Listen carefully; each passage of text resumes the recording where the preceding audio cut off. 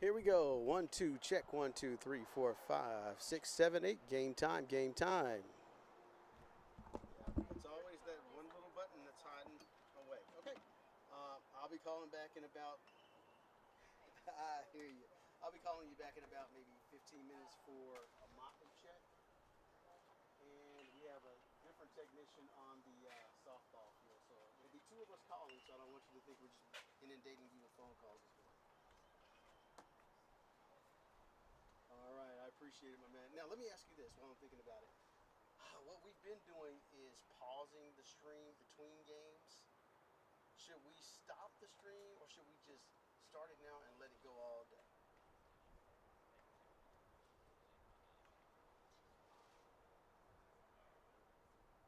Okay.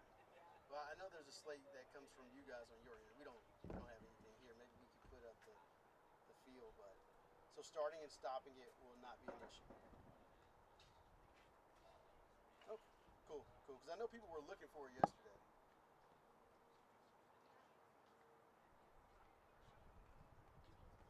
Okay. Ah. Okay. Yeah.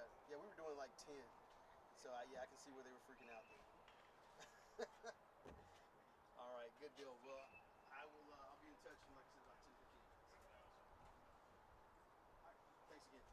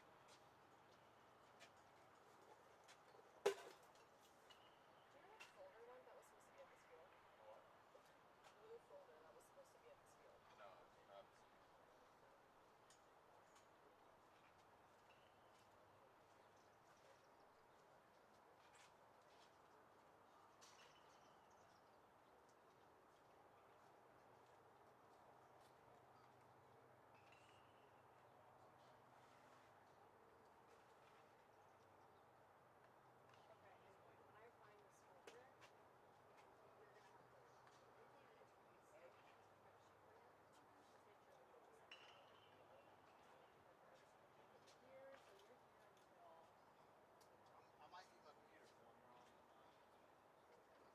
I'll tell you, I'm going to leave it here for right now. Laptop's right here.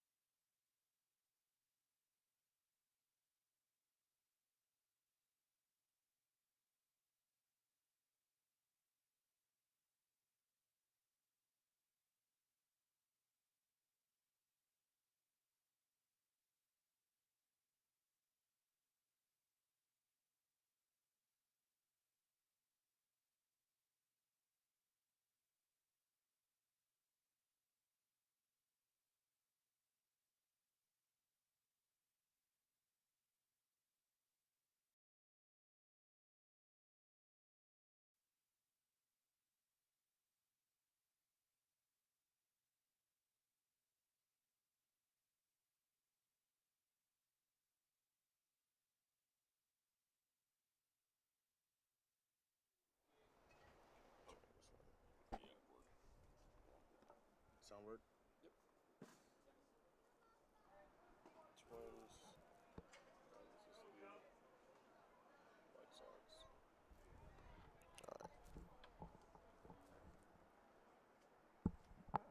Second, so smart base running from the Sox gets them 2 guys in scoring position, and the Twins just caught sleeping there.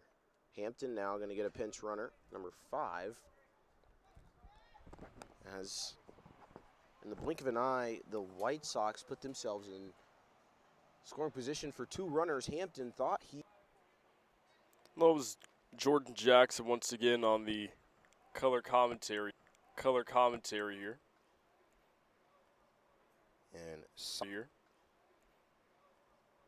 And Silas Rainey at the plate now. Up what should have been a fly out in the shallow infield plate now. Up what should have been a fly out in the shallow infield. And Hampton, he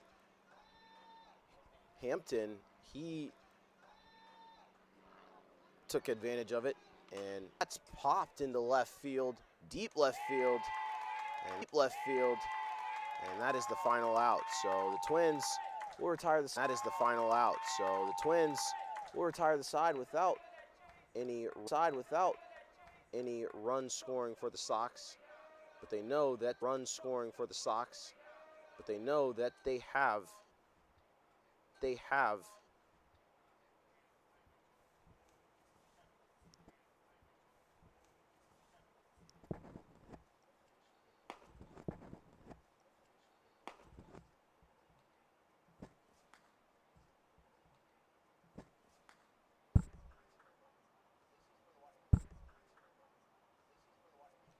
That's going to be number 6, Milwaukee Brewers.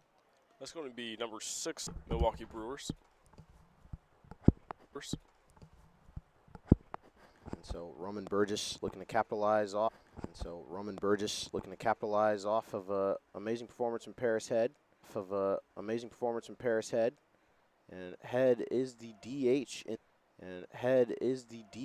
in this game.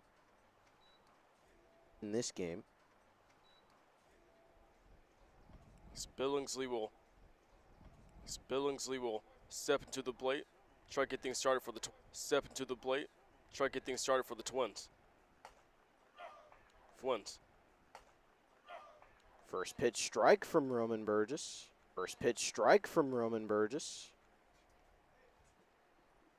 And the White Sox utilizing As well, so you got to stop them early here. You got to limit their capabilities as number 9 here is going to be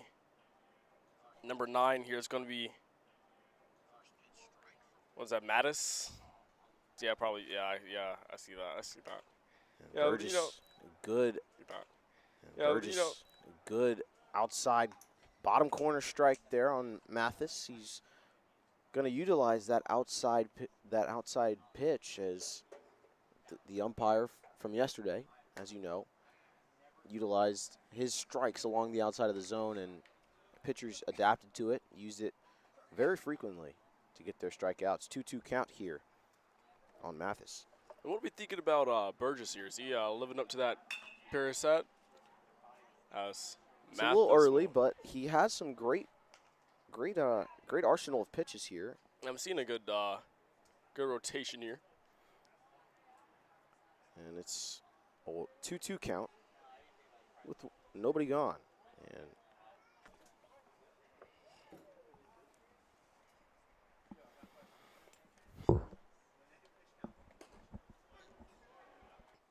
Mathis, maybe the first strikeout for Burgess. Good first strikeout there, as he's looking to set the tone here. Ramirez here in the 3 spot. This will take a high ball 1 from Roman Burgess. Billingsley still on first.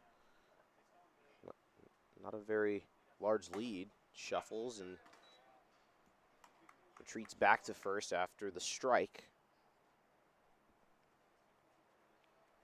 1-1 the count with 1 away. Another beautiful strike right down the pipe. Yeah, with 2 strikes, 1 out, you know, first guy on first base. Could be seeing some movement here. Swing and a miss. Strike 3. Tries to get the pick off from home. Unsuccessful. Be a close move. That Hampton again behind the plate. Oh yeah. Hampton, they're a pretty nice catcher. Once again with the baby blue on the black. I'm loving the choices by Hampton this tournament. They're ditching the turquoise sleeve and the gloves today, but it was appreciated yesterday. Has a beautiful strike right down the pipe once again from Burgess as he knocks his second strike out. Runner goes. Burgess, it's grounded to him. He'll jog it over and toss it to his first baseman for the final out, and that's going to return inning.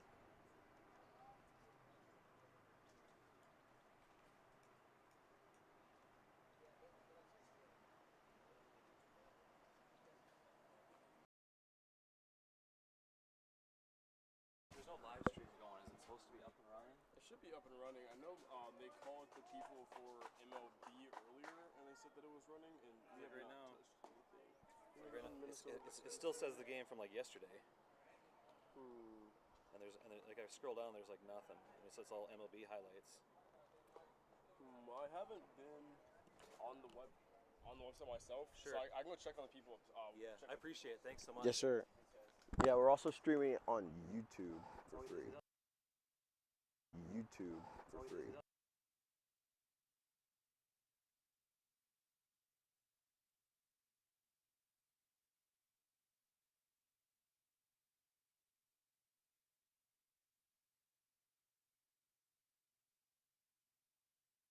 And just 4-mile-an-hour breeze. And just 4-mile-an-hour breeze. 4-mile-an-hour breeze. And that northeast direction. And that northeast direction. Baseman shortstop was able to recover it. So Paris Head, baseman shortstop was able to recover it. So Paris Head just steals second.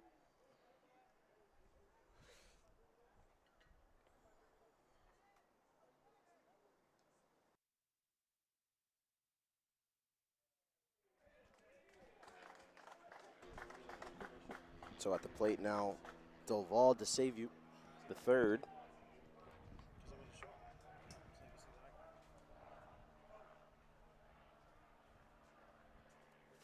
0-1 the count.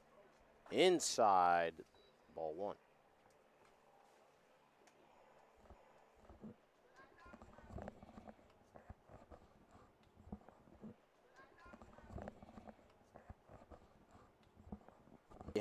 Haps be on MLB right now. We are also streaming on YouTube. Haps be on MLB right now. We are also streaming on YouTube. Action Unlimited by D Jackson is that YouTube channel. Action Unlimited by D Jackson is that YouTube channel. And to save you will Game, the one that was unfortunately tied at the end. We only saw about I think it was 2 pitching changes. They kept in Tyler for about the first 6 innings, I believe.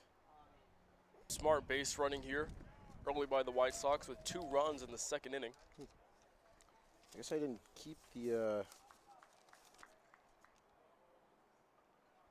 It's going to be Boykin here.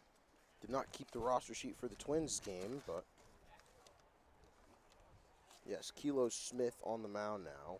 Left-handed pitcher for the Twins.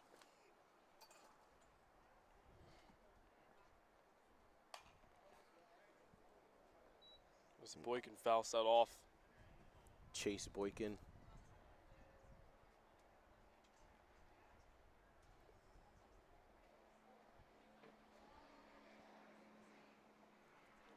The leadoff man is going to hit it into the gap between the right fielder and center fielder. Right fielder able to get it to his second baseman and prevent an extra base for Chase Boykin. But a run did score in that last AB. It was a sacrifice that brought Madden Nunn home. Two back at the plate for the White was Kilo Smith. Nothing doing there. A nifty move by Kilo there. No, I was talking to you earlier about those dangers of that left-handed first base out. Yeah. So if it's a hard line to you, it's gonna be right there to you. And so can't blame the shortstop there. As a move by Kylo.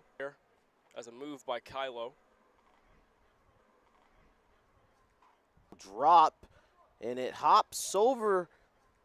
Drop, and it hops over the left fielder. He misjudged it. Rainey gonna turn 2, slides safely at 3, and the ball ends up in the duck.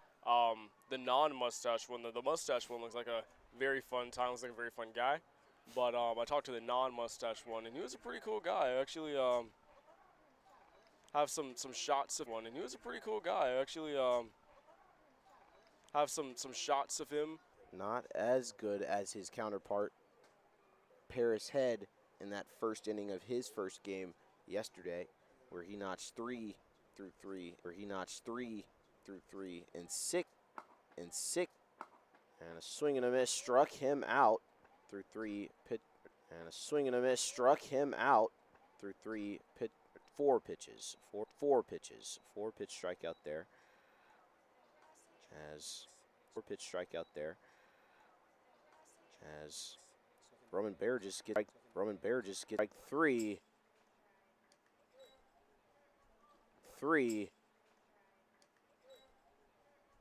Barrios gonna head on back. Barrios gonna head on back to the dugout. And it's gonna bring up a lefty here.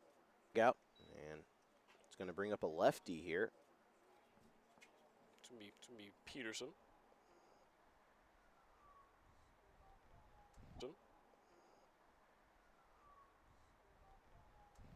5-0 the score.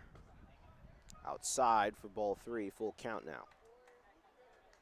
Peterson, after those first 2 strikes being start out that game, they lost that through the mercy rule. And lost it to this Twins team as the Twins look to come off that tie against the Brewers and really just push through this game, try and come back and hold the White Sox where they are with the 5 runs.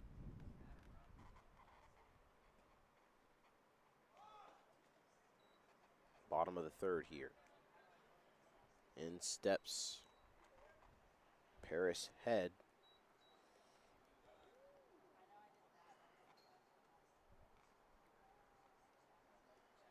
Leading off the bottom of the 3rd. So far, he is my player of the tournament for this 15U. Most definitely. We saw him get on base earlier and then capitalize on that and get the run. So a great base runner, and we've seen him on the mound as well.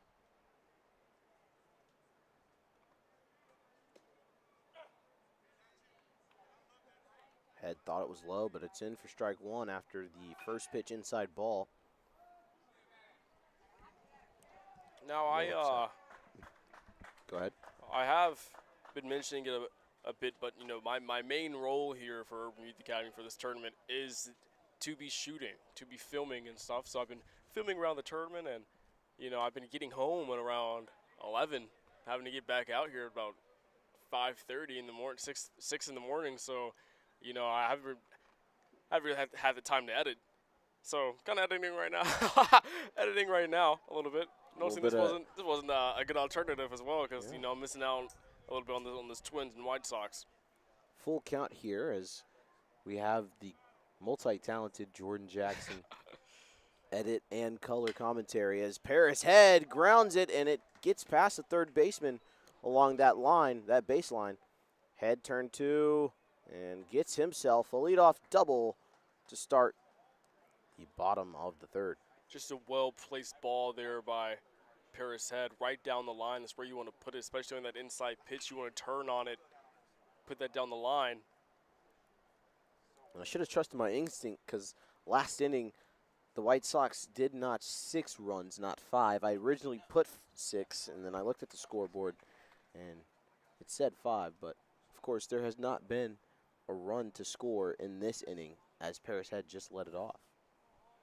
That's my mother, Tracy Jackson. That's just supplied us with some sunscreen. Thanks. Oh, dang it. I put way too much in my hand. No, that's all good. It's Kylo. It's going to be ball 1.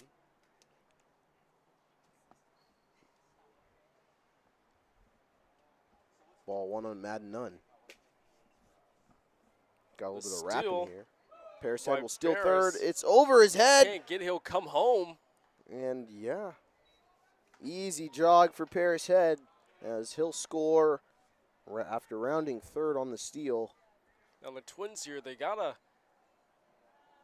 an excellent jump by the catcher there. He timed it great, just cannot get the throw down there. But, you know, you got to see some less errors from the Twins here if they want to get back in this 23. It's absolutely dry. It's at the opposite direction, you know, dropping right field. Madden Nunn getting himself a base hit.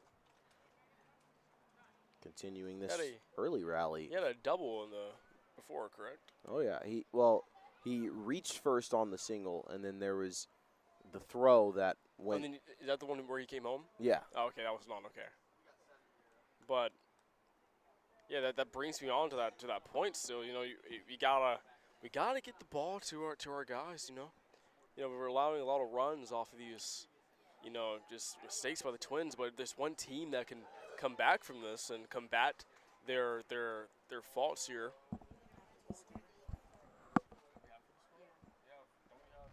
Be a 7. 7. Because they scored 6 in that last game. It should be 6 to nothing. They scored 5 in the first, 1 in the second.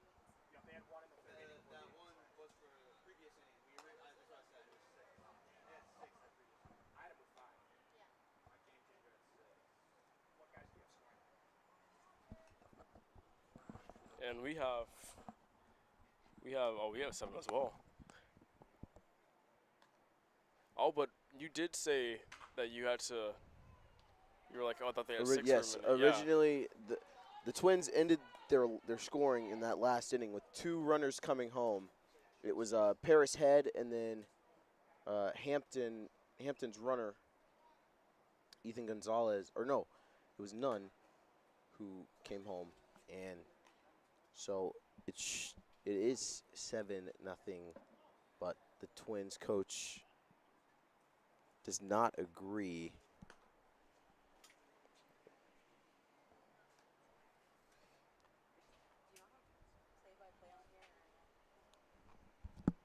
Well, we don't have like live stats to put up, but. No, he didn't fix nothing. I don't know what he's talking about. Sorry, I was going to ask you, what do you have for a final?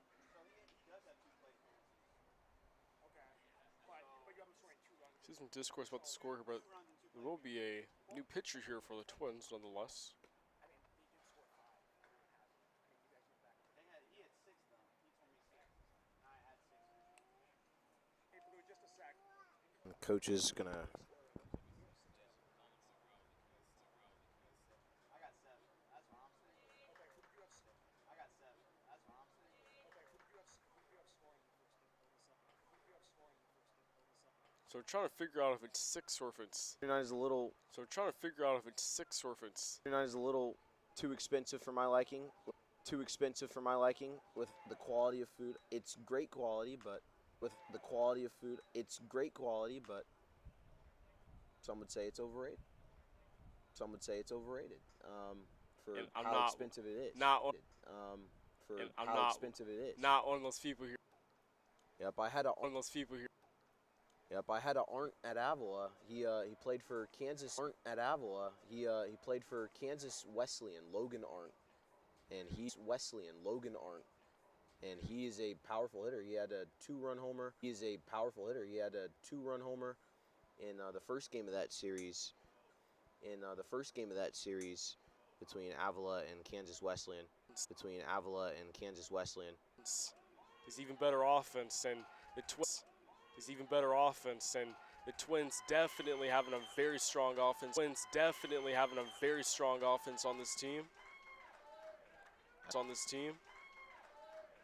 As well as defense as well. So,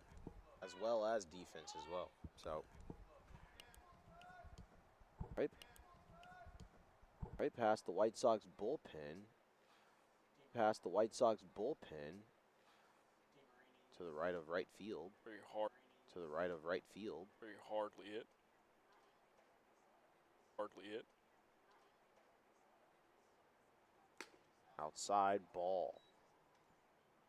2-1 the count with nobody gone. Tremendous team here in, some unfortunate news. From those Canadian wildfires. The air quality in Chicago is pretty down in the world. So.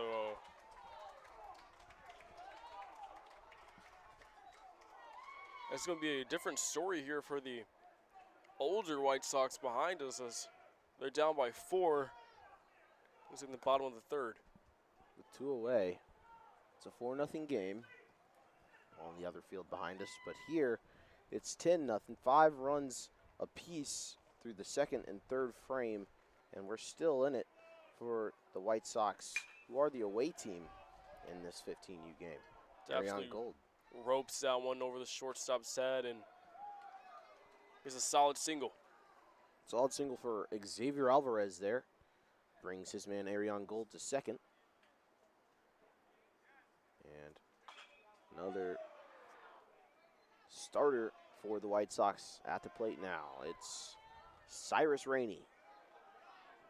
Rainey and Delaney, seeing those 2 guys be a great duo in that last game together.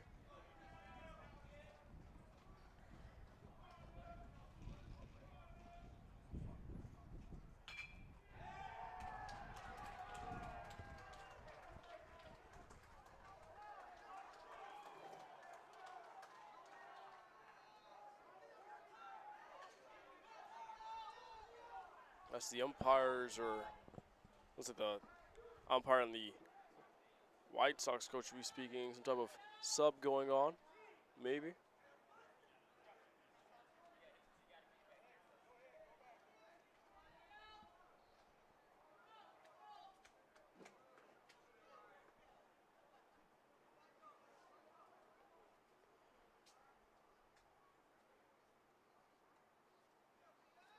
And because Alvarez was a pinch hitter, he's going to have to run since he already came in to substitute. Ball low. 1-0 the count. Aren't here on Cyrus Rainey.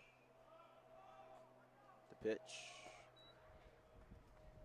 Outside and low. 2-1. 2-0 is the count now. 10-0 the score. White Sox with a strong lead here in the top of the third. Oh. Well, place said that that's over his head.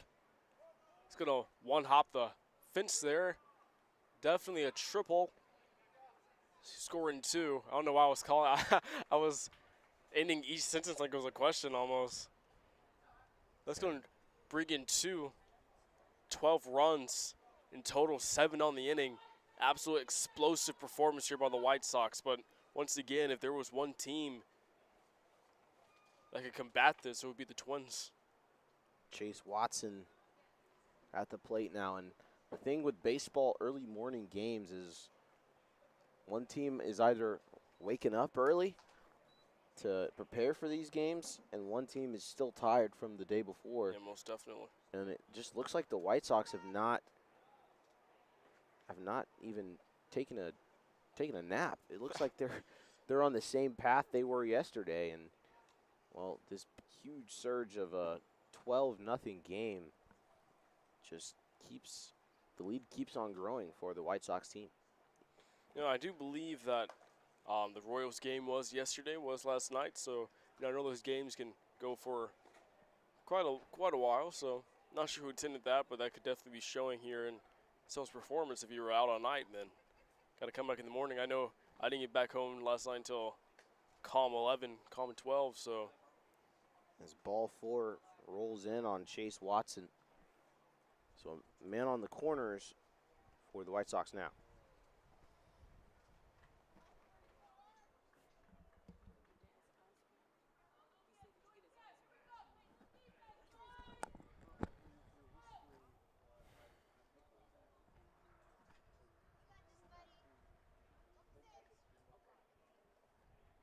Man on the corners.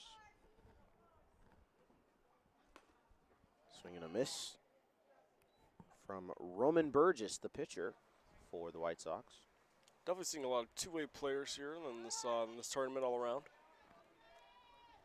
In terms of being great pitchers and excellent hitters. Pitch comes in for Mart.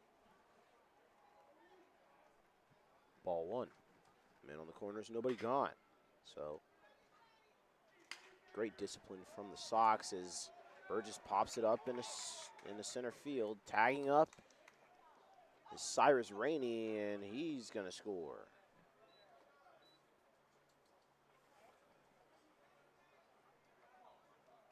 So the first out for the White Sox, but their lead still extending.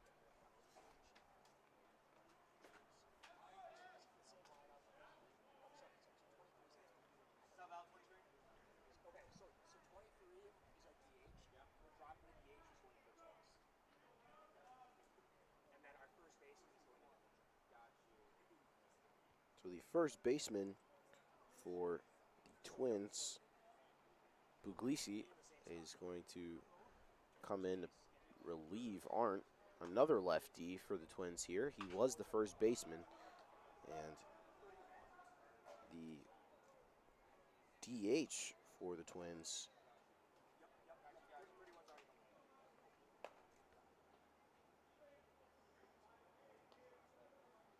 per Berthami, is going to stand in at first base now.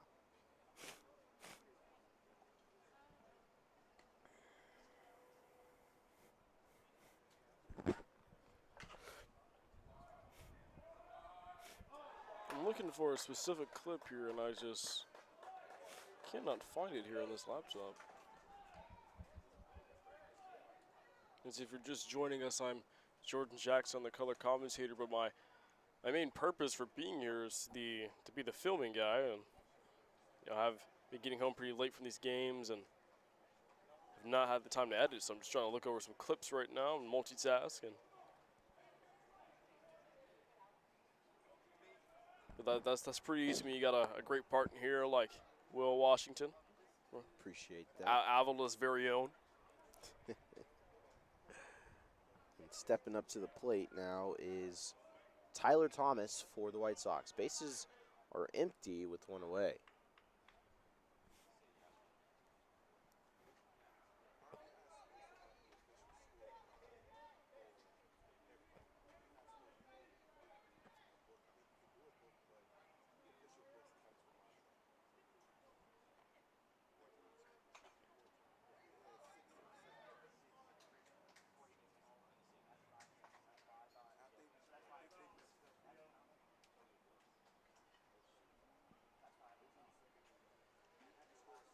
With the White Sox coach and the umpires in the scorekeepers role. Chatting about a few things here. And the White Sox coach is trying to plead his case that his team did score 6 in that second inning, which is what we were saying earlier. But officially, the umpire ruled it that they scored 5. Now we're having the chat once again. Wait, now at the same time with 1 out, one out up 13 on the top of the third. I mean, you wouldn't think that 1 run would make too huge of a difference there, but Right. there could. I know some tournaments they do have like a run, like the amount of runs you do score like matters, like they add them up. I'm not too sure if they're doing that for the regionals here, but I do know that the rule exists, so I'm not ruling it out. I'm sure they do the run differential here. Yeah. And the Twins coach going to come over.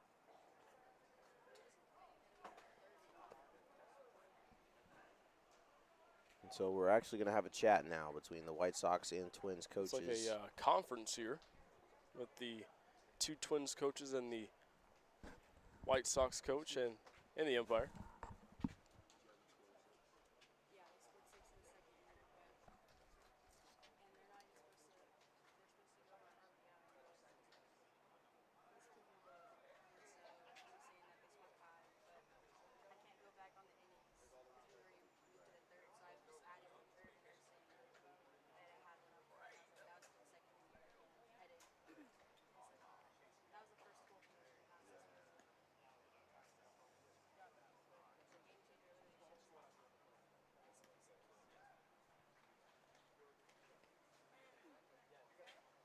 So our game changer program shows that the White Sox did score 6 in that second inning.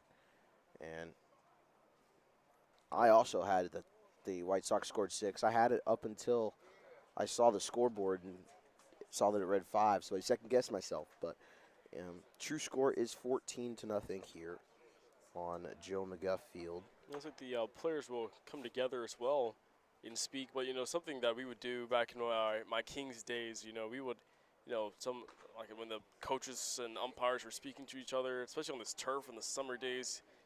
Guys, let's go inside and get some water real quick. That definitely helps rejuvenate the defense out there who is out on that hot turf. But since we're waiting, I guess I will go ahead and answer my own question from earlier. You mentioned Jack Stack being your favorite local place here in Kansas City.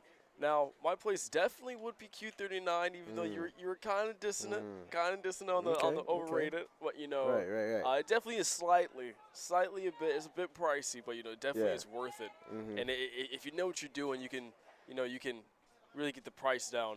Oh yeah. But another kind of a non-expensive option. It's not too local, but there is I think 2 locations here, maybe 1 location. Hawaiian Bros. It's not local, but there's only a few out there, and I know they have one in Texas. There's not one in Alabama, and the first thing I did when I got here in Kansas City was go to Hawaiian Bros and tasted my youth days. And if there's a Hawaiian Bros near you, you've never had it, I strongly suggest you go. I have dreams. I have dreams about Hawaiian Bros on multiple occasions. This is not a joke. And so that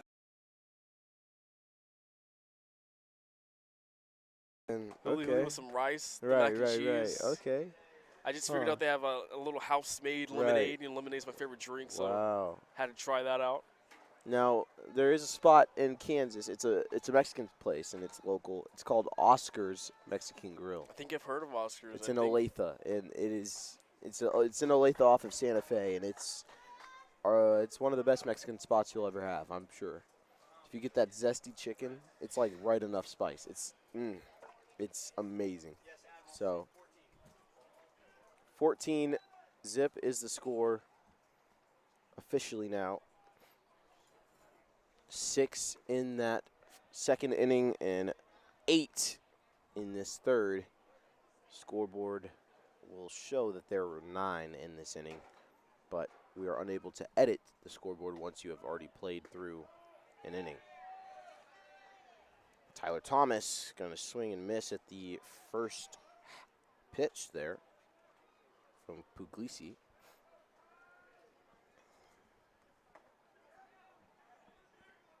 Ooh, it hits off the bat of Tyler Thomas. Could be a foul. Looks like they'll. Or maybe it was the helmet. Yeah, it could have been the helmet there, but I mean, he kind of bounced as if it was the. So officially a hit by pitch as ball rolls onto the field here. Now we're down. We're down 0-1. Now start this day off. Yeah, me and Will have been keeping track of, keeping a score.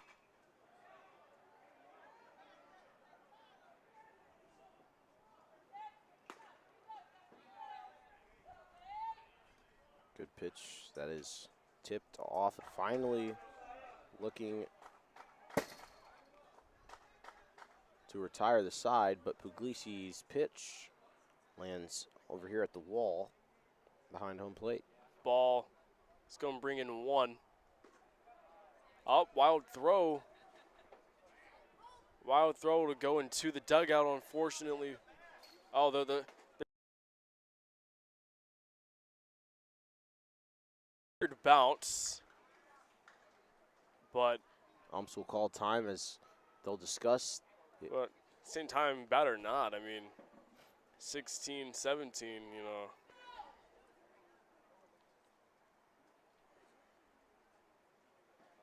But yeah, you got to make those accurate calls. You got to make those fair calls. I think they'll say that it will stay. I mean, he's pointing at the home plate. I'm not sure if that means at the. These stands, right? Yeah. Yeah, the run stands, so 17-0 here for the White Sox. Big lead on the Twins. Have they scored 12 this inning? They scored 11 this inning. Oh, and then they had that thing right to put the thing. Yeah, the situation where they scored 6 in the second, but the scoreboard read 5. So they scored 6 truly, and then rack up 12 in the third to make this a 17-0 game. We'll finally take it to the bottom of the third with a huge lead here for the White Sox.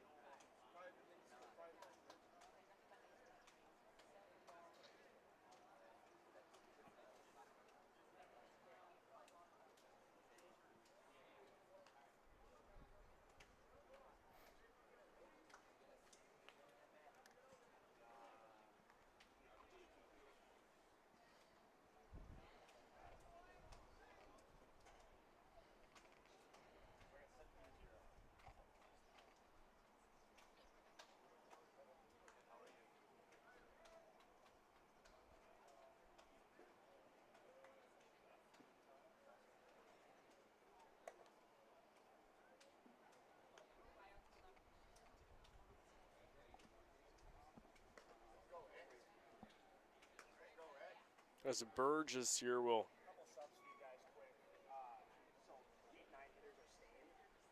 try to continue to stop this Twins team, but this Twins team with a very strong offense. It's going to be 20 for the Twins. Let's check our handy-dandy roster here. It's going to be Witzel.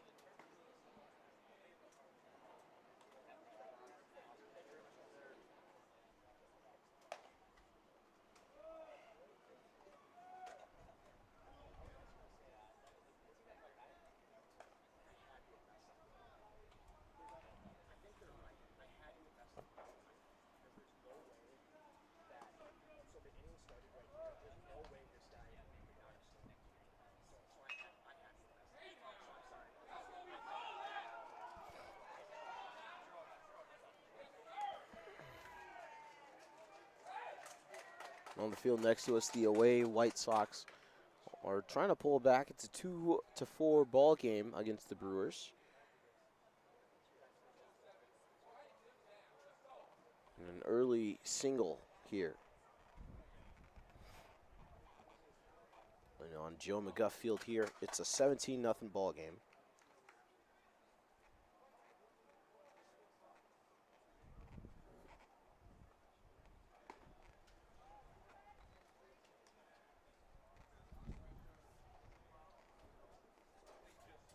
Burgess, the first pitch is, second pitch, swung on and missed. Quickly down 0-2.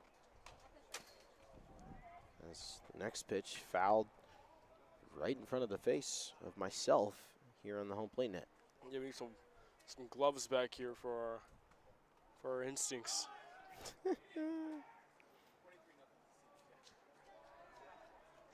Yeah, I haven't edited in a minute of not remember it being this tedious.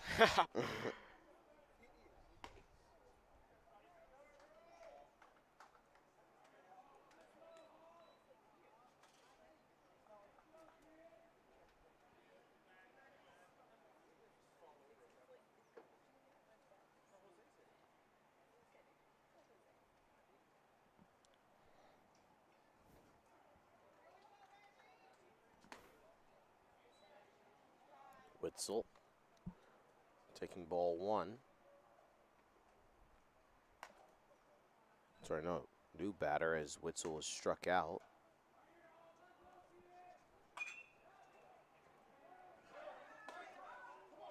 Four strikeouts now on the day for Roman Burgess. 5 strikeouts as he struck out all 3 in the second inning and here in the third. He walks Puglisi.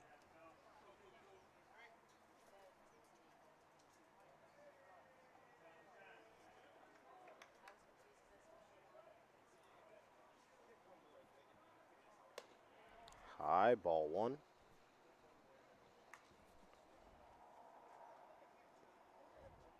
Vergana at the plate for the Twins.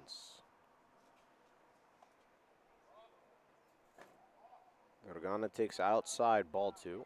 And it's also a balk here on Roman Burgess, so Puglisi advances to second.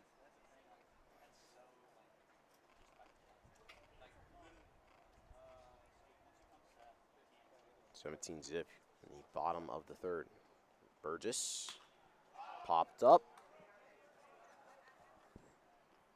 He finds it through the sun, and once again, that sun is definitely on whatever opposing team you're going against. Tyler Thomas, good heads-up display to get under that and make the catch. Difficult in foul territory.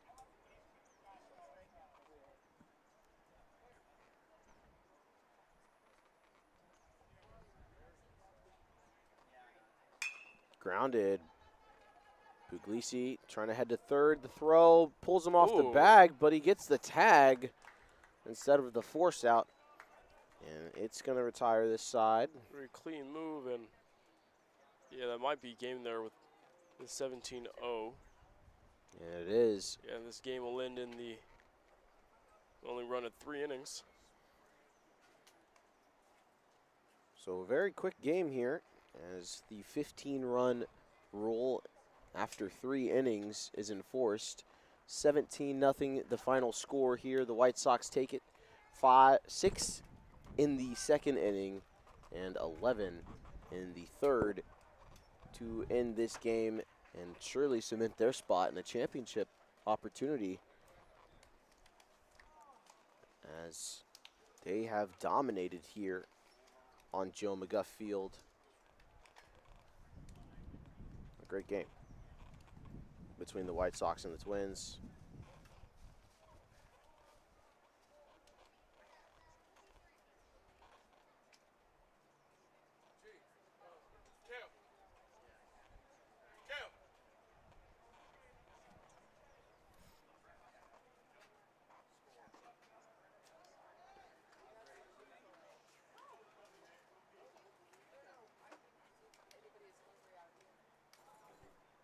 I like that backwards tap up that the coach has with all his players after every game. You're doing it right in front of the camera as well, so good angle on it. So 17-0 ball game. Sox take it, and surely you'll see them tomorrow in the championship game here. Is that it for them on the day? If so, what an Check that ideal, schedule real quick. what an ideal way to do it. You know, come out here at 9, just have the rest of the day. To yourselves, explore Kansas City. Yes, go to Jack Stack, go to Hawaiian Bros. You guys hungry? Oh, I'll take You want something. some Chick-fil-A? We're getting some Chick-fil-A here. Okay, so we have uh, the burritos, the chicken biscuits, and also these things. But we have no Chick-fil-A sauce. These things? You guys want one? I'll take a minute. Here. Thank you. Do you want a chicken biscuit or a burrito? If you guys want anything, you can come to the classroom. Okay. They'll be in the classroom. And here's some napkins. Thank you so kindly. You're welcome. Yes, sir.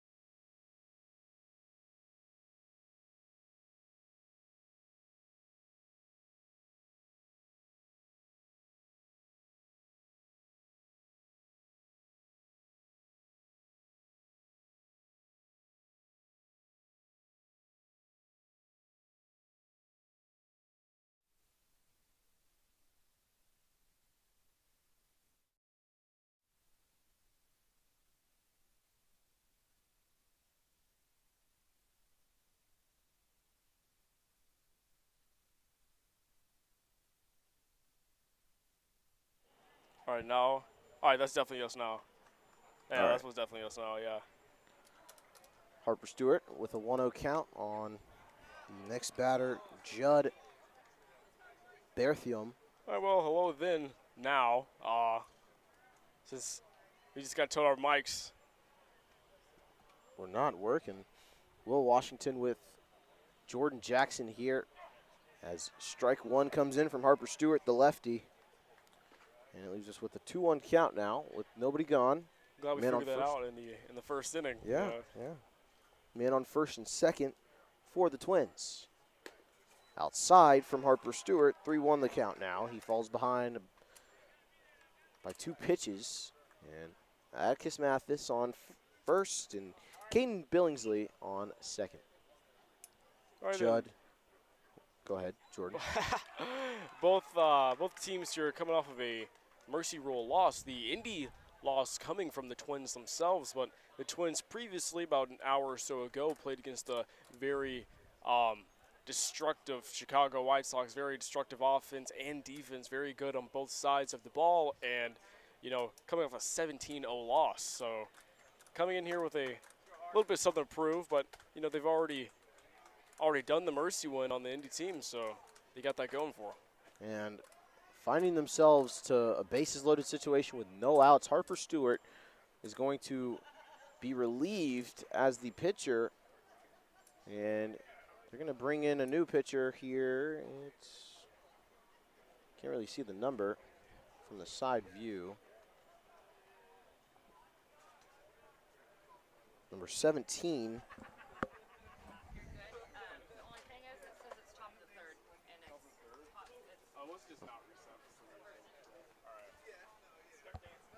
So top of the first here, and Exton Milliner is going to come in to pitch. He relieves Harper Stewart here in the top of the first. Bases loaded situation with nobody out. And after the lefty walked 2 batters, walked 3 batters. Yeah. For a bases-loaded situation, he's going to be relieved, and Exton Miller comes in for Indy. A big thank you to this Indy parent for, you know, making us aware of the broadcast, you know, mic issues and the inning issue. She's coming back. I'm not sure if it's to speak with us again or not. All right, Nope. thankfully she has passed us. Which means we're doing a pretty good job here. Some body armor has been delivered to us. Thank you. I forgot we have this camera here for us now. Hello. Now you can see us and hear us at the same time. At first we were just lip syncing for a minute there. Right. First about 5 games, we had couldn't put a face to a name. Exactly, but now you can. Now you can. Will Washington, myself, Jordan Jackson here beside me. Indeed. And we are set for action once again. Now at the plate is Tyler Dangowitz.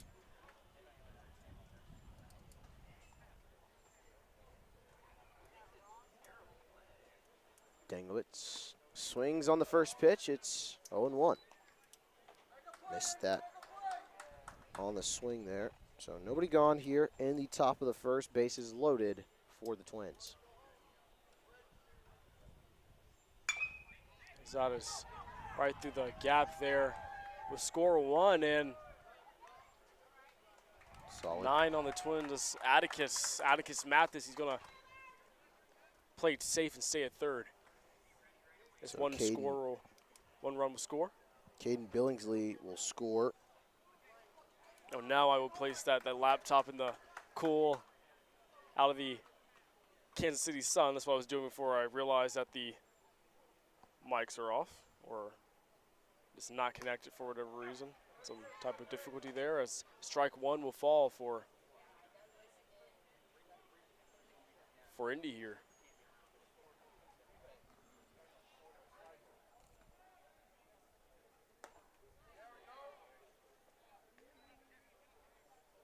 Do you have a preference on which one? You can swap, sure. But at the plate after Danduitz got the RBI ace is number 5, Jace Treble.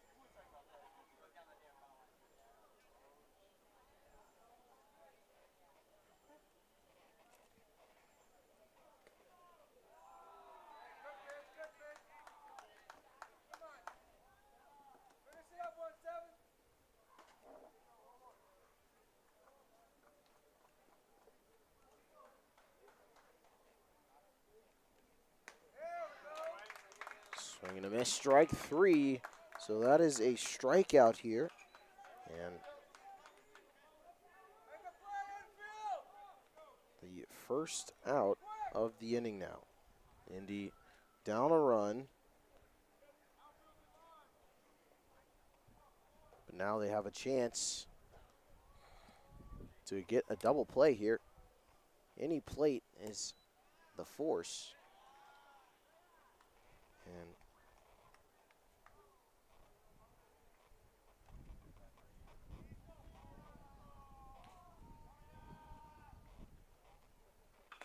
ooh, nearly hit by that pitch is Treble.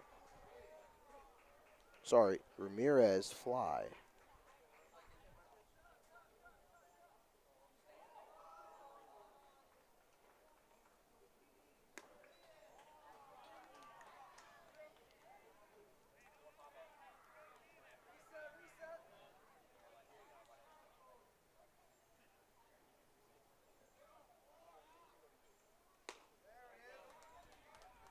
Good for strike 1. 3-1 the count. One away here with the bases loaded. There's the pitch from Milliner. Swing and a miss. Strike 2, full count. So the pressure's on. 3-2-1. It reads on the scoreboard. 3 balls, 2 strikes, 1 out.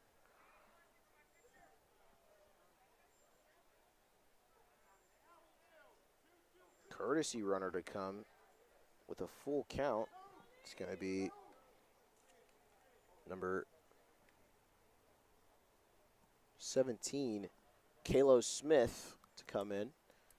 As we had the mistake on his name, we were calling him Kilo and Kylo Smith. Kalo is the name. And outside, it's called ball 4. So a run will score. Bases are still loaded here. Kalo Smith to third. Danglitz to second. Mathis scores. And Ramirez fly walked. And we'll bring up number 15 for the Twins, Robbie Bertham. Bertham takes an outside strike looking. 0-1 count. Bases loaded. 2-0 the score here in the top of the first. Exton Milliner on the mound with the pitch. It's popped in foul territory. And, ooh.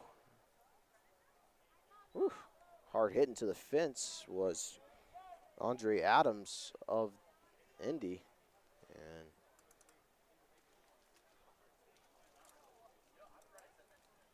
he just walks it off. He's okay.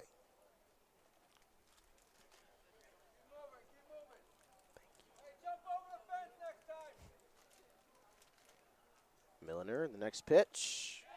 Got him. Down on strikes. 3 pitches, 3 strikes for the K.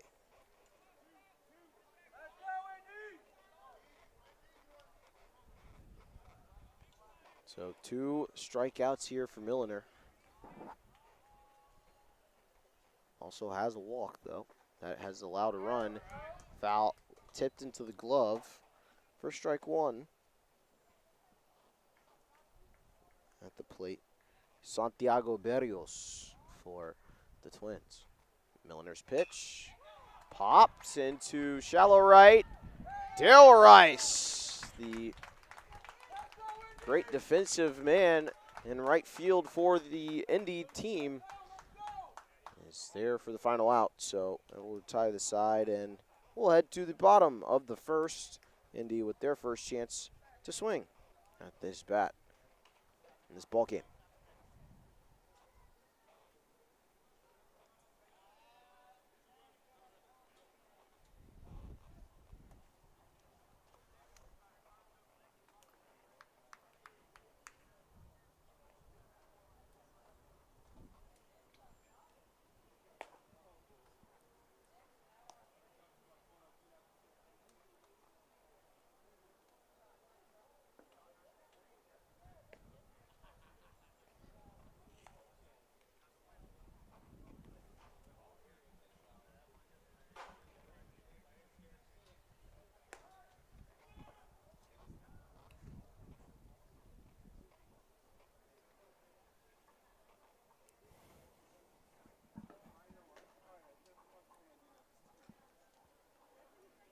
returned on for my endeavor. There was no room in the press box for the laptop, so I have it charging in the heat right now. Very dangerous move. I'm in the middle of editing. The mic was muted when I said it, so I'll repeat myself, but you know, they kind of just threw me out here for the color commentary, my main purpose being the filming guy. I've been around with the camera. You might have seen me around if you're here with us in Kansas City.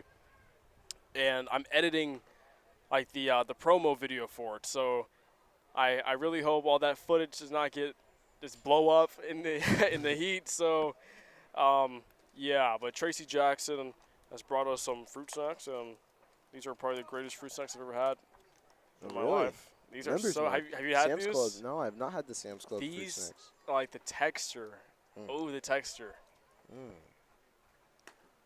Tasty. Let me mute myself because I'm act a fool on the mic. Boy, so he's gonna act a fool. Joe Rice leading off for Indy here in the bottom of the first. On the mound, Judd Berthiaume. Berthiaume. Interesting spelling of the name there. I'd love to find the country of origin. Berthiaume. First pitch is a heater, but it's outside for ball one. He shrugs after the ump tells him it was low. Darrell Rice smacking it, and oh, it's just the wind takes it foul, as that wind is blowing to the right field area. So yeah, and I absolutely destroyed those fruit snacks. They're already all gone. Oh, the wind took the bag, but you know, Darrell Rice here, very big contributor to the Indy team on both sides of the ball. And he looks to lead them off with a base hit. Just too low. Ball one. Or sorry, ball two there on Darrell Rice.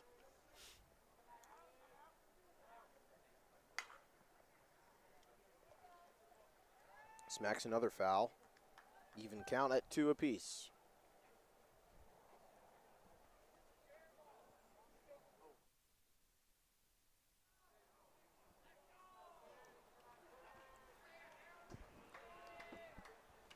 Two here for Here's Rice. Berthiaume. Popped foul once again. It's on to the field, so we're tied at 1 apiece now.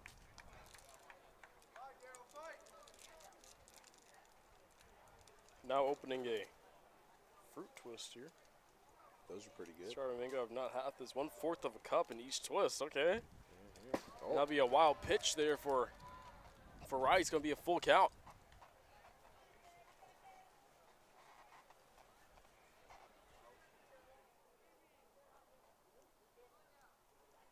Full count on the first batter for Indy, Darrell Rice. Definitely been one of the MVPs of his team in this tournament. And he smacks it into shallow center. The center fielder running under it to make the catch for out number one. So one down, as it's going to bring up Braylon Winters. The mango twist, I mean, had better, you know, but it's hard to follow up those fruits. He's doing commentary on the snacks we're eating. But it's going to be 15 for Indy. Going to be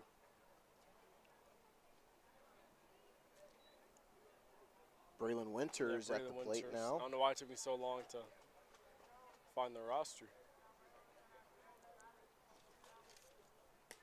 So, fly out. Outside pitch. Darrell I'm kind Rice. of noticing the extinction of that outside pitch call. Yeah. 3-2, or sorry. 1-0 the count. That comes right towards us. Yeah. Fouled right in front of us. So, with one away, there's a 1-1 count. Indy find themselves down 2-0 in this opening frame. We're at the bottom of it. Braylon Winters saw it and popped it foul.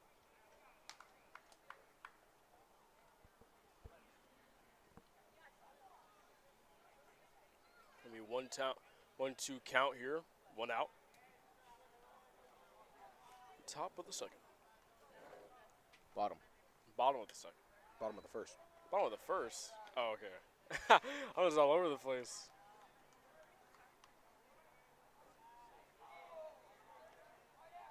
Two count here on Braylon Winters. And he'll pop it up. It's going to be foul territory, and it gets out of play. Lands into the Indy bullpen.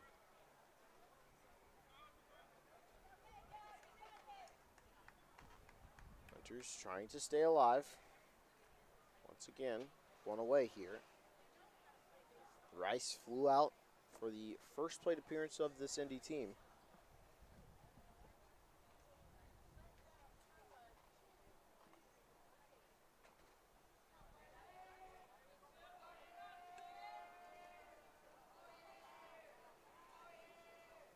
Ooh, over the head of Braylon Winters. Full count. Another 3-2-1 on the scoreboard. 3 balls, 2 strikes, 1 away. Saw it in the first inning, or the top of the first, that is, and it's popped up. Right fielder makes the catch for out number 2.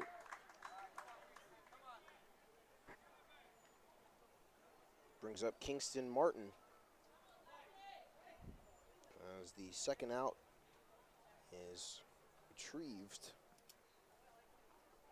by the right fielder, Thomas Peterson.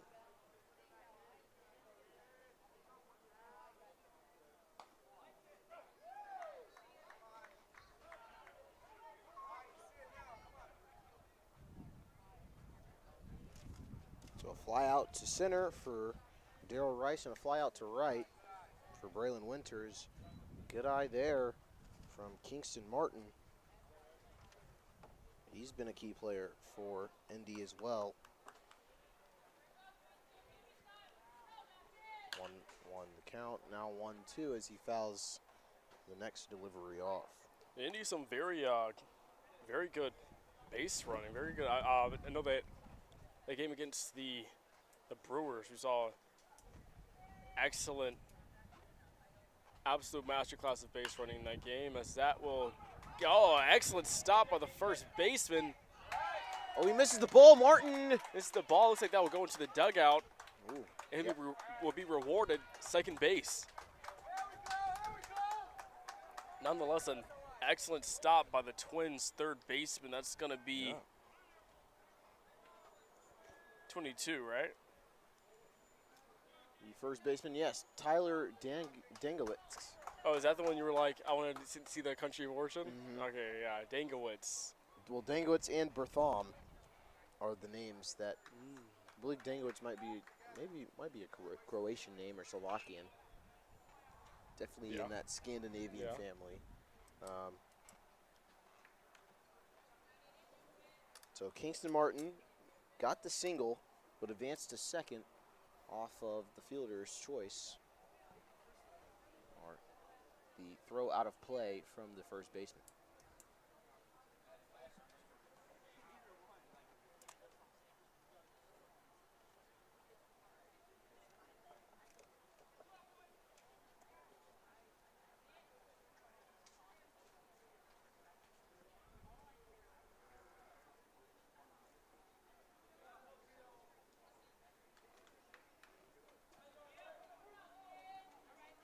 It's still the bottom of the first here. The runner on second, 2 outs.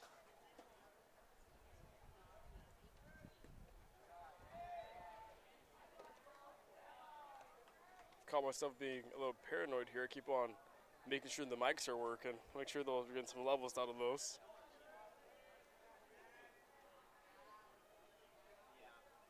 Second pitch will come in. 1-0 count with 2 outside. away. Now it's a 2-0 count. Apologies for interrupting, Jordan. But let's get some analysis here. Got a man on second, 2 away here, 2-0 count. You play this conservative, let yourself get the walk, or are you going for a hit? Definitely just going to, play a conservative, be a little cautious here. You know, with 2-0, the pitcher's trying to get back at the count, so he's going to try to give you something basically, and that's going to probably seeing that a lot in this tournament. Not even to a specific teams in the tournament specifically.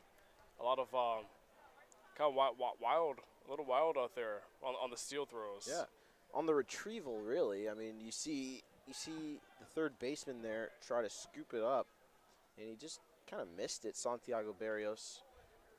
And could be common with the age group.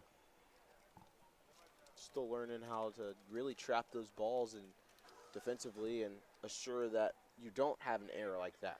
So that's the runner will advance on to third, and it's going to be a 3-0 count. Adams going to take his base on the walk. Man on the corners for Indy. We've been in this situation before, but Carter Johnson in this situation yesterday left 2 men on base. Yes, indeed. And Billingsley is going to come over here trying to make something happen and get Indy on the board early here.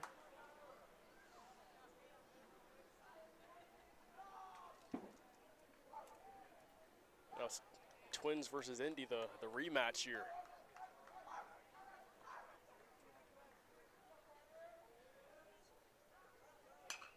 Carter That ball Johnson is pops it. skied in the right, and he'll come down with it.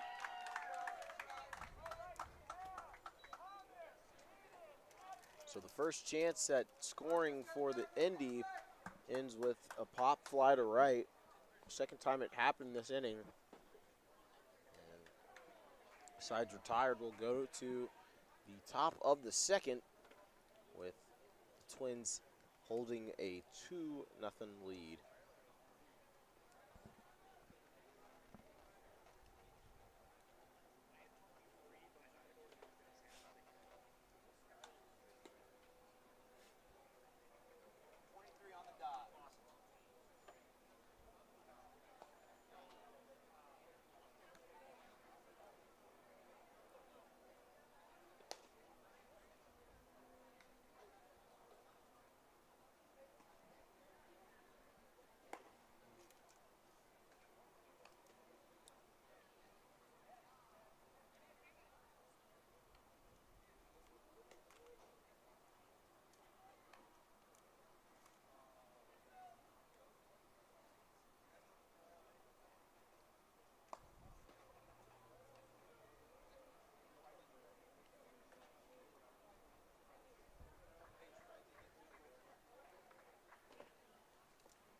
So number 23 with 23 pitches in that first inning for the Twins, Judd Bertham. With the number 23 on his back, throws 23 pitches in that first inning. Exton Milliner. Go ahead, Jordan. I said noticing the noticer. The noticer indeed. And what I am noticing is that Indy, when they see a situation like they did in the previous inning, where their pitcher is struggling, as you saw, 3 straight walks for the bases loaded situation, the coach Hampton there decided to relieve his starting pitcher Harper Stewart and replace him with Exton Milliner. So really just getting himself out of situations that crucial is the name of his game. Let's see if that can help this Indy team perhaps extinguish this lead and take themselves to the bottom of the second here, hitting and trying to tie this game back up. Exton Milliner on the mound, as I said, trying to extinguish or trying to prevent the Twins from adding on to their advantage. And Thomas Peterson, the cleanup, not the cleanup man, but the man at the bottom of the lineup. Last man up at the plate and looking to add to this 2-0 advantage.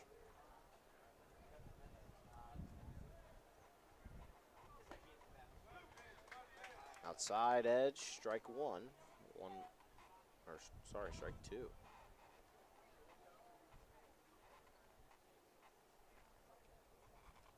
So with the 0-2 count on the leadoff man in the inning, he's going to be grounded over to second. Traps it, gets it over to his first baseman for the very first out. So Good plays all around. Great way to be cautious of that turf and stay with the ball, track the ball there. It's a turf will, the ball does not die out. It loses zero momentum out there. Troy Hudspeth able to retrieve that grounder, get it over to his man, Braylon Winters, for that first out. It's going to be the top of the lineup here, Billingsley. Caden Billingsley at the plate. His second plate appearance of the day. Walked in his first, and will take a rolling ball that gets past the catcher.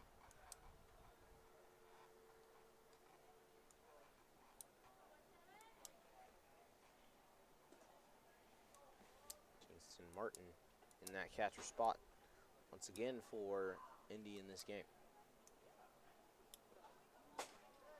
And another ball. It gets past the catcher. Wild pitches here from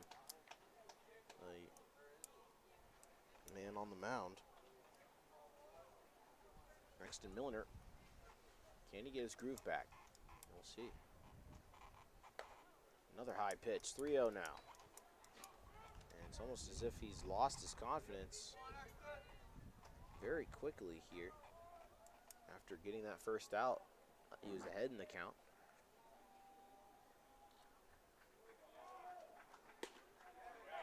And he notches the first strikeout of the plate appearance on Caden Billingsley.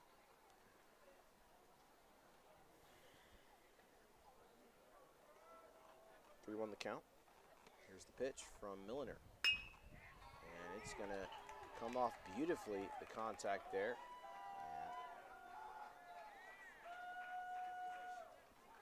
And center fielder Carter Johnson just going to get it over to Hudspeth for the cutoff to not allow any advancement of the runner.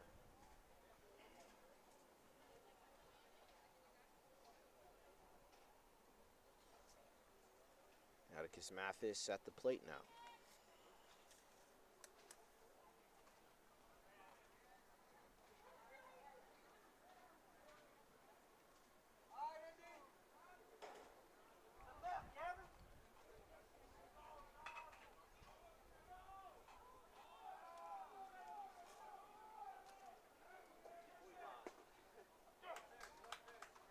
Strike one comes in from Milner. Atticus Mathis.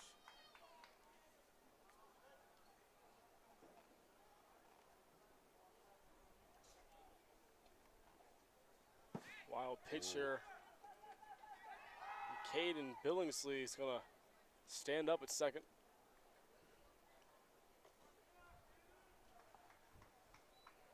So he advances off of the wild pitch. Caden Billingsley, the leadoff man for the Twins. Mathis, a tall stance in the box as he takes it inside.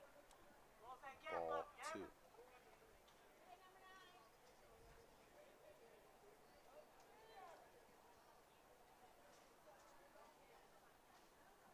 Atticus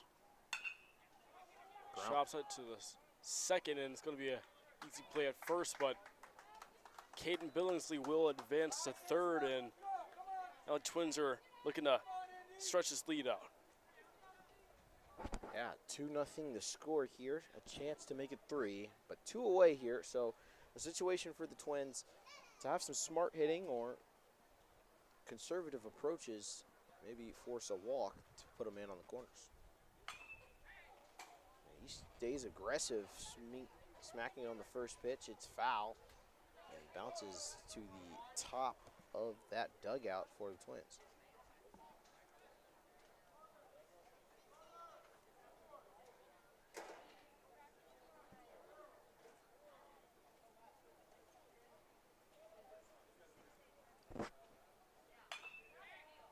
Grounded along the fence.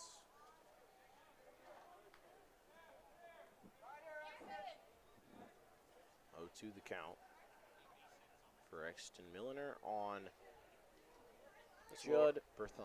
It's a little early on those, and we've seen a lot of hits down the line in this tournament. If he just swings a tad bit later on that, easy to get that down the line and score in Billingsley. 1-2 the count, though, here on Bertham. He swings late that time.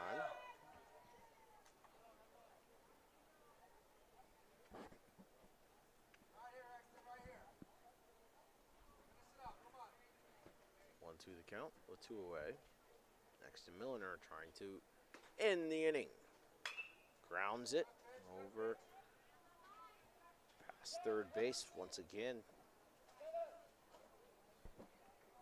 He likes to pull those hits into that third base direction.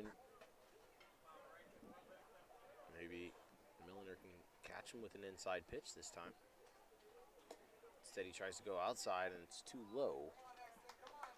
Ball 2. 2-2 the count, all even, with 2 away.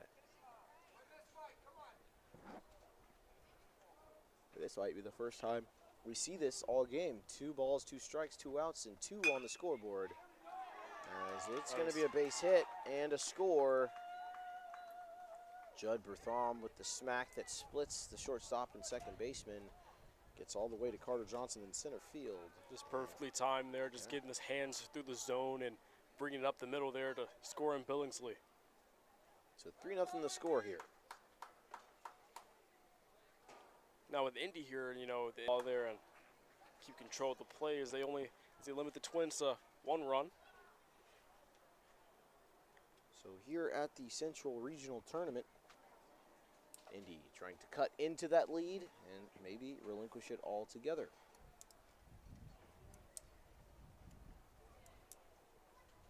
If you're the coach, Jordan, what's going through your mind if you're the Indy coach here offensively? How do you want to attack? Do you want to chew into the lead, or do you want to try and take it all back to here and retake that advantage? And if I'm a coach, I'm always looking to do as much damage as I can, especially early here in the game. And we've seen that aggressive base running, even some base running like tactics there. You know, we saw that bunting tactic they used in that first game against the Brewers, where they brought the runners in and then stole the base, and then there was no one covering the bag. And you know, things like that.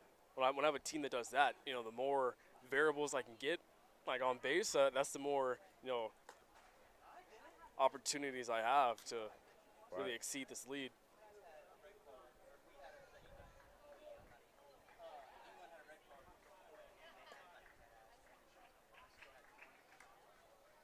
So really, all this Indy team needs is just get some people on base, and then they're going to handle the rest there.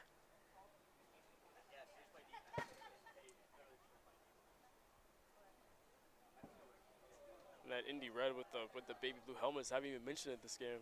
You know, those first 2 games, that's all. That first game, that's all I could think about. Oh yeah.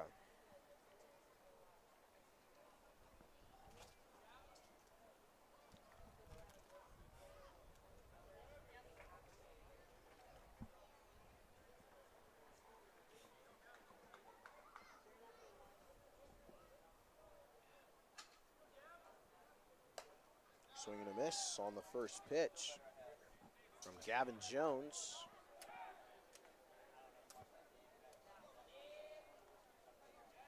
Jones playing at the left field spot in this ball game. Takes ball 1 there. Patient after strike. How does he handle this next pitch? He's going to ground it, and it bounces just beautifully off the mound. He gets himself a base hit. Gets the ace to lead off the bottom of the second. It's important to get that leadoff hit, have that momentum through the rest of the inning.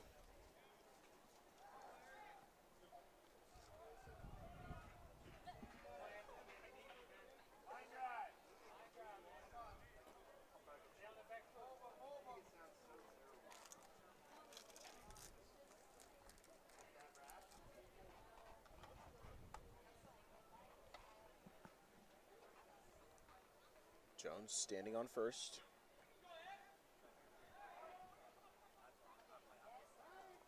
Gets past the catcher.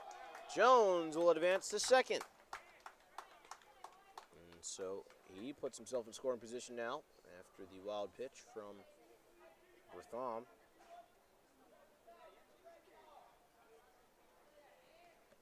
1-0 the count. Bertham, pitch, grounded over to first. He bobbles it, picks it up, and is able to get the first out of the inning. Gavin Jones will advance to third, so in scoring position ×2 here. 1 away with Max Kraft at the plate.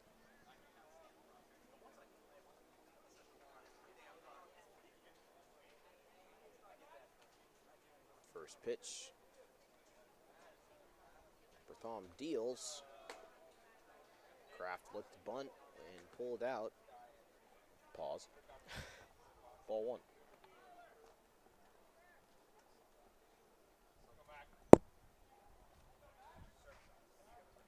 Had to get one of those in there. Need time for Indy. Jordan Jackson also needed time there.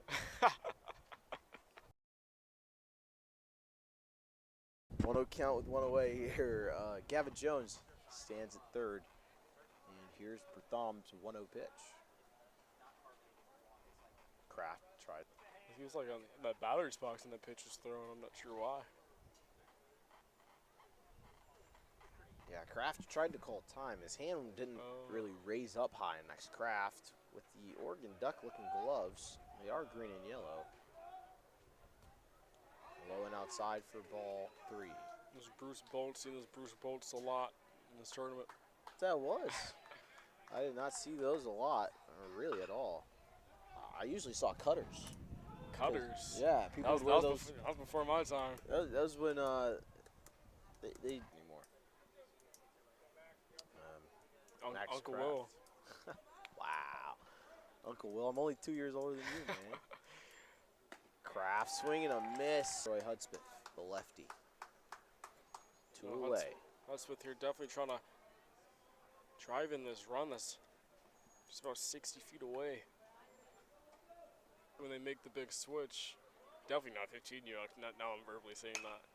That ball's greatly hit and he'll stay within it. He's gonna beat it out. Indy will score a run. Jersey look, laid back look, still with the black undershirt on Rice. You know. Oh yeah, I mean, if his team was black, I'd understand, but the team is bright red and baby blue, so an interesting steal. And once again, seeing that aggression from this Indy team, you know. And they always want to steal second. Every time a guy gets the ace, and Troy Hudspeth on second.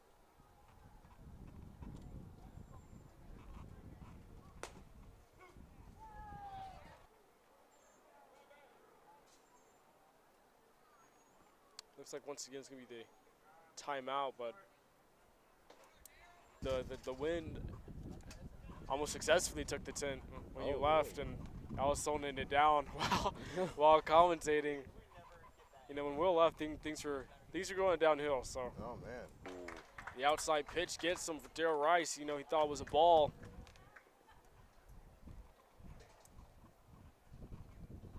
You cannot blame him there with the third 3-1 lead for the Twins. So this is looking a little more competitive than yesterday's game. Most I mean, definitely. Of course, Indy tried their best to fight back, but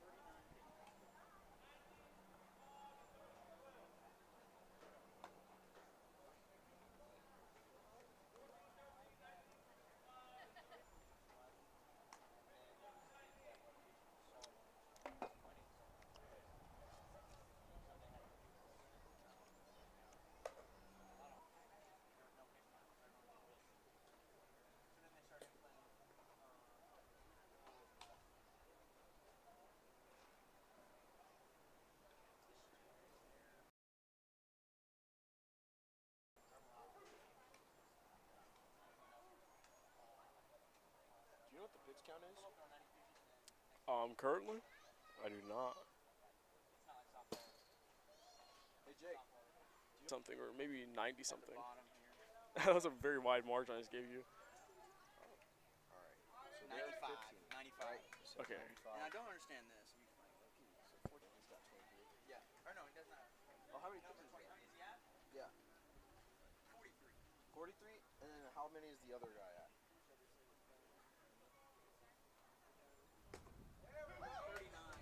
39.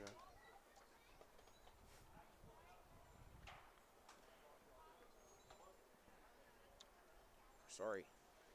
He's on his 43rd pitch.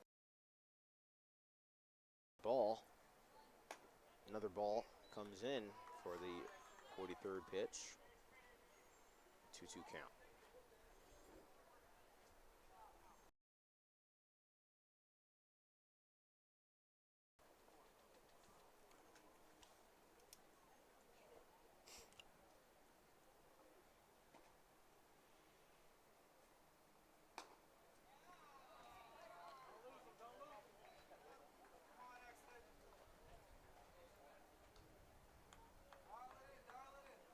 Milliner with a full count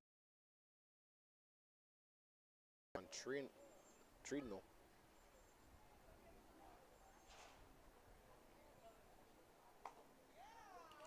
And he walks on here. Three straight balls for the walk. So 45 pitches here in this ball game. For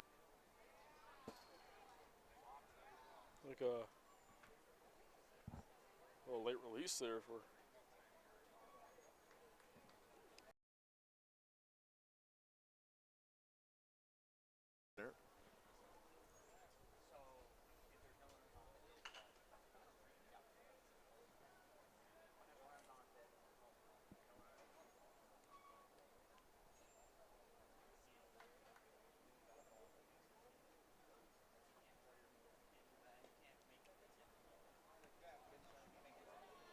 and Marcellus Ramirez fly.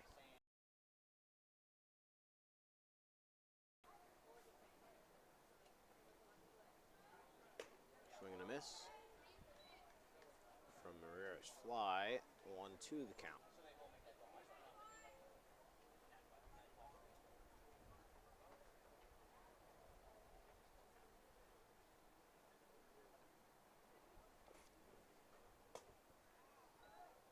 Good trap from Martin as the ball was in the dirt.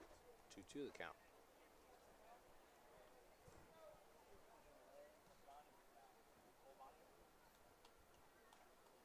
Two pitch, grounded over to third.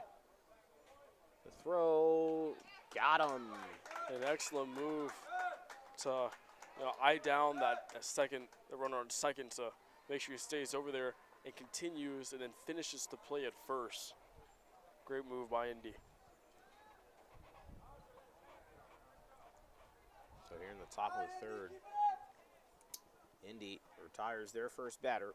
And for the man on second, in steps 15, Robbie Bertham, brother of Judd. Will take a first pitch outside.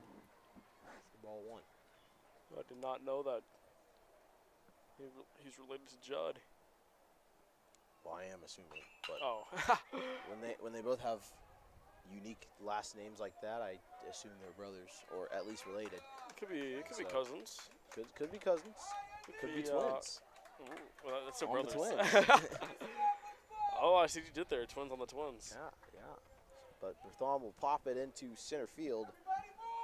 So 2 outs here.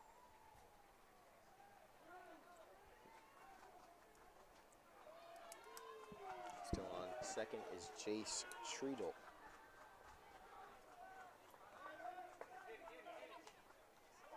Oh, pulled him off the bag, so he's safe. Could not get him in time, but excellent throw there and excellent receive.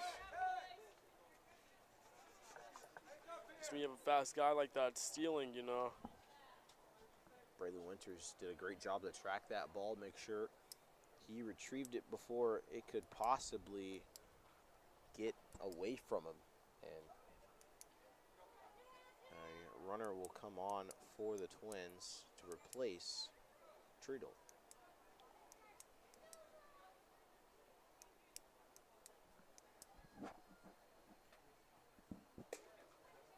Low and outside, ball 2.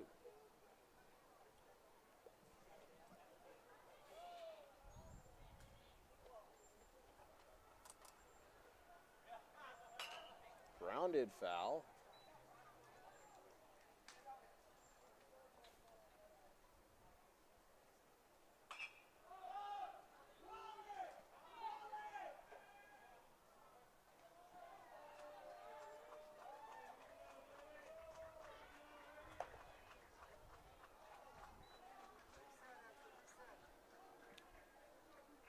On the count with 2 away. Next to Milliner. Falling behind. Doesn't want to walk another guy as he has him in on third. And it's going to be grounded. The throw from short. In time. No run will score. So they escape with no runs allowed. This ball game stays 3-1 as we head to the bottom of the third.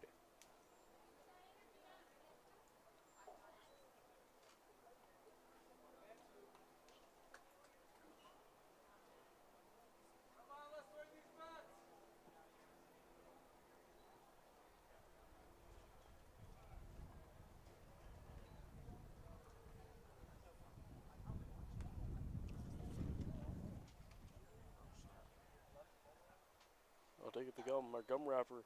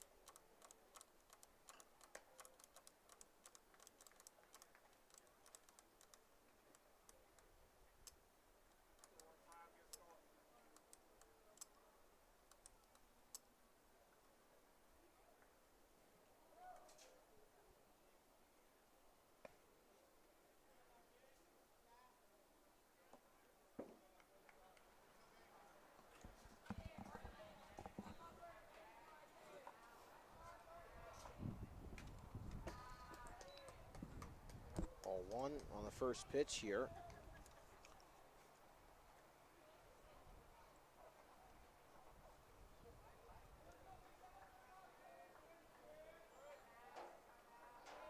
Indeed.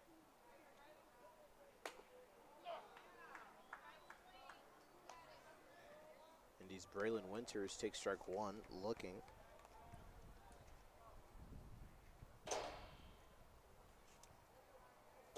Winters playing at the third base spot. And he's going to ground it over to third. Runs it out. It pulls the man off the bag. And he's called safe. Definitely got to get things going here for the Indy team. Down by 2. And at the plate is their catcher, Kingston Martin. Braylon Winters, the second man in their lineup. got himself a single as the throw pulled man Tyler Dangowitz off the bag. So an ace for the third baseman. Now the Indy catcher at the plate. He looked for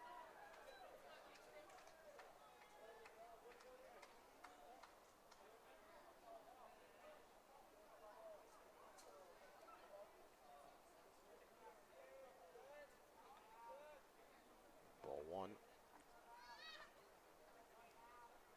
Kingston Martin. Braylon Winter's going to run. And he's thrown and tagged out from that catcher spot. Beautiful play from the catcher, Jace Trudnell.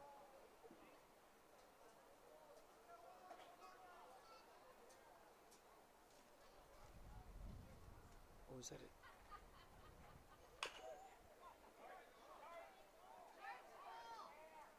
The throw not in time on Kingston Martin. They're not seeing too many plays completed from the third base, as it's the furthest throw in the infield, you know. Yeah. You can field it as cleanly as you can, but still a very long throw, especially when you got someone with speed running to first.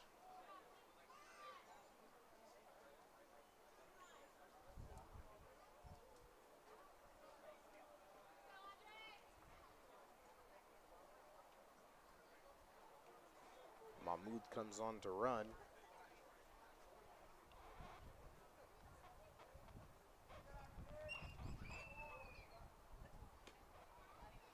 Ball in the dirt, ball one.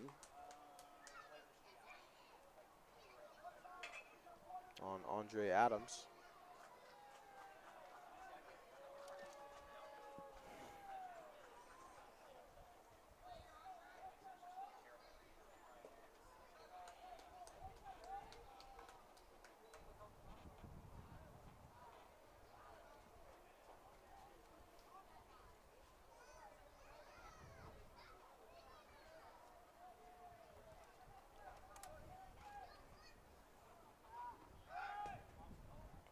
Runner goes, Mahmoud, he's safe at second. Stolen base, easy for the courtesy runner. And he's hurt his ankle there. First true injury we've seen here.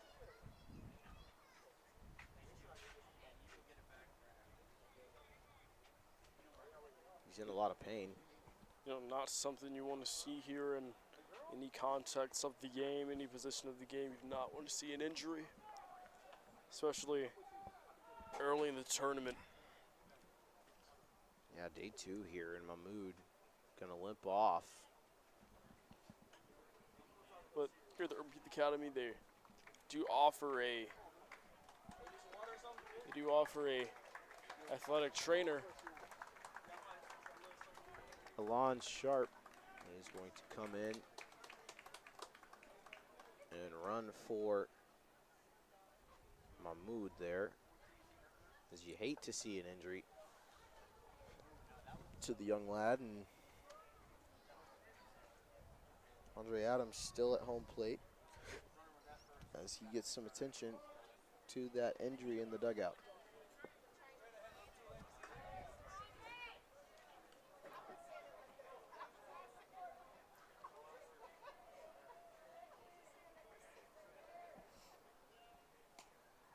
Outside for Andre Adams, that's ball four. So a 4-pitch walk from Bertham will bring up Carter Johnson, man on first and second for Indy here.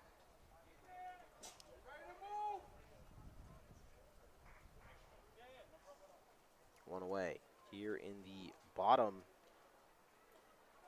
of the bottom of the fourth inning.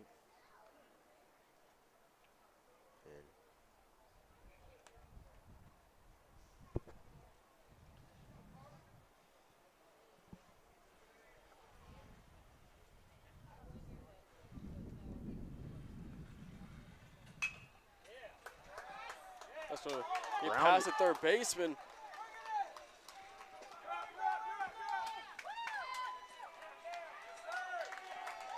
As Indy taking away from this lead with a double. That's going to bring it to only down by 1 with 2 runners in scoring position. Here for 19 on Indy. And Let's check the roster for that one. score there. Number 19 Jones.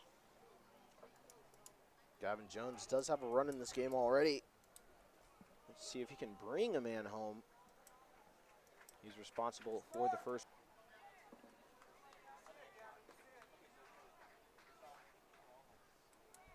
Oh, won the count with 1 away.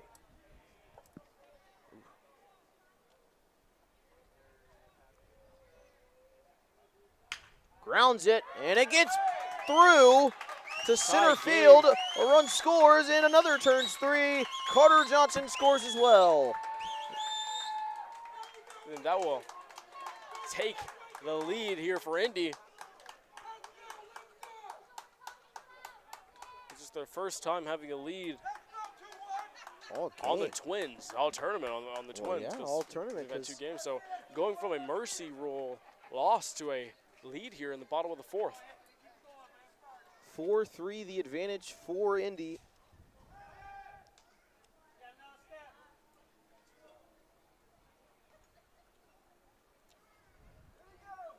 Gavin Jones, after being responsible for the first run that opened the scoring for Indy, he gets himself a 2-run RBI ace.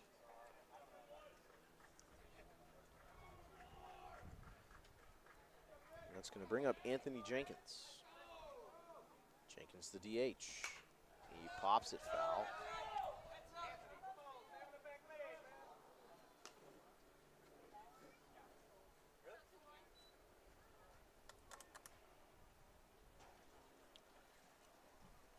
DH finds himself down 0-1 in the count.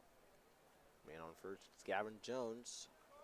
Bertham still on the mound for the Twins.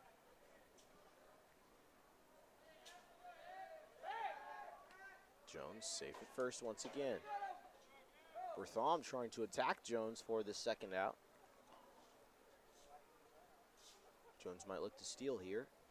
Only 1 strike in the count. We do know this Indy team is very aggressive on the base paths, so lots of speed for them as well.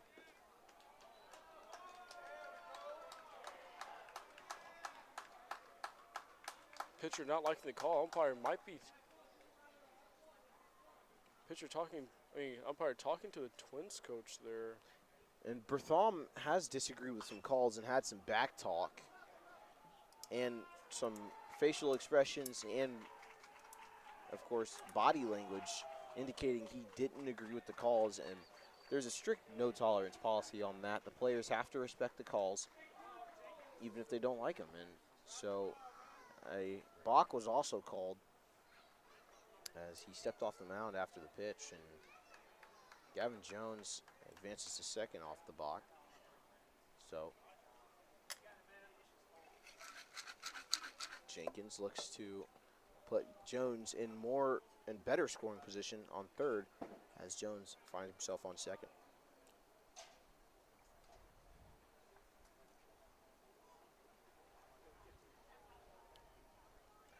No balls, 1 strike in the count.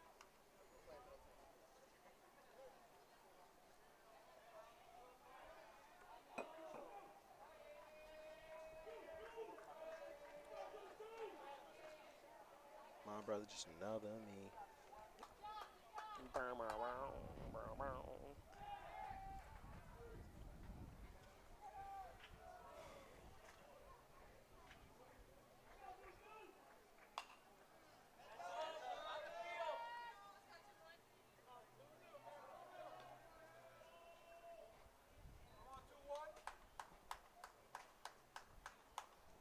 Good throw from the man on first on the other field. After our ball landed in their field, he threw it to the catcher of the other team. To the routine throw there. Now back here. Jenkins calls time.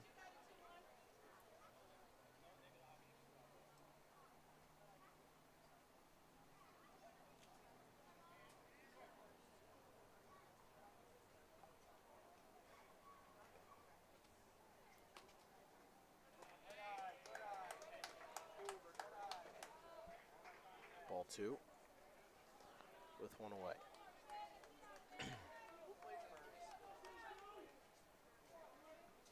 Twins have lost their lead in this inning after 3 runs have scored for Indy, only 1 out, and it's a full count here on Anthony Jenkins.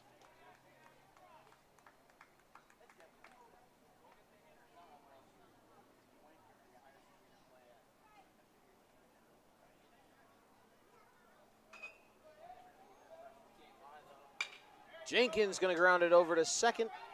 The throw in time. He's out. Jones at third.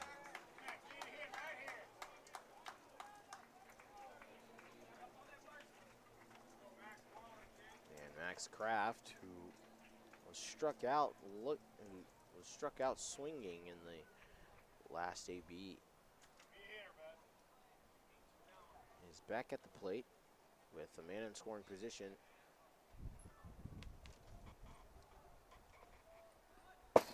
Pass the ball. Catcher retrieves it, gets the toss to the pitcher. Jones retreated back to third as he knew he would not make it in time.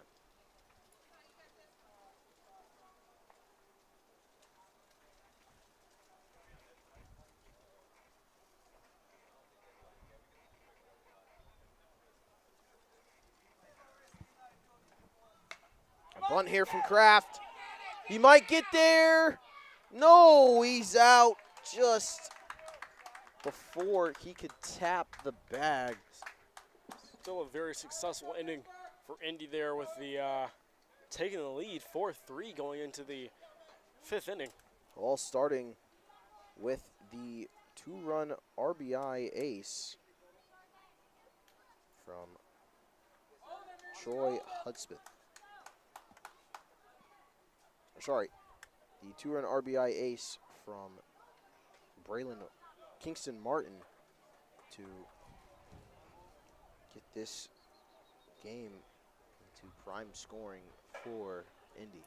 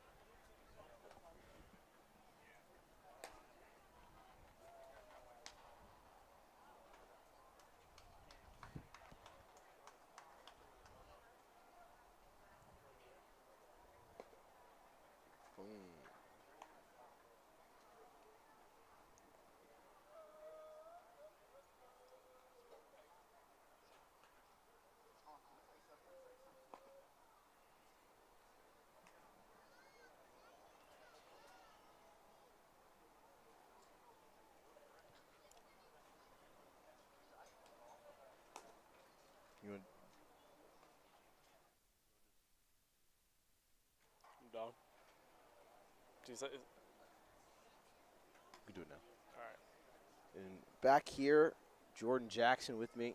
And Jordan, now that Indy's taking the lead, what is your key here to solidifying and keeping this lead and getting themselves a spot into the championship game? You know, in that past inning there, the 3rd inning and the 4th inning, both of those limiting the Twins to 0 runs. Yeah. So it's the first 2 innings where the Twins have not scored, seeing fantastic pitching. So I would just focus on the pitching aspects, and they're doing a good job fielding those ground balls on that turf. Like I said, the ball does not lose momentum on the turf. So got to make sure that we're sticking with it, which this Indy team has been doing a great job of, and it's playing a major point in part of solidifying this game for them. Exton Milliner only with 1 strikeout, but he has kept the hits to a minimum. And oh my, whoa, bunt attempt Way outside. He got Peterson a bite.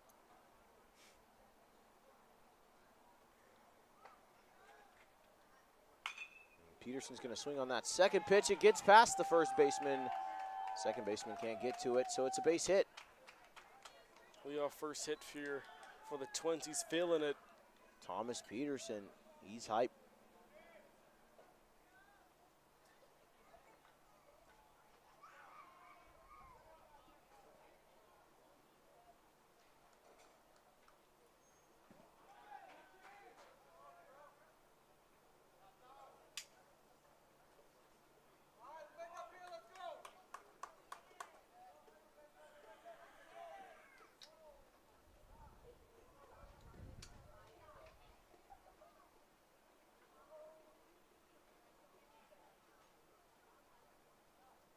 Time called by the batter.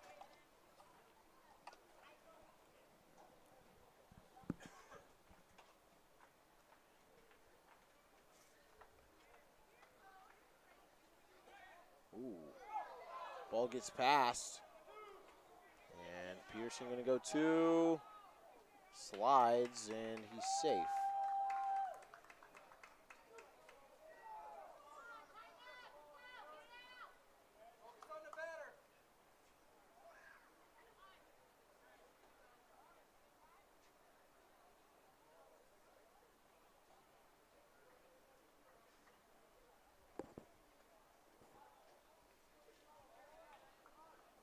Peterson was a little slow to get up there.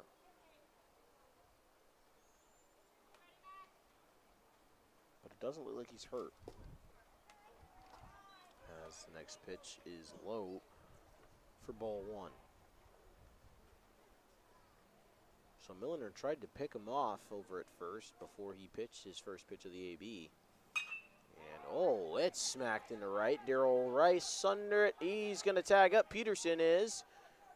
Low throw from Rice, and it gets to the infield. Peterson will stop at third. Top of the fourth here.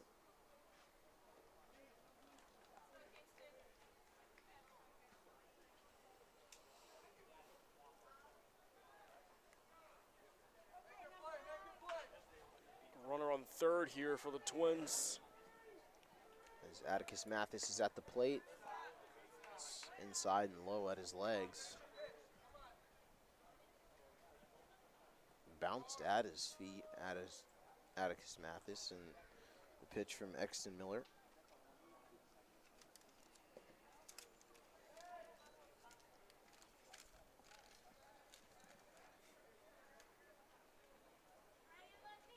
So Exton Miller with the next delivery to Atticus Mathis.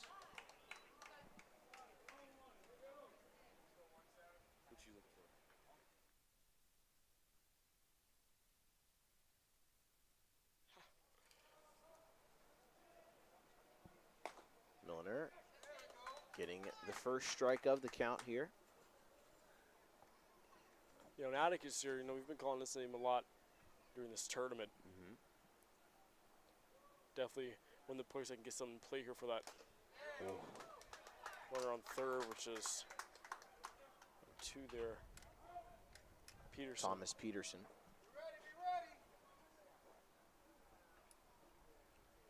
Exton Milliner's next pitch inside. He says it hit him. And so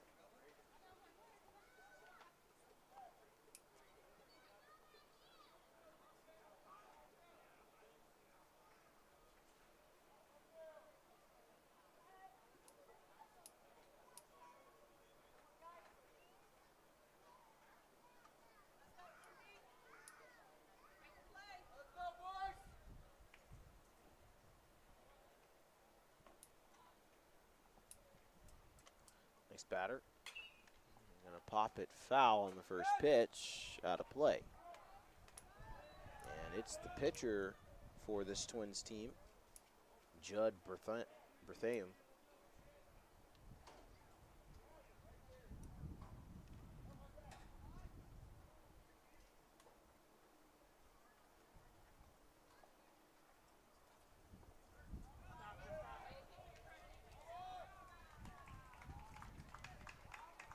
And Martin just going to let him advance.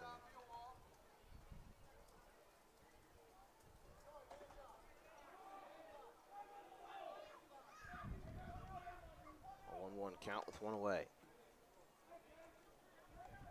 Man on second and third for the Twins.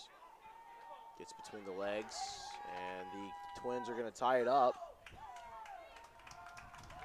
Close matchup here.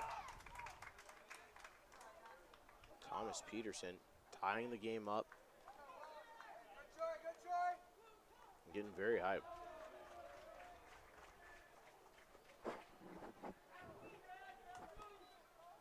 Might be one of the more competitive games we've had so far on this field, Joe McGuff Field.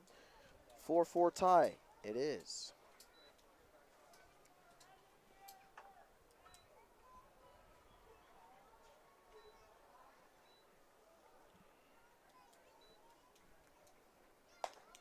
High ball one on Tyler Dangwitz.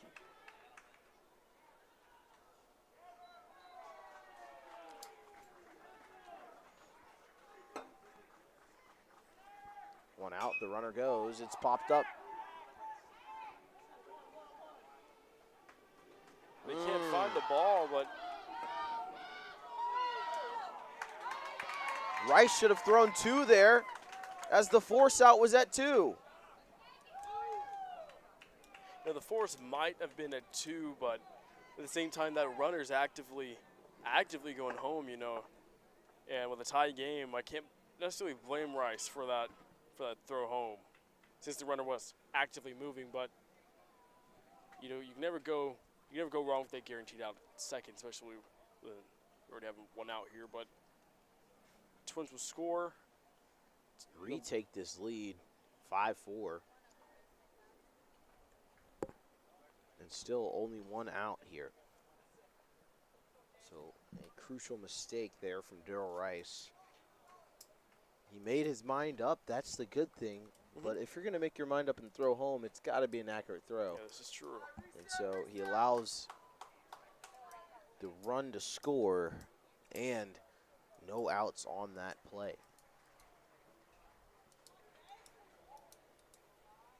Now it brings up Jace Treadle.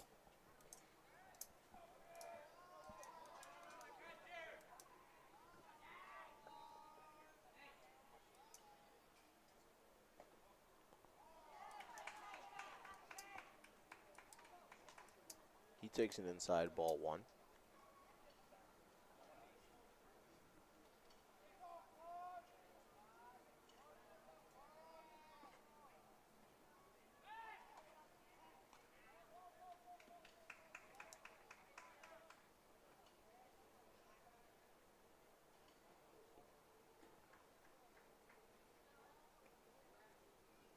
Kalo Smith on second.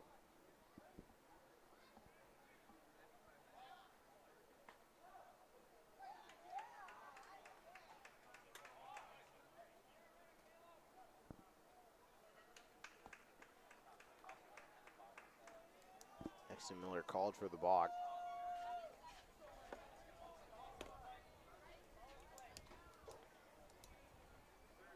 One away here in the top of the fourth.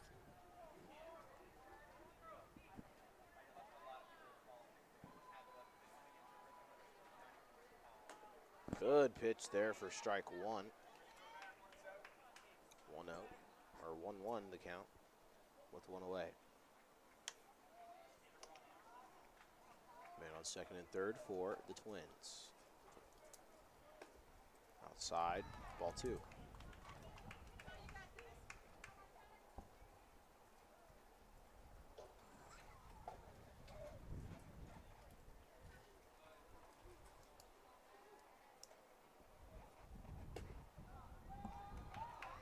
Just low for ball three.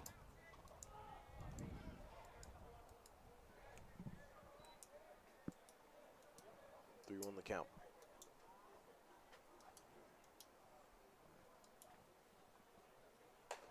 And that's a high ball four, bases load up.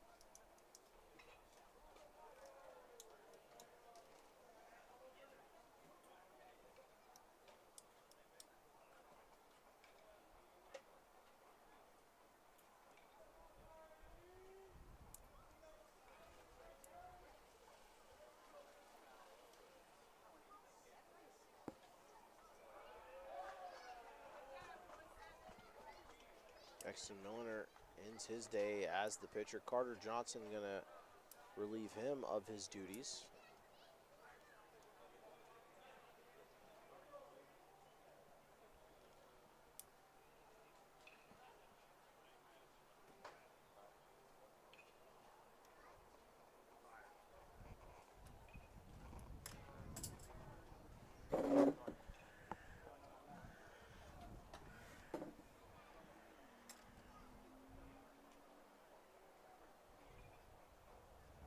Is that a backstretch? Yeah. Absolute insane form here. Hello,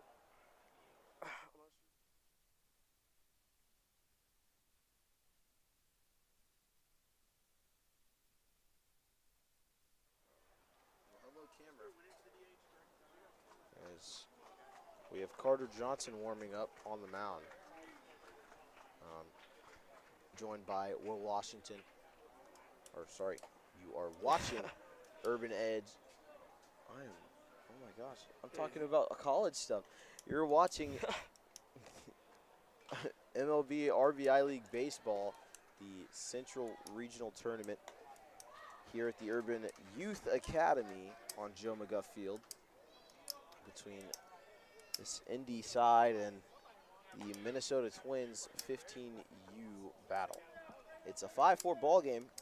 Twins with the lead as they were able to get the mercy rule win yesterday against this Indy side. Indy has definitely brought back some effort and fight against this Minnesota Twins side. So certainly one of the more competitive games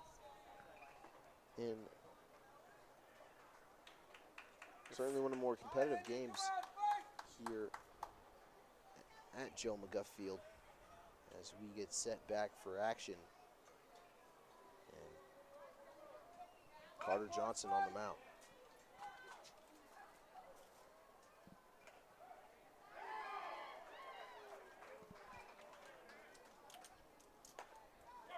Delivered for strike one from Carter Johnson.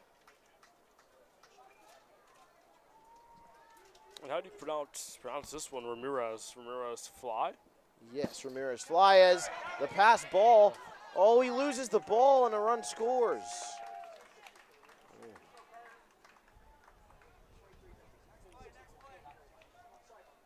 So every runner advances a base, including the score, to make it 6-4.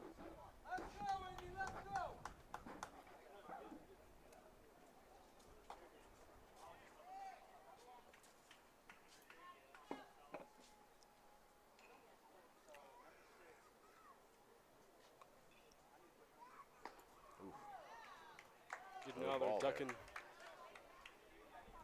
Calls it 2-1.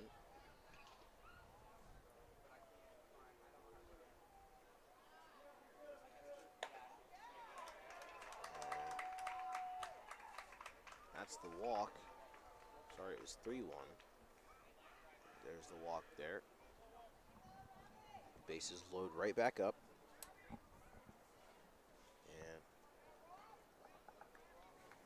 And now at the plate is Robbie Bertham.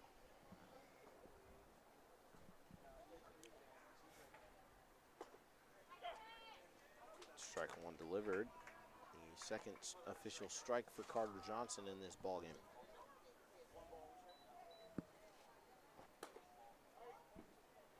Another ball.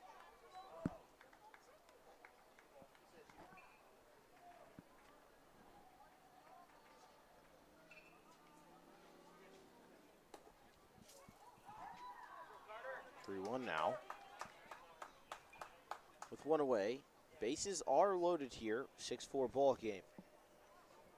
Carter Johnson, the next pitch, swing and a miss on Robbie Bertham. From that Atticus lead on that Atticus secondary lead on second, just absolutely jogging. Criminal, and a full count pitch forced the swing and a miss on the inside, breaking ball.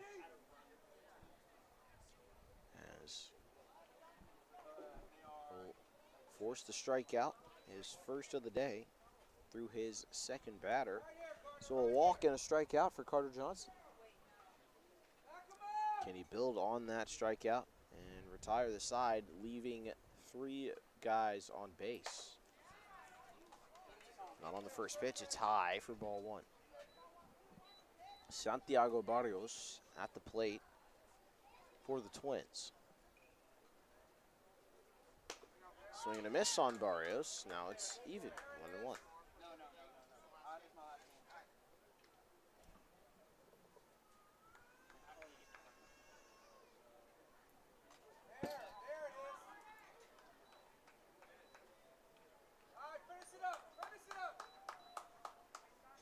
Oh, 2 count here on Barrios. I got him. I figured it out. Okay. So they dropped me Outside. And there's a ball there. 1-2 count. Ball and 2 strikes. Here's Carter Johnson. Delivering the 1-2. It's fouled behind home plate.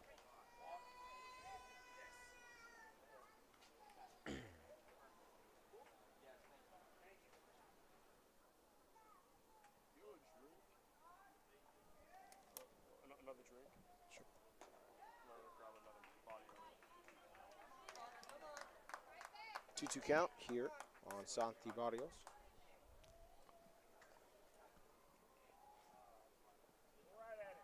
Johnson to retire the inning.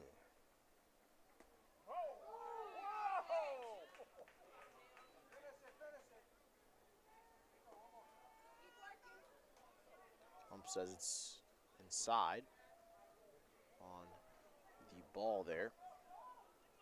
Full count, and it's a walk.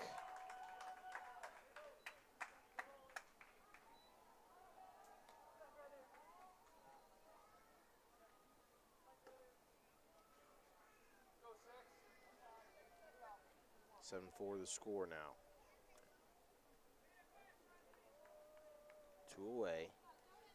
All the Indy side needs is 1 out, and they can retire this side and try and equalize once again. They find themselves down 3 runs with Thomas Peterson, the man who started this inning, got the opening run, hyped his team up, and they have not looked back since. Thomas Peterson, a lefty, and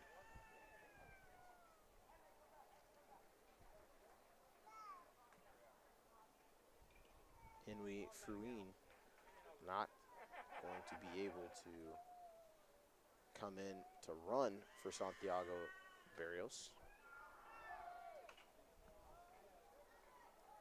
But a 1-0 count, 2 away.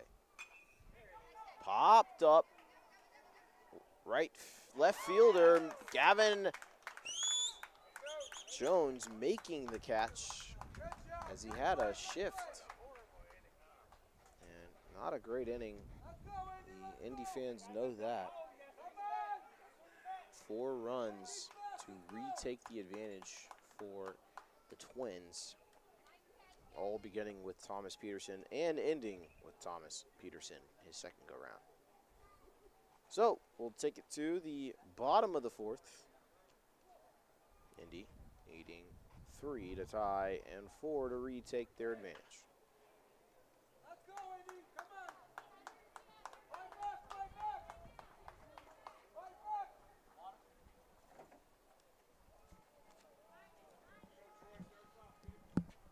Excuse me, sir. I think they got waters for y'all down here. Jake, I have it. Thanks. yes, sir.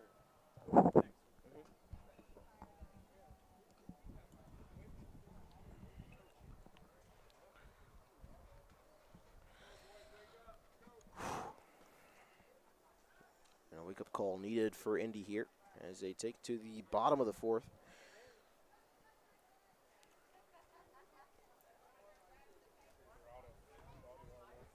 Thank you.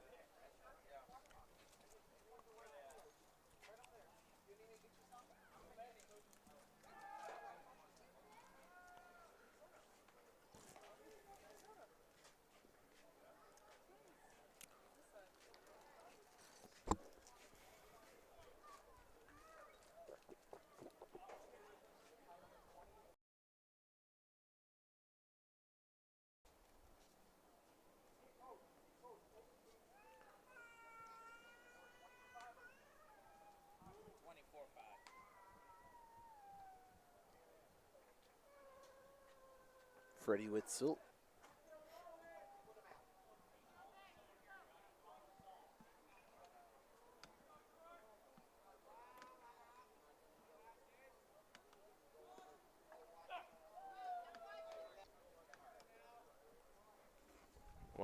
Oh, 0-1 the count here on Troy Hudspeth, and Hudspeth fouls it off on this next pitch. So he's down 0-2. Had to go retrieve some water. You know, it's very important to stay hydrated in this Kansas City heat. That ball might drop, and it will in left field. And Hudspeth will only get himself the ace on an 0-2 count. Leadoff single for Troy Hudspeth as it brings up Darrell Rice.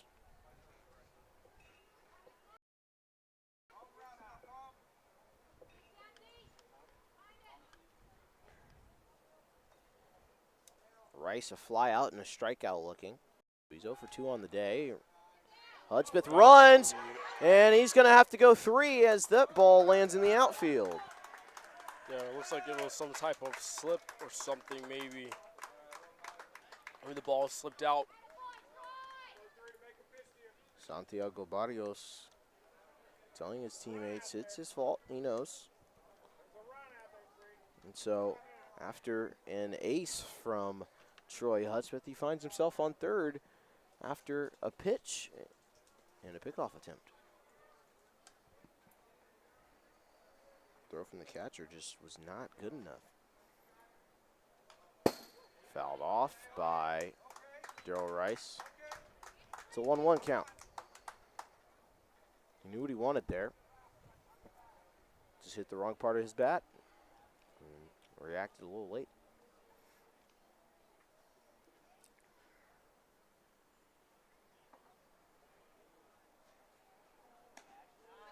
High for ball 2.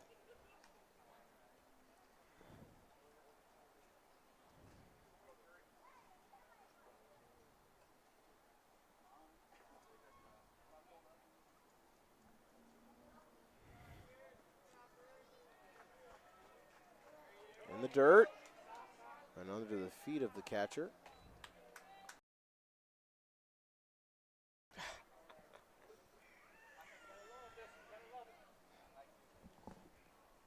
So 3-1 on Darrell Rice as Judd Bertham has stayed out there the entire game pitching, and another outside ball walks Darrell Rice. Man on the corners for Indy here. Tying run at the plate. It's going to be Braylon Winters. He's got a fly out to right field and an ace, and he looks to bring his man Troy Hudspeth in. How's he going to do it here?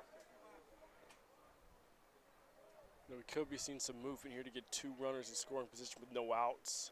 And then that's what they do on the first pitch, and oh, it's a huge gap in the infield. Hudspeth scores. Darrell Rice to second, and an RBI ace for Braylon Winters. You know, there's a saying that your best pitch out there is probably going to be the first one. 'Cause, you know, your pitcher wants to get, the pitcher wants to get ahead in that count early, and he's going to try to put someone on the plate for you.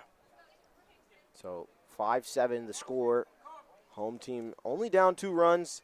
The lead-taking score at the plate. The tying run is on first. Darrell Rice runs back-to-back pitches. He's safe at 3. Runners at the corner once more. Could see some movement from Winters. Beautiful base running from Darrell Rice. You know he's a very aggressive player in the outfield, and he uses speed in an attacking fashion this time to steal second and third. Well, not stealing second as it was a base hit, but he does steal third here. So strike 2 on Kingston Martin. The catcher for Indy finds himself down. 2 strikes in the count.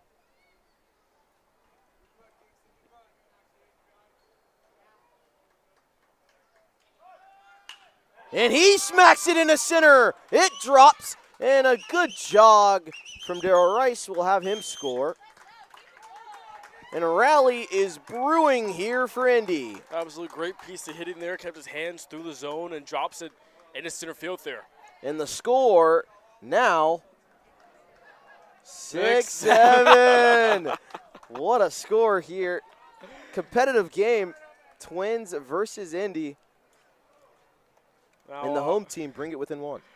Will tapped me there, and then he was like 1, 2, 3. Yeah. So I wasn't sure what the move was. I looked at the score and I was like, oh my days. But yeah, 7-6 now for the Twins, or 6-7 if you're taking the Indy perspective. Right, you know. right. If you're taking the Indy or the childlike perspective, Yeah. I guess. Got to relate to the youth, as this is the youth tournament. I've seen it's that Heat player. I don't know which Heat player it is, but he was like, what? Oh no, he's He already. was like, it's so stupid. He was like, they asked him what would it have been like if you played with Braun and Bosch and Wade, and he was like, it would have been like, what them kids say, 6-7. And I saw that this morning. I was like, dude, what?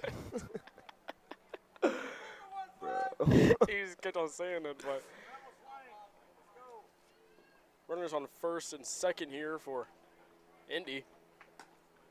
Swing and a miss here from Andre Adams on the first pitch. Tying run on second in scoring position. No outs here. That's the note.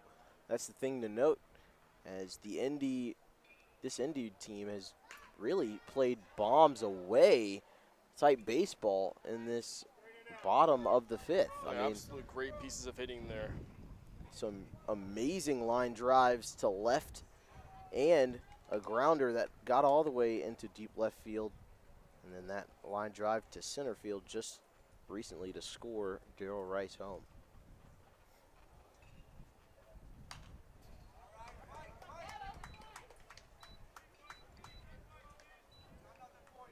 So far, Troy Hudspeth and Darrell Rice with runs. Rice is 0 for 2 on the day, but he was walked in his appearance this inning that got himself all the way He's going to home. stay with it. Both runners advance. He's going to eat it. I believe his coaches did tell him to not throw the ball, but I think he definitely could have got a shot there, especially with no outs and Yeah. runners on third. I mean, you got to take what you can, but way to listen to your coaches. And I mean, the conservative defense worked out for Indy. They find themselves within one run and no outs. Let's see if it works out for the Twins, as the foul ball comes to us, and now it's a 1-2 count.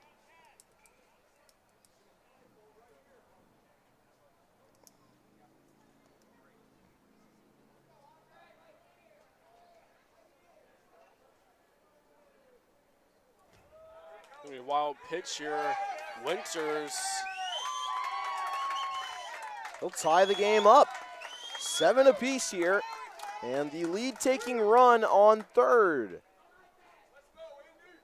Sevens reads the scoreboard.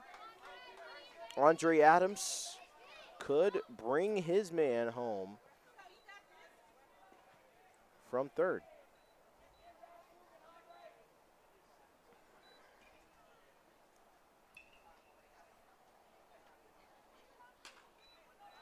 It's going to be popped up, and nobody's there. Runner will advance on home. It's going to be 8-7 for Indy, taking the lead here. You know, playing a little deep out there in the outfield. And just like that, Indy, who took the lead in the game an inning ago, lost it in the bottom of the inning, have now retaken their advantage.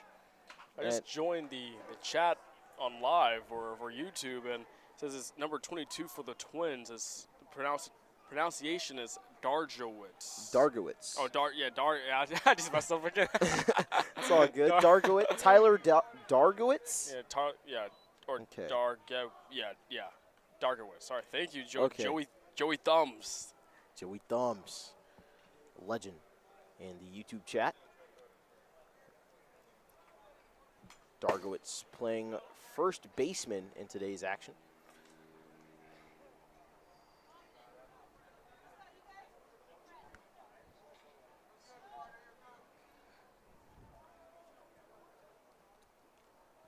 Hey, Coach, how do you pronounce the pitcher? Last name. And the pitcher, Judd Berthume, just had to ask the coach what his pronunciation of the name was. And we've got it squared away. So Dargowitz, Tyler Dargowitz, and Judd Berthume, Robbie Berthume as well, starting for this twin side. Carter Johnson at the plate.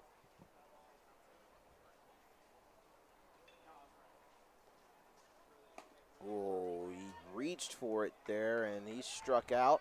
And that is the first out of this inning.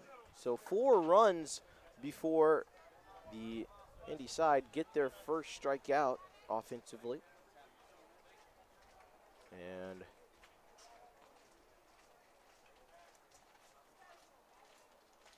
Judd Berthume's second strikeout of the day comes here in. That's going to be a wild pitch there. Wild pitch. Dargowitz, he fell on top of the man at first base, Andre Adams.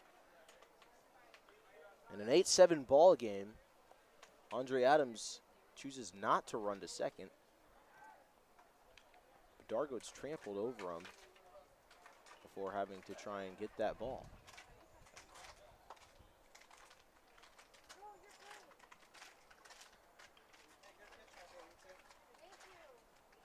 And the ball gets past the catcher. Barrios retrieves it, but not before Andre Adams advances to second.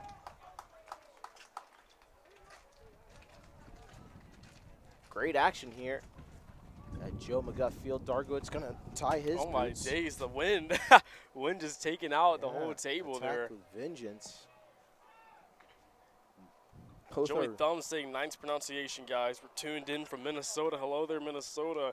Hopefully you weren't here when I was, I thought Wisconsin was in, that Wisconsin was casually in Minnesota.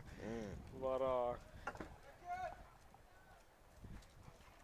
oh, you probably got Milwaukee and Minnesota mixed up. yeah, I did, yeah. Yeah. It was the Brewers versus the Twins. I was like, wow, two Minnesota teams. But 8-7 here for Indy. 8-7 Indy lead 1. Hey, it's gonna be fielded cleanly, and Gavin Jones picked his spot sweetly. He runs to second. He's safe, and the ball goes to the pass ball, outfield. but we've got to watch out for these errors. We got to watch out for these defensive errors allowing more runs. But 9-7 the score now. 9 total runs in this inning. 4 for Minnesota and 5 for Indy to retake their advantage and extend it to 2. we're going to see a pitching change for the Twins here. Looks like 5 for the Twins. It's going to be, how would you pronounce this? How would you pronounce this for 5 for?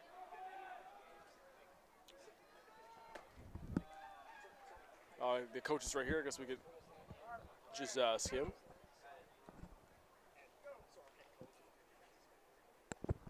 Hey, Coach. 5. What's his last name? Trickle. Trickle. Jace Trickle. All right. is coming to pitch, and Judd Berthume is going to replace his spot over at third base, I believe. Yes. Yeah, I believe third so. base. You know, 1 out. Working with 1 out. What was your the runner on second? What's your approach here? If it's Will on the mound there, what's the Will approach? Well, we need to at least get a strikeout and motivate your team. Oh, man, he slips up on the mound on one of his warm-up pitches. I think he's wearing 2 different. Gives his catcher the thumbs up. He likes that pitch. Has 2 more to deal before he will face the Panda Dunk cleats. Panda Dunk with the white helmet and the black gloves. Oh, those might be Jordan 1s. We were talking. I thought those were Dunks, but those are Jordan 1s. Very yeah. similar silhouette. You know? Yeah, right. And the cleat version, I like that. Yeah, very. And then the black and white gloves and the white helmet with the black accent. Okay. And so Jace Treichel on the mound, facing Harper Stewart, a lefty, against the right-handed pitcher. And Treichel's first pitch, not looking anything like his warm-up pitches. First pitch is high and outside.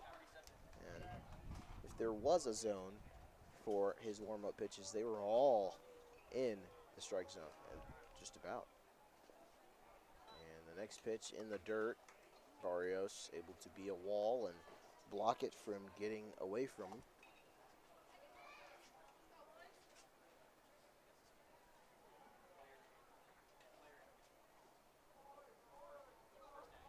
(2-0 the count.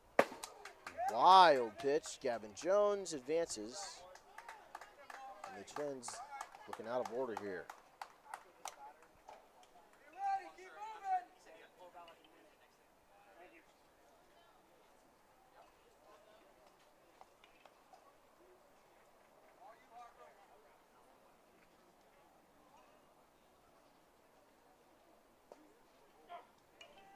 Good strike there on Harper Stewart. So he's looking to come back in the count. It's 3-1.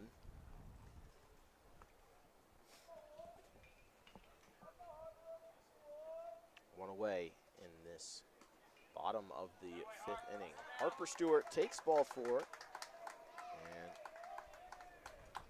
his base. So a man on each corner here for Indy. Max Kraft back at the plate. Let's go once. Stay inside, drive one.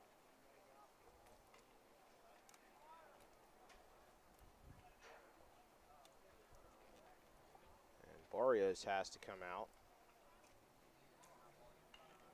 as there's regulations on how much a player can play, I think.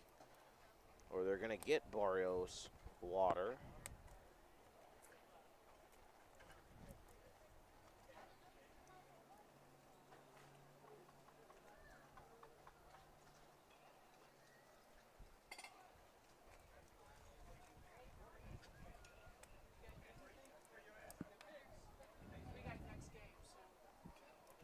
Good, how are you? Do you need anything?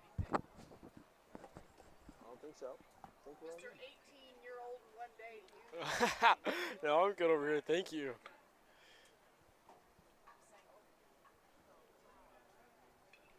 And if you weren't here yesterday, you know my birthday was yesterday, you know. Yes, happy belated birthday to Jordan Jackson. Yeah, thank you guys. Thank you guys. A lot of wishes on Instagram I saw.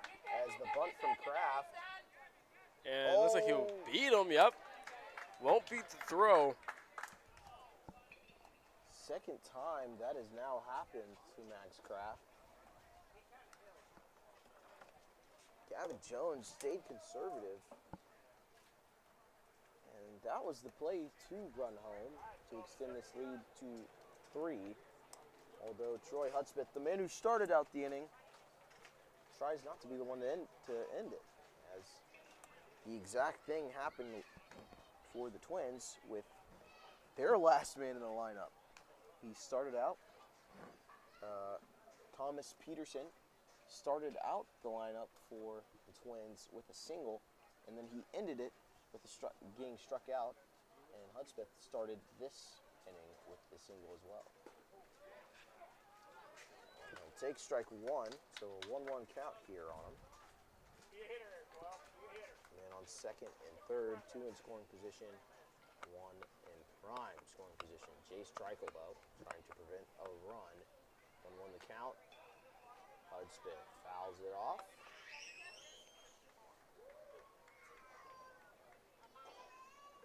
Little late and not great contact on that hit.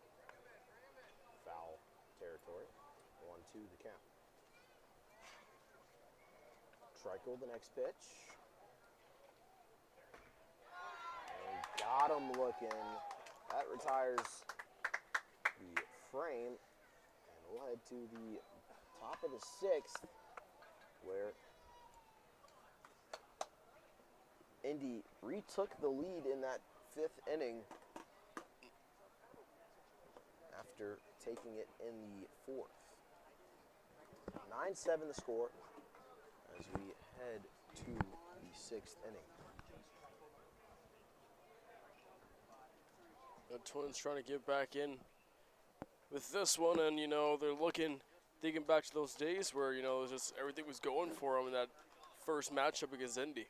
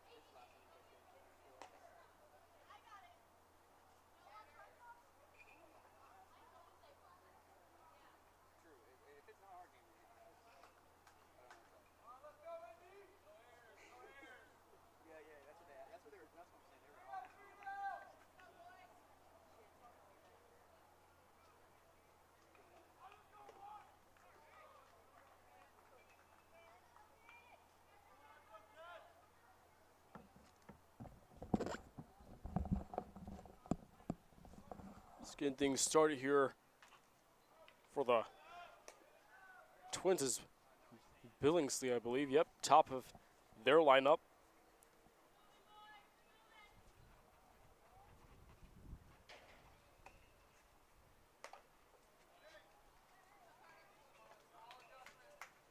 I believe it's Caden is his name. Caden Billingsley.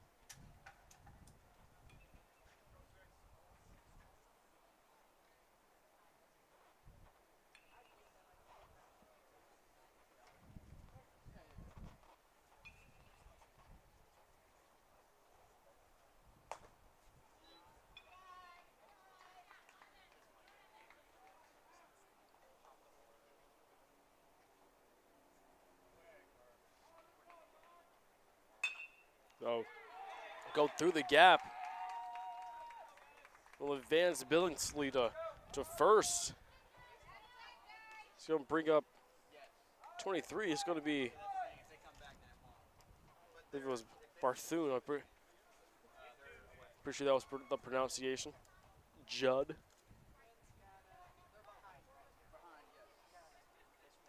As Atticus drives in, Billingsley, not drives in, but advances him to second. And Will would join me. I think Will is a crucial part of this broadcast. Don't think I can be by myself. I can't be the main. I was built for color. Oh, you're not back here. You're not back. Now you're back. Now you're back. Now we're back. Now we're back. Oh my goodness, another beetle. I've had bad experiences with them. Yeah, these beetles are taking over the academy.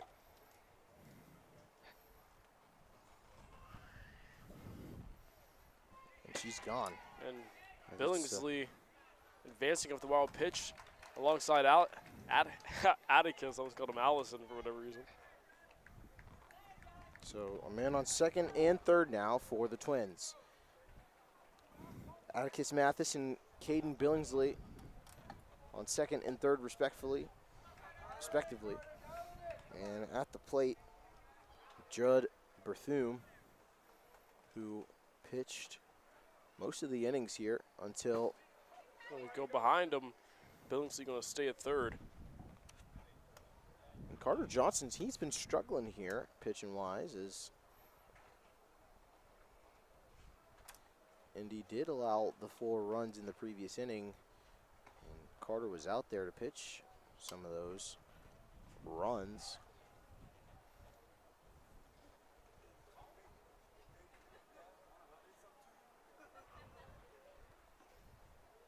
A good talk between Kingston Martin and Carter.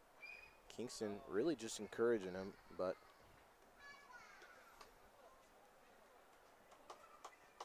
they both get a laugh out of it after, at the end. So probably just a good little fun from Kingston to Carter. And we're back here with the batter, Judd Berthum. Swing and a miss, strike 1.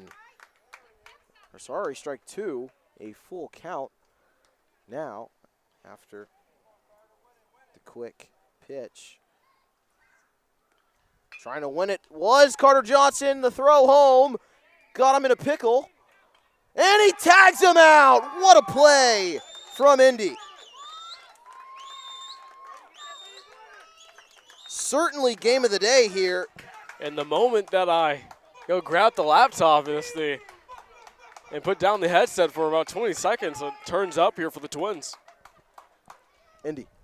Oh, it turns up here for Indy. Great the defensive Twins. play. I'm meaning like for the Twins is like offensive inning. Yeah. Well, a great defensive play. Yeah, great defensive play from for Indy though, getting Kingston Martin the heads-up play to get him in the pickle and then throw it over to third just before he was able to dive safely, and the tag was made by Andre Adams. Carter Johnson back on the mound though. 1-0 count here on Tyler Dargowitz, and it's hit into the Motley family field. You know, well, I've had the laptop charging over there since like what the end don't of. tell me it's not. Yeah, the end of the last game, and it is now at a whopping 18%. So That's not exceptionally great. not ideal, but you know what is ideal is this great defense from Both teams Indy, really. from Indy from this inning. Both teams have had stints, as you see on the scoreboard. Third inning and fourth inning, the Twins were not allowed a single run. And now, Hudspeth just misses his chance to get either second or first out. Just gets out of his glove, and now the bases load up for the Twins.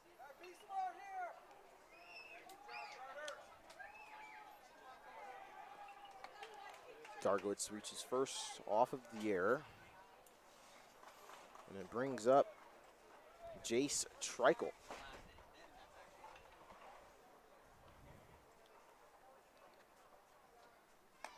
Treichel pitched the other half of this inning after he replaced Judd Berthum. Good grief, sorry guys.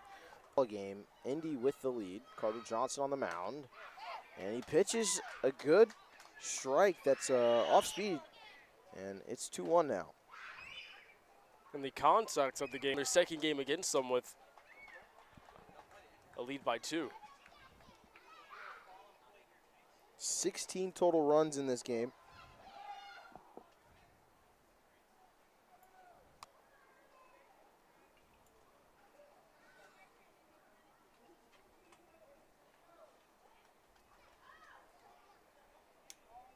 And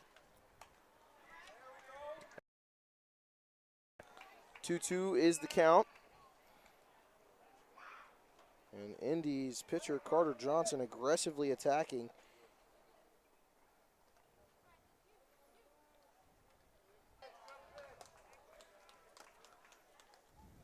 Johnson forced another foul. Still a 2-2 count here on Jace Treichel.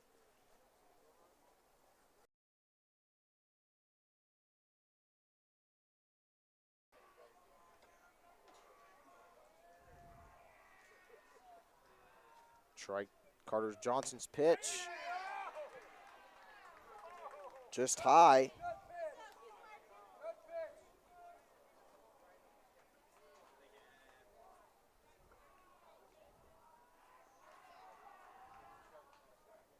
pitch. 9-8 the score now.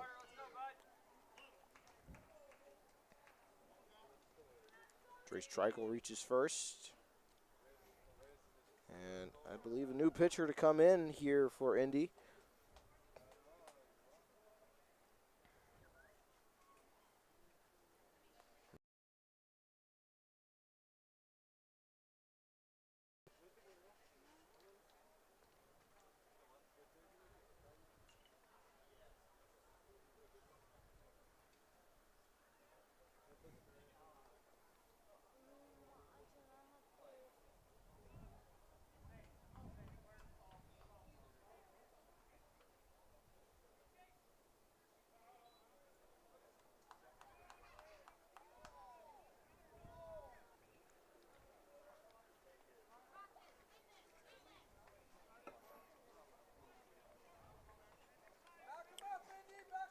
Takes the ball too high. 1-0 count, 1 away.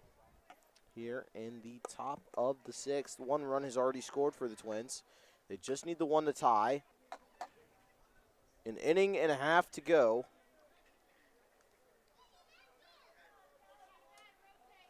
As ups.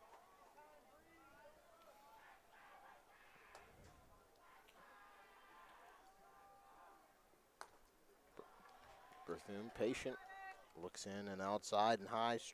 Ball grounded. The force is 1, and he gets it. So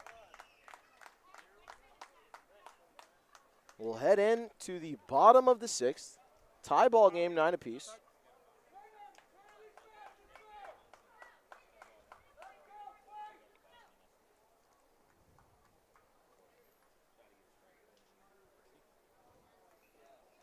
So we head into the bottom half of this frame with 1 more to go after this. And a very neck and neck game.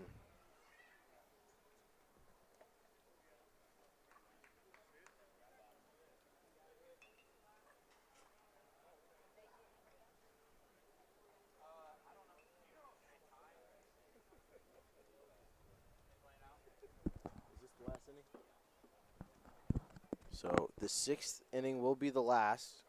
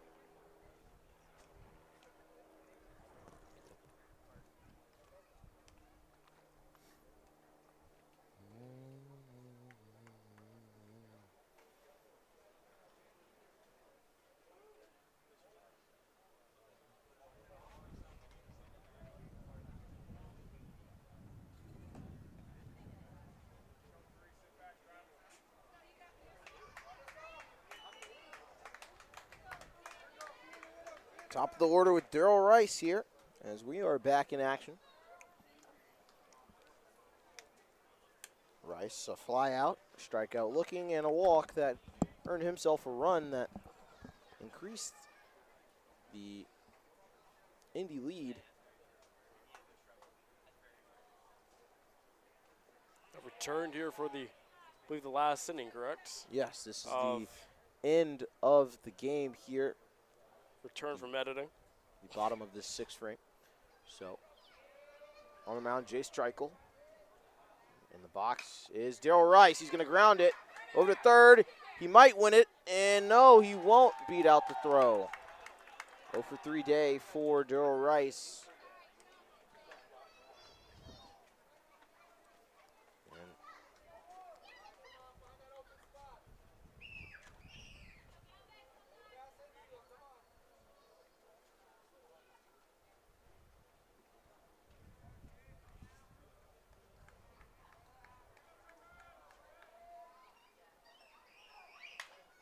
Oh, a smack into left.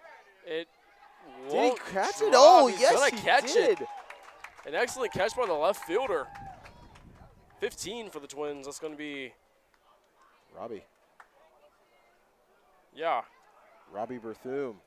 Berthum with a great catch. Looks like it was dropping, but he beats it out.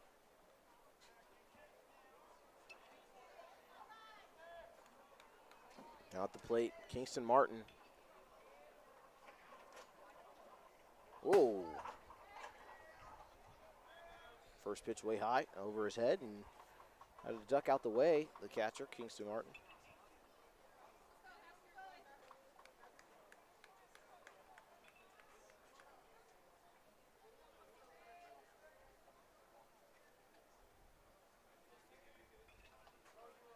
Oh. That was a big balk there from the pitcher, Jace Streichel.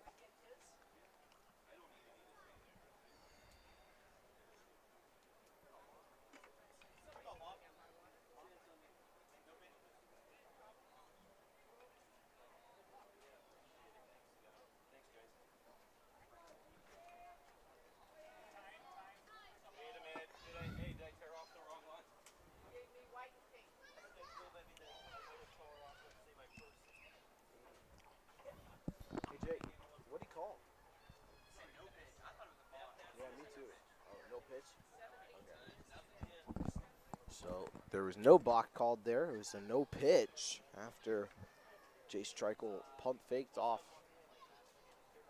and then finally threw it.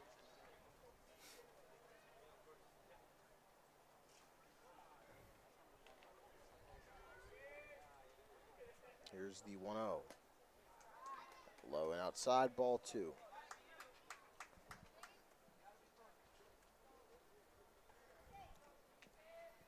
Kingston Martin.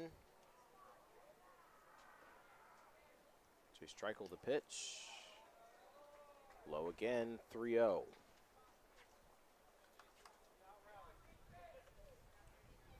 Two away here in the bottom of the 6th, so Indy down to their last out if they want to win this ball game. Kingston Martin flying into left. It's dropped, so the game will stay alive. One last chance, at least. And Indy here, you know, if I were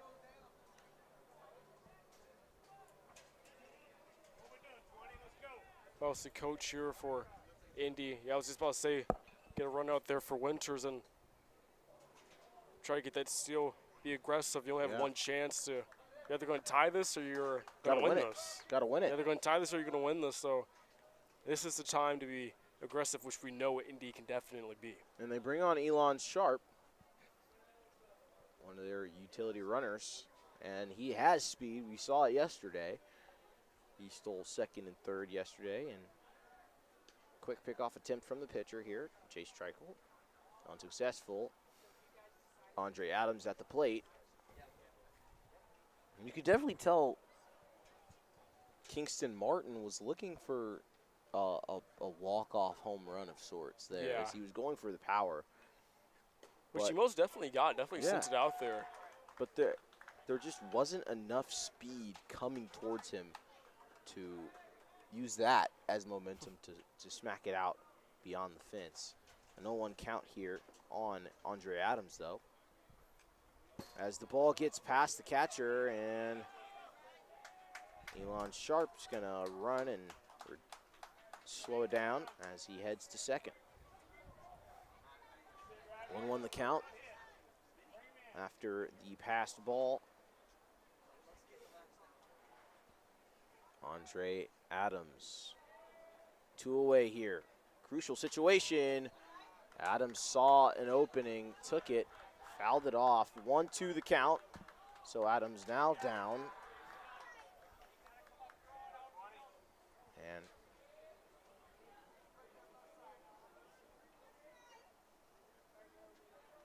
the Twins already have a tie in this tournament. Don't want another one, but neither do. It's going to be a tie for It is going to be a tie. the And game, and you hate to see that, but Twins here now their second tie in a row. That's they previously tied, not in a row because they just won against White Sox, but they had a tie yesterday with the Brewers, I believe. So a good game, good matchup. Both teams tie at 9-9.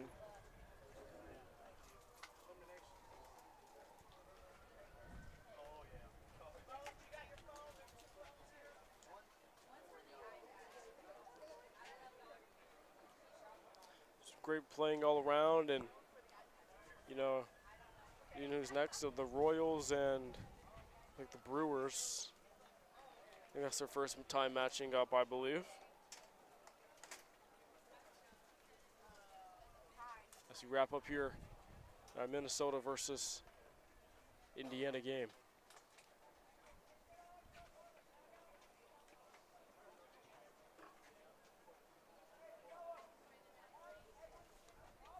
Coach Hampton surely wanted that win.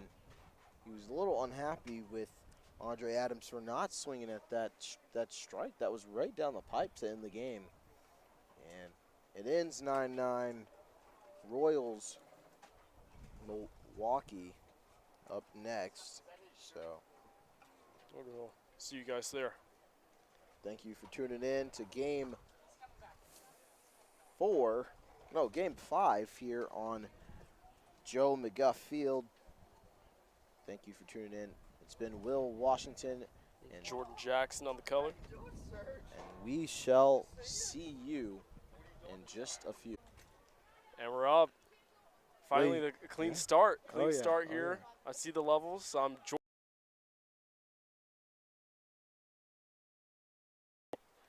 And we are set for more baseball action.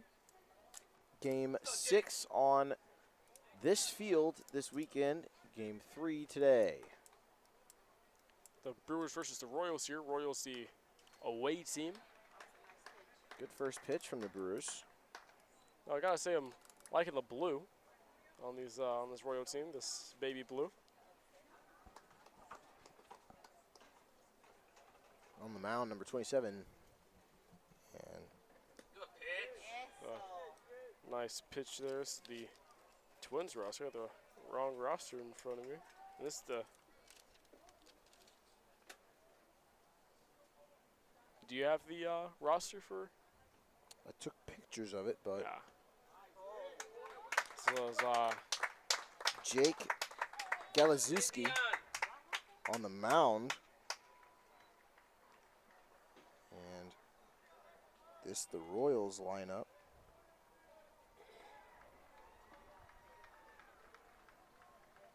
It's their batting order, that is. And Chris Padilla at the plate for the Royals. He hitting left here. Thank you. The wind just taking everything out over here, and Galazuski with a quick fire strike one on Padilla. I believe this is the first Royals game we've covered today, or throughout the Today, tournament. yes it is. covered one in the tournament yesterday. It was a White Sox, I believe. White Sox versus Royals? I believe it was White Sox Royals, or it may have been Indy Royals. But it was a mercy rule game. Next time. A ball is called, and he looks around. I think he knew he should have been called for the strikeout, but Galazewski, 2-2 the count. Here's the pitch.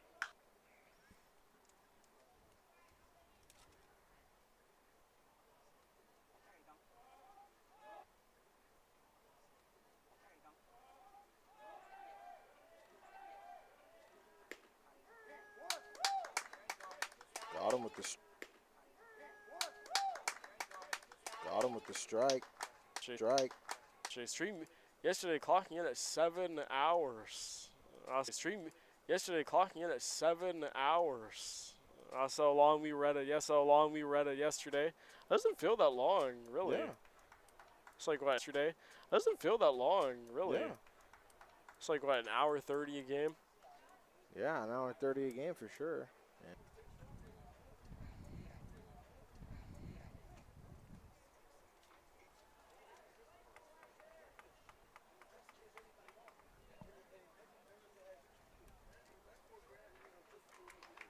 Felt the end of that hit to the foot. Take him out earlier. That's not something that you want to see, especially this early in the game. Yeah. Seems I'm just really not remembering this. Yeah, I remember Padilla. I remember Max Miller. Max Miller does some. then- Bolden, McDonald. Yeah, Darian Miller does some. then- Bolden, McDonald. Yeah, Darian Lund. Pitcher, correct? And Lund. Pitcher, correct? McDonald, yeah, Yes, we have him pitching today as well. yeah. He's a lefty, correct? Yes. Okay, then McDonald, yeah, Yes, we have him pitching today as McDonald's- well. yeah. He's a lefty, correct? Yes. Okay, then Lefty pitcher. maybe it's just these Antonio baby blue McDonald. jerseys, you know, Mhm. they're Owen Wood. with the catcher for the Royals.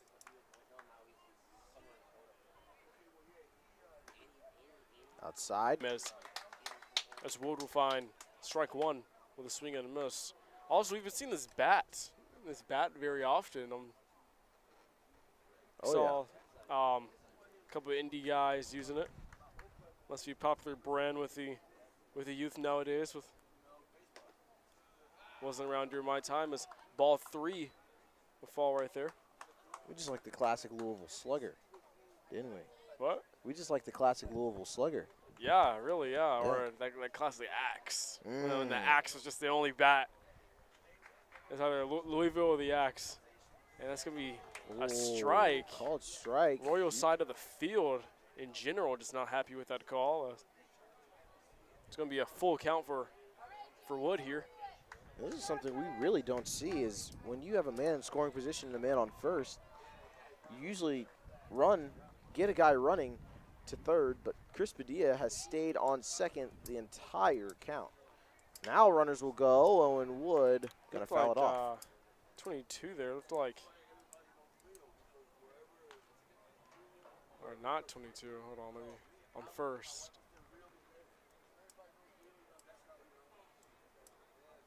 Turning 2, I think it was 22, Micah Fullen. I'm not And seeing yes, it was Micah Fullen turning 2.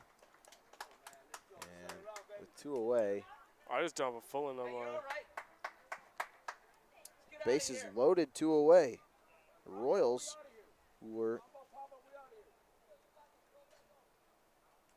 I just don't have a full in on my roster. Oh, 23. full Royals roster here.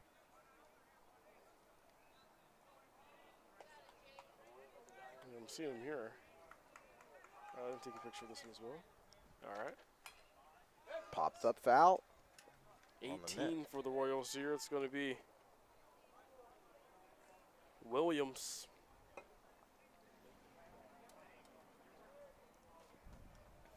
James Williams.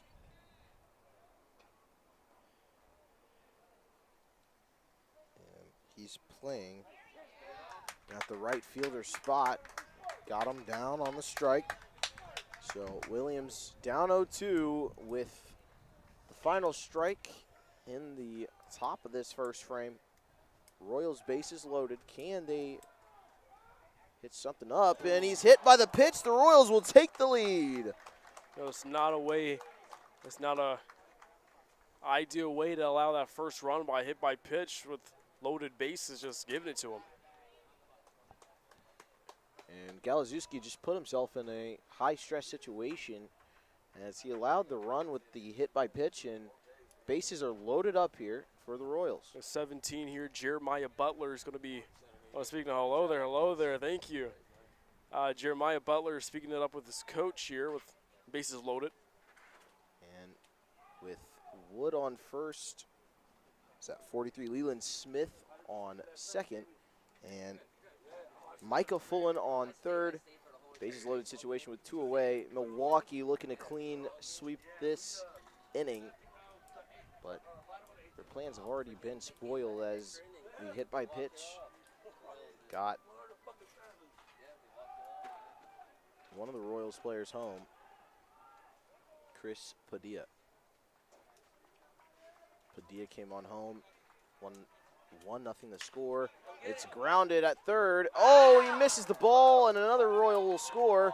Rio, the third baseman, the throw to home, and another scores. Leland Smith, as well as Michael Fullen, score 3-0. Now the Royals lead. And, you know, a big factor in this tournament has been this turf as it kind of sneaks up on them because the ball is just not losing momentum up there. Yeah, and it's some hot turf as well, so every step you take feels like you're just walking on lava. So, especially with the no metal spikes. Yeah, no metal spikes. Your cleats have the chance to melt, as it's happened to soccer players on turf. Ooh. My cleats have definitely started to melt in a game before, but luckily I have not had the issue of fully having my cleats melted. Hey, wait for your player.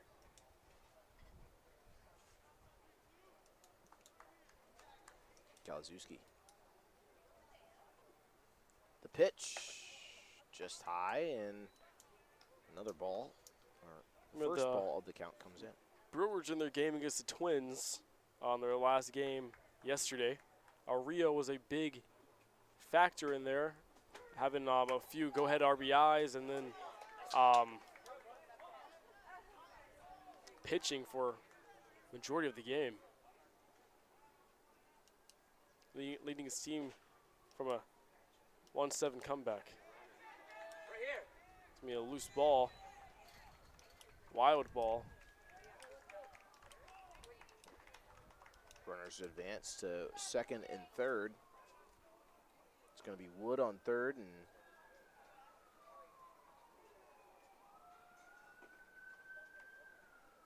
getting that number there, I believe Jeremiah Butler on second. Good stop. Into the dirt. Good stop. And that is a good stop there from their catcher.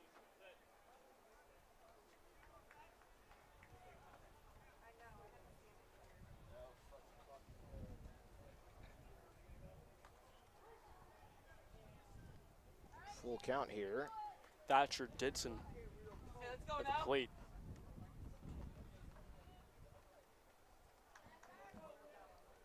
Scoreboard freezing again. Coming right here. Coming. Nope. Good play. Oh. Ball first. James Williams was rounding third, but he'll decide to stay there on the wild pitch, and it's going to be loaded bases here for the Royals. It's going to be Cedric Crawford. Cedric Crawford Jr. here, the second. So for the third time, bases load up. Cedric Crawford taking strike one, nods his head, he knows. Little He could have swung at that. rally going on here. 2 outs.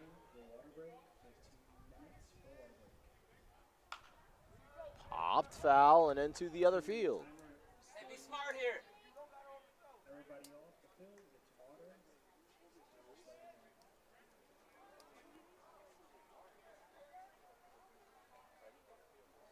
15-minute water break here.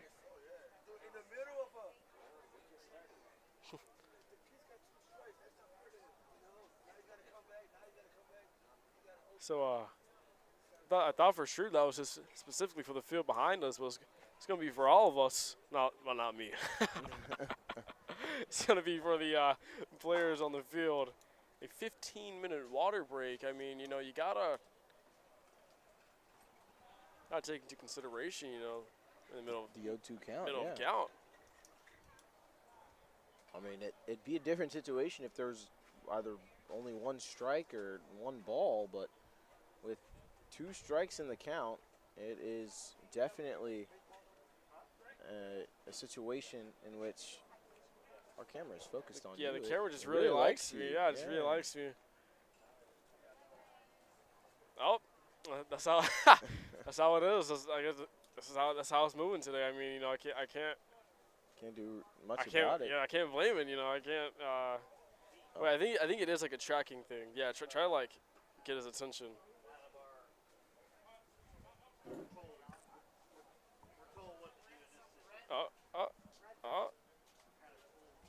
Oh, no, it's locked in on. Yeah, got the Ozbot here as a. Yeah, it's locked in on Jordan Jackson. Dang it, dude. here. All right, really, then let me really get likes him. closer over here. The Royals are taking the field once more. I'm not sure how strict this water break is, because something else to take into consideration. Our game just started, so it's like how thirsty can these guys be? You know. Right. Yeah. It's. Granted, the turf is very hot. It is very hot, but it's the top of the first, and safety does play a factor here, especially for our umpires. They have you know, a game that went on for a very long time, a 9-9 tie. It ended up being through 6 innings, but it was longer than most of the games we've really had. And so here on Joe McGuff Field, safety matters more. And they're going to cut the 15-minute break early and go right back out there. I think it was supposed to be 15 minutes. Like you have a 15-minute period where you're supposed to take a break, but only 2 minutes for the water break. I think that's what they were trying to say, because he said 2-minute timer. So it was 15-minute variable. Oh, like a 15-minute window for you to take your 2-minute break. Mm-hmm. Yeah, 15-minute window, and then very complicated. 2 minutes for the break to actually ensue. And a ball is called as we were back in action. 1-2 the count here on Cedric Crawford II. I love that. Myself being Wilbert Washington II. Love to see another second utilizing the suffix instead of the junior there. No. Oh. Let's send him, yep. Hit him dead in the chest, and he's hit by the pitch. The second time that these Royals have scored off of getting hit with loaded bases here in the first. Catcher there for the Brewers telling him his pitcher to calm it down. I don't have a. Is this the roster? No, this is also not the roster for the Brewers. But I have covered the Brewers twice, 3 times, so I am familiar with some of them. Catcher Griffey Johnson went out to talk to his pitcher Jake Galazewski. I'll take a picture of the Brewers one as well. Let me try and turn my brightness up. I'm so thirsty once more. I think that's my water. All the way up. Does that have their number? Oh, right by their name. All right, grasses. It's going to be stopped by the catcher, who I can now name. That is going to be Griffey Johnson. Yep. Griffey Johnson. How'd you get the first name from him? I took a picture of the lineup card as well. Oh no, that's the Minnesota. So here is the Milwaukee. I'll take a picture of that just in case. So that's all their first names, and then the other one's their last names. We're going through our game plan here on air. Outside. Outside for a 2-2 count.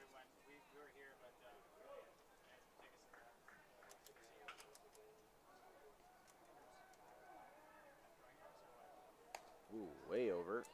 Good from Griffey Johnson to keep that in the field of play. Antonio McDonald at the plate. Left-handed pitcher, but he bats right. So Chris Padilla's going to be on deck here. Ooh. Can't get it. 4 runs in the inning for the Royals, and I mean, Brewers going to have a fast start here to minimize that momentum.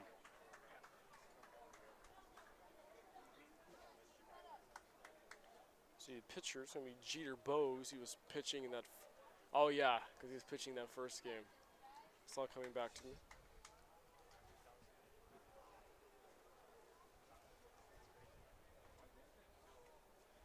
Oh, Antonio McDonald on the mound. The 5'7" lefty.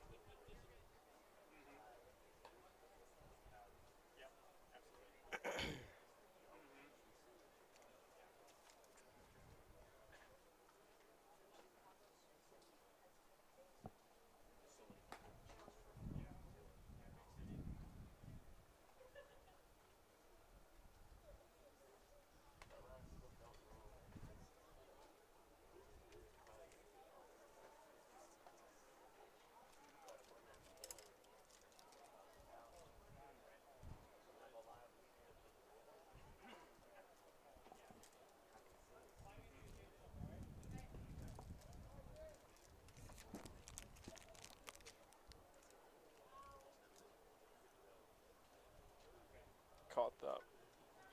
Smooth catch here. Cheers. And this is actually not Jeter. Jeter's listed as the pitcher on the roster, but it's going to be, or at least on the roster I have, it's going to be the lefty here. It's going to be 28. Antonio McDonald, once again, the left-hander.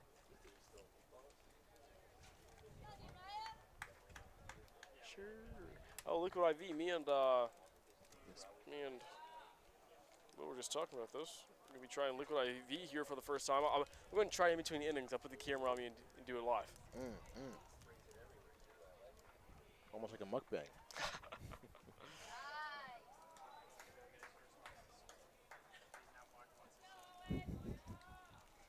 Thank you.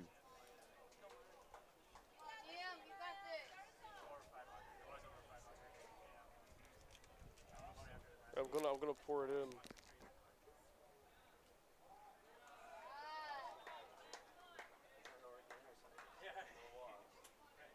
I love Liquid IV, honestly. The flavor might not be the best. It is decent.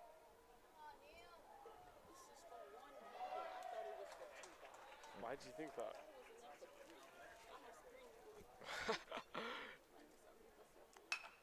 There's McDonald. Greatly fielded. Oh.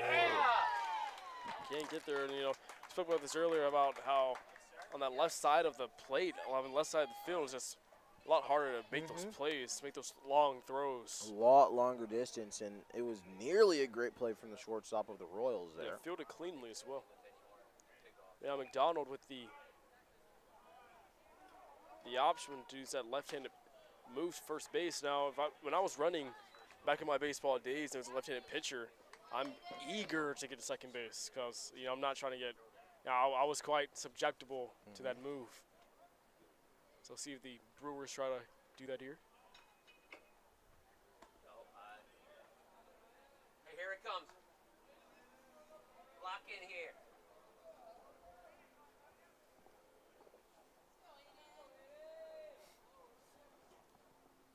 1-1 the count here on Aiden Takkanen.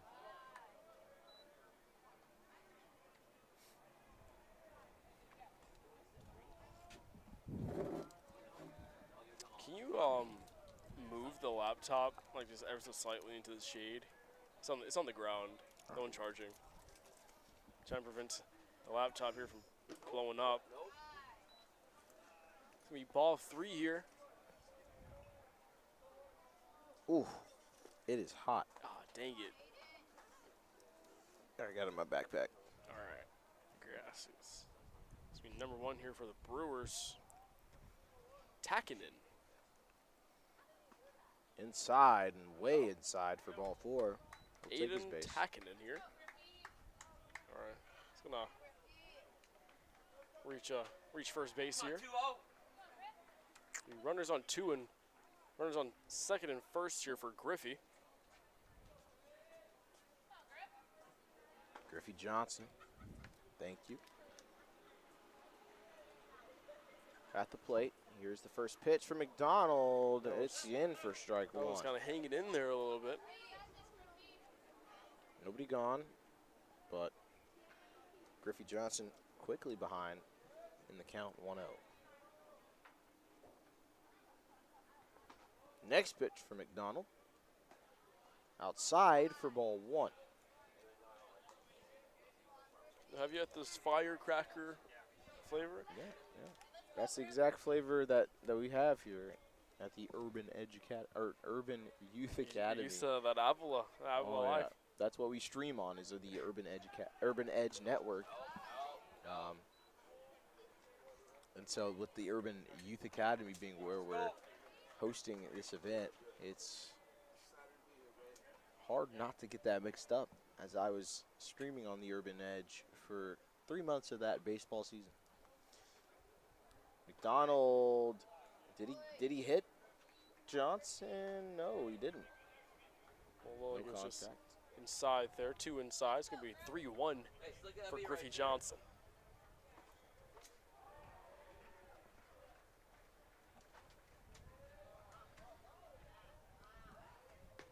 Boom, he got him Strike. there. So You can't blame him. Looked a little low there. So, 3-1 pitch. it's a nice breaking ball, though. It curved.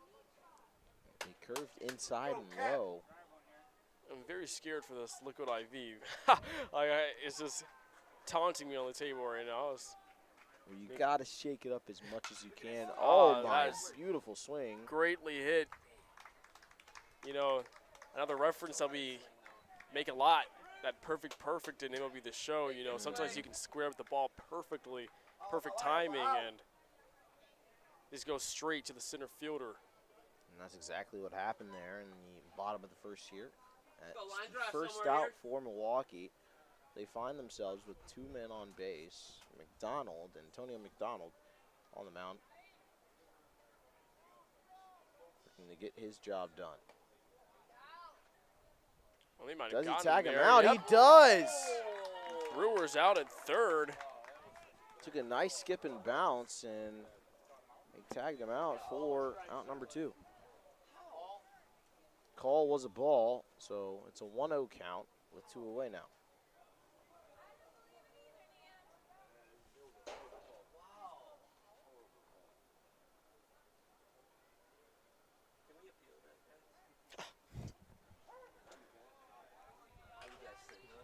Strike call. People not happy with the call.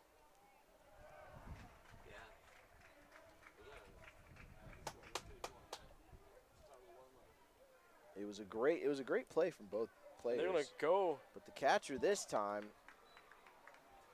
They're gonna go karma again. strikes from Milwaukee's number 1.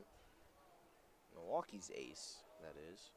It'll be Dylan Pereira, the catcher there for the Royals.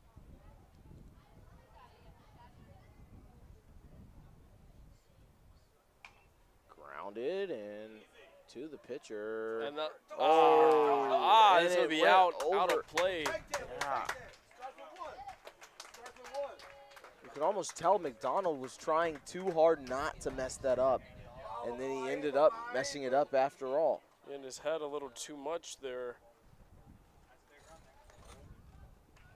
And that run will put this game within 3. Aiden Takinen scoring in.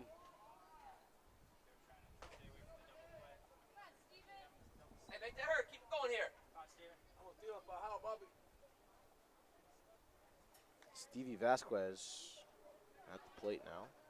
And Brewers down by 3 early, but you know their last game they came down by 6, and that was like in the last inning. So.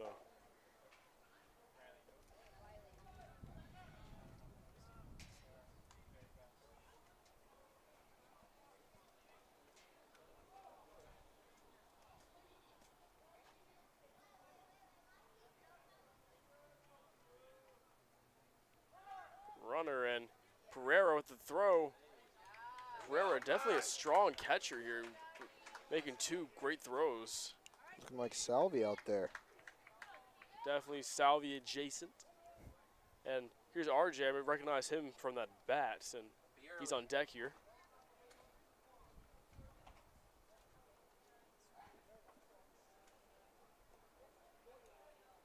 RJ Buckner.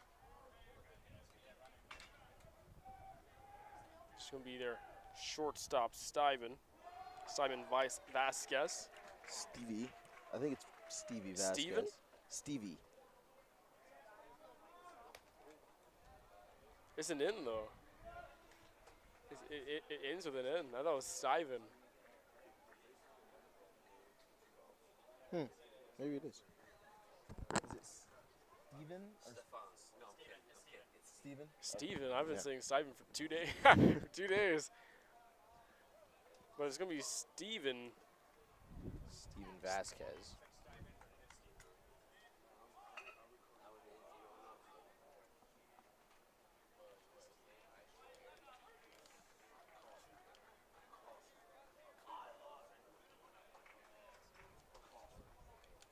McDonald against Vasquez. Inside and on the full count pitch, it's a walk.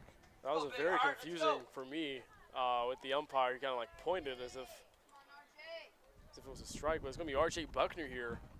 With runners at the corners. Bottom of the first here, 2 away, 4-1 the ball game score. RJ Buckner with what looks to be a video game-esque bat. Yeah, definitely, you know, Diamond Dynasty. I know you can get that in Diamond Dynasty. I know we talk about MLB The Show a lot. You got to connect it when it's a youth Wild tournament pitch. here. Oh, great play there from 24 of this Brewers team. That's JD Colom Diaz. That's the guy with the braids, Mr. Braid.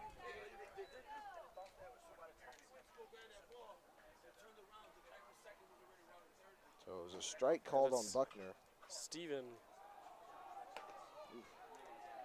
Vasquez at second, I believe, and RJ Buckner at the plate. At the plate. Yes, sir. Antonio McDonald. 15 minutes. Mandatory 2-minute water break. After 15 minutes. All right, so they're saying in the next 15. Win has been 15 minutes. 2-minute water break. Okay, so every 15 minutes they're taking a 2-minute water Oh, break. Now I okay. get it. Now I kind of get it, but you know the safety first, you know. But now I can do this liquid IV on live. Oh, yeah. Liquid IV on live. Now Will has had this exact flavor of the liquid IV. It's the firecracker one, and there's no type of liquid IV sponsor here, I'm pretty sure, but he said. Sponsored the Urban Youth Academy. He said, "Hey, I mean, it's all right. I mean, you know, he said, I love it, but the taste is just all right." And I'm kind of scared for that, because how do you like something you don't like the taste It of it? really gives you energy. It's like the electrolytes. It's How do you even open this? rip it from the side. That's what I'm attempting. like- Oh, okay, I see it. Okay, I see it. There's so much of it. Oh yeah, there's a lot. There is so much in here. I'm very afraid of this because I already had a body armor. I'm not the biggest body armor fan. There is so much.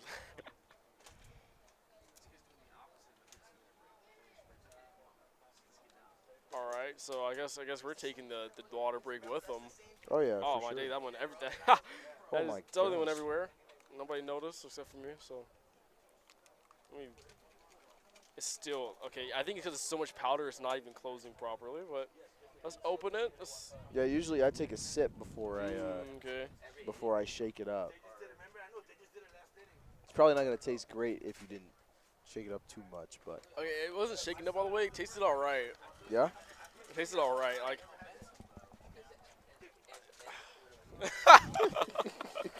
What you think? What you think, Jordan? I don't know. Yeah, it's definitely a ooh type of taste. Here we go. Here we go. Nah. No. No. No, he came back with the nah. This is like, I do feel it though. Yeah, yeah, I do feel IV'd. yeah. I do feel it. All right, we're gonna return to RJ Buckner here with 1 ball, 1 strike, 2 outs for him, and Steven Vasquez at the corner. Our camera Had has the corner switched in the focus second. to some of the fans. Our second camera has switched focus, that is. Yeah, not sure what's going on. Not sure why he's doing that, but All right, let's go, RJ. Wait for your pitch, kid. RJ Buckner at the plate, and it skips Steven's past him. gonna advance. Stay in that box, RJ. Let's go. A little of a, he's a very tall catcher here. Very tall.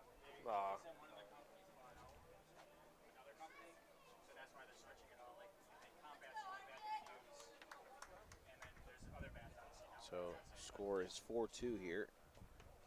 Runner goes early. RJ, go. There we go. And RJ Steven will scores. score, and Come on, RJ, your turn now. 3-4 back here. already. 3-4 for the Brewers. Once again, it's On that back a very determined team.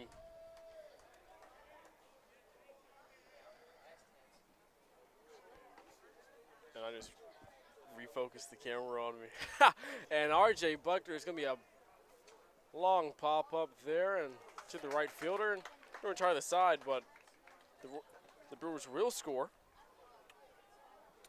And now we discovered the rule that every 15 minutes there will be a 2-minute water break. 15? Every 15 How much minutes. time is that adding? Because they have an hour and 30 time limit, I'm pretty sure. But if you have every 15 minutes taking a 2-minute break, that means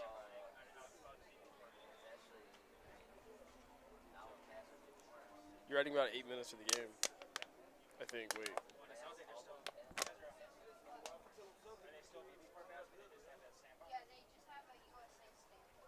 No, 6 or 8 minutes. You're either adding 6 minutes or 8 minutes. I Oh can't yeah, tell I mean which. you saw the advanced math. I mean he was doing it all in his head. Look at this guy. It's an advanced edition right there. True color analyst here. Jordan Jackson. And it's still just strictly on me. No, no. When he was recalibrating the camera to scan it, he kind of. I'm enjoying the liquid IV a little bit. Oh, like you it's are? growing on me. That's what liquid IV's supposed to do, really. As it's supposed to rejuvenate you, and the taste might start bad, but once Why get would you down- do that? Yeah, I don't know. Why would you do that though? I mean, the healthiest things don't always taste the best. That's true. Yeah. Like carrots and Oh, wow. like carrots and broccoli and. All our carrot eaters and broccoli eaters, I apologize. I for- haven't, dude. Like it's been a minute since I've had a vegetable. I'm gonna be so real. The last time I had a vegetable, What about cabbage? no. Why was cabbage your first? Cabbage is so good. Well, I'd be like, oh, I just had You cabbage last night. You cook cabbage in the crock pot. You cook cabbage. You cook cabbage the southern style with some sausage and what else? It is pretty good. Yeah. It's just very. I feel like cabbage is kind of like you gotta really make that though. You can't just casually make cabbage. You gotta like be Right. determined. Right. Stop everything. Oh, and RJ Buckner is gonna be the pitcher here. I think it's a pitching change, correct? I don't believe he was pitching beforehand. Oh yeah, he didn't start. Galazewski was the starting pitcher. Definitely that height. We're seeing a lot of these taller pitchers really be able to use that arm length to further throw the ball. Get that velocity. Get that whip. Ooh. There's R.J. Buckner definitely using that as a warm-up. Has a different stance. He usually stands with his front foot standing about 1.25 foot in front of his back leg. But it's working though. Is that It is. got some heat right there.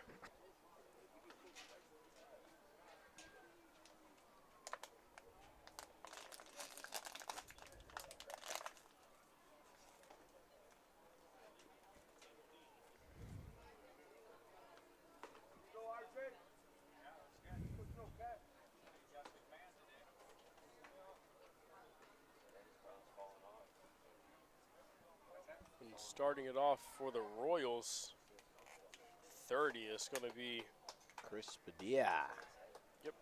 Chris Padilla, the infielder.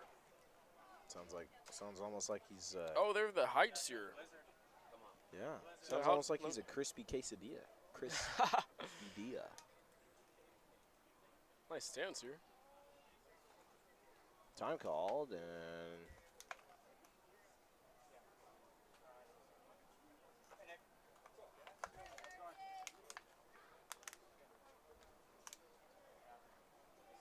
A 4-3 ball game. Padilla leading it off for the Royals. Buckner for the Brewers on the mound. His first pitch grounded by Padilla. Can he get there in time? No, he can't. Excellent play by Steven Vasquez there. Or was that Steven Vasquez? Might have definitely been Aiden. No, that was definitely Steven. It's 33 here. And Braden Bolden sitting at 6 foot.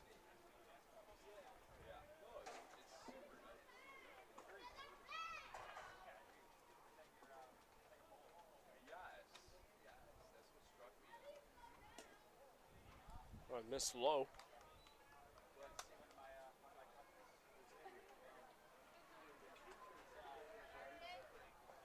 Let's pop into the stream here on the YouTube stream, see if anything's going on in the chat there. Popped up. Oh, they Nearly a collision there.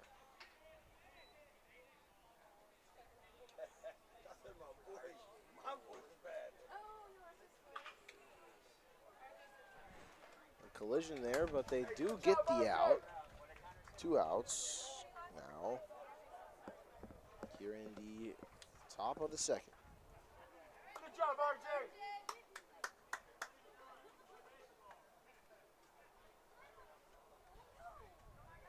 Stream looks good. Yep, Sounds good. Nothing happening in the chat means we're doing something right, I suppose. 4-3 ball game. Buckner outside. Ball 1. So after that first inning of 7 runs total, we have cooled down a little bit with 2 away, 1 out. Now granted, the Royals did score most of those runs on 2 outs. RJ Buckner notching strike 1 in this count though. Counts even at 1 apiece.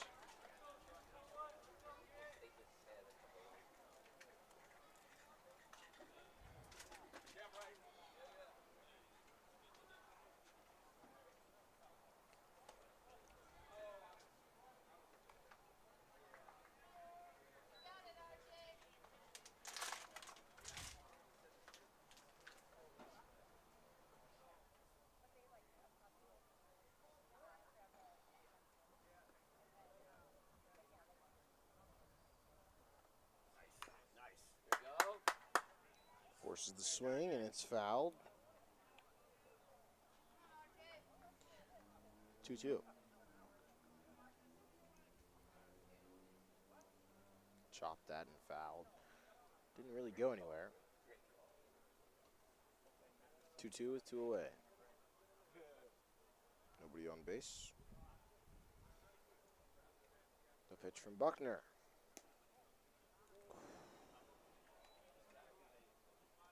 Just too low on that pitch, and it's a full count.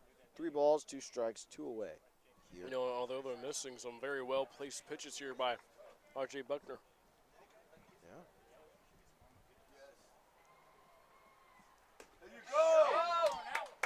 A swing and a miss.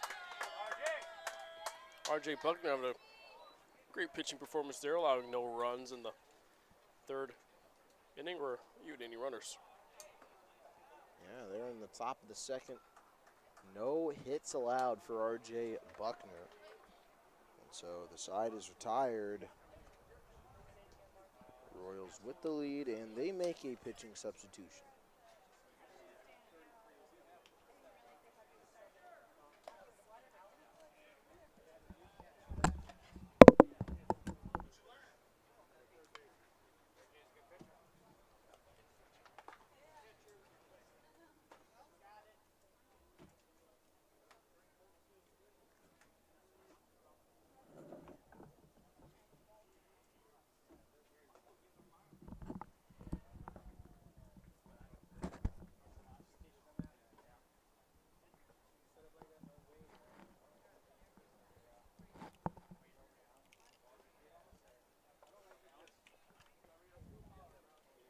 Braden Bolden coming on a pitch for the Royals now.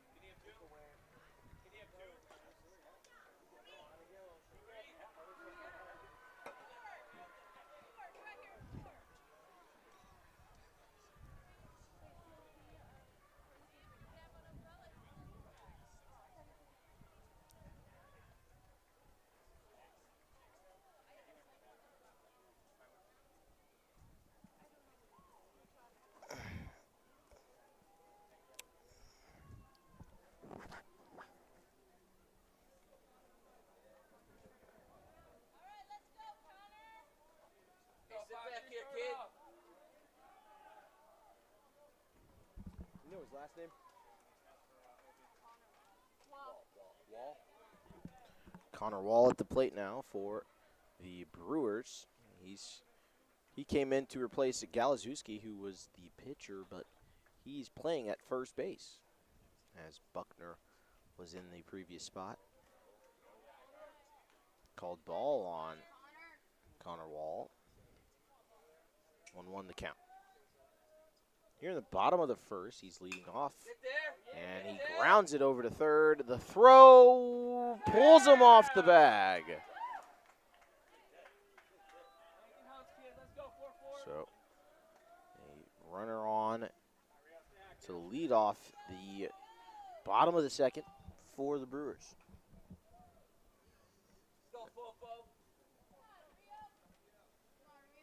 Now at the plate, Rio Rivera.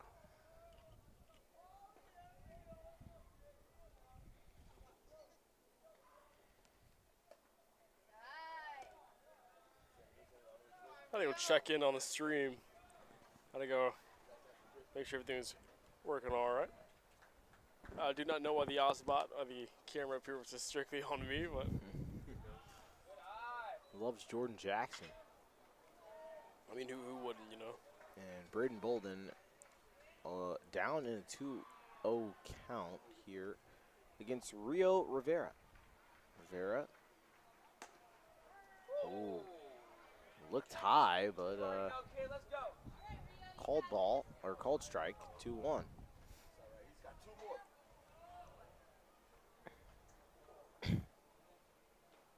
2-1. Ooh, ho, ho. Rivera wanted to get under it, and it's foul ball, 2-2 the count now. So Rivera can place a hit nicely as he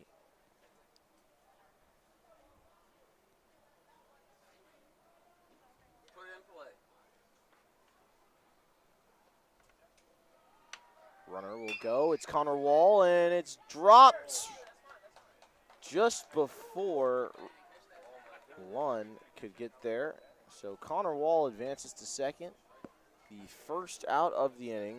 You got to move up a little, just a tiny bit on that one. You know, can't let it drop in front of you, especially when you got a runner who's not tagging right in front of you.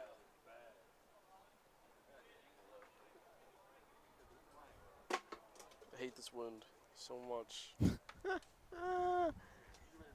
The pitch. Oh, thank you. Good from Braden Bolden. And at the plate, Riley Holt, his first plate appearance of the day. The pitch popped up way high, shallow infield, or shallow outfield, that is, and the shortstop able to make the catch. Great means of communication by the Royals there. And a pretty confusing part of the field there, that shallow outfield. Not sure who's covering.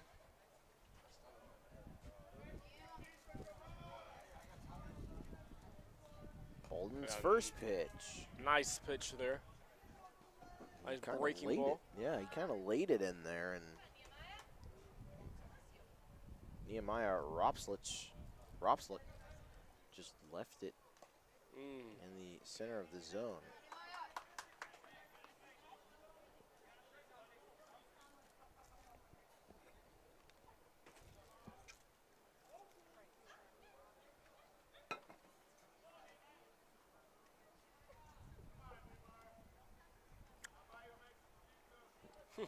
Nehemiah Ropslick being told by his senior players that they'd buy him pizza.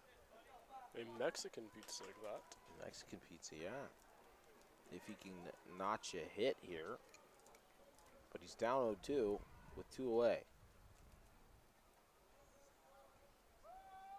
Runner will go. Connor Wall.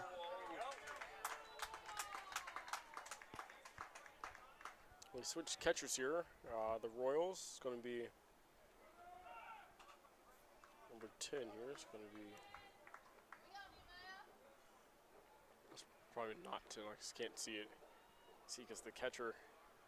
Yeah, the catcher was Wood. Wood now playing third base.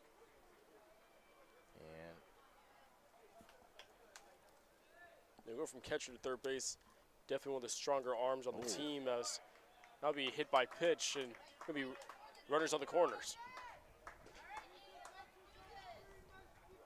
so at the corners now, here in the bottom of the second.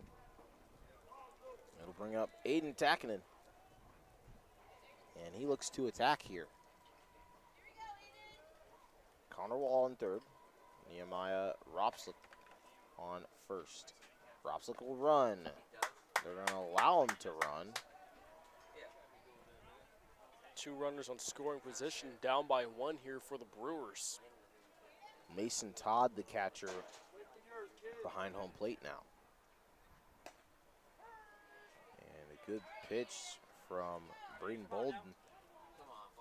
Notches strike 1.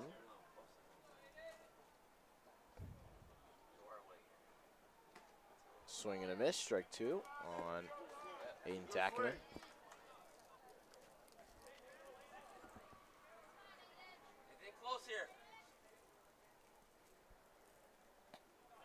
Low and outside, ball 2.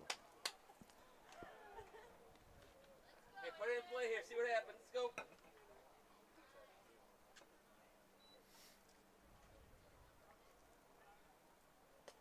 Count even at 2-2. He keeps a good eye there. Plate discipline from Aiden Takinen. Full count with 2 away. Man on first, man on second, man on third, 2 in scoring position.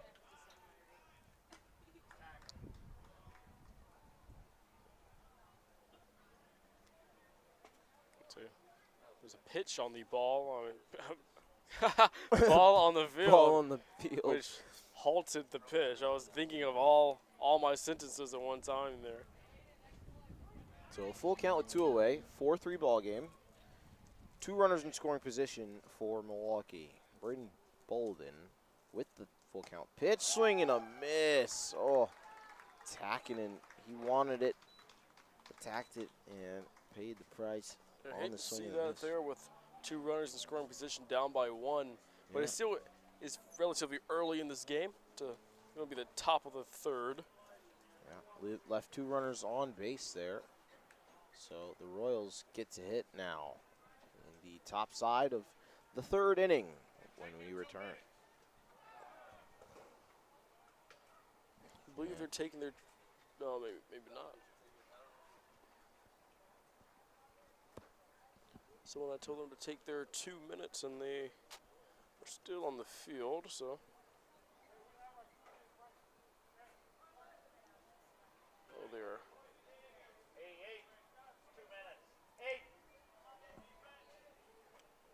Oh, it looks like they will be enforcing it. We have 2 minutes to go back to me and Will here, and maybe we can try to get Will in here. Why is it just stuck on me? It's stuck. It's still just stuck on me. I'm trying to make it not do that.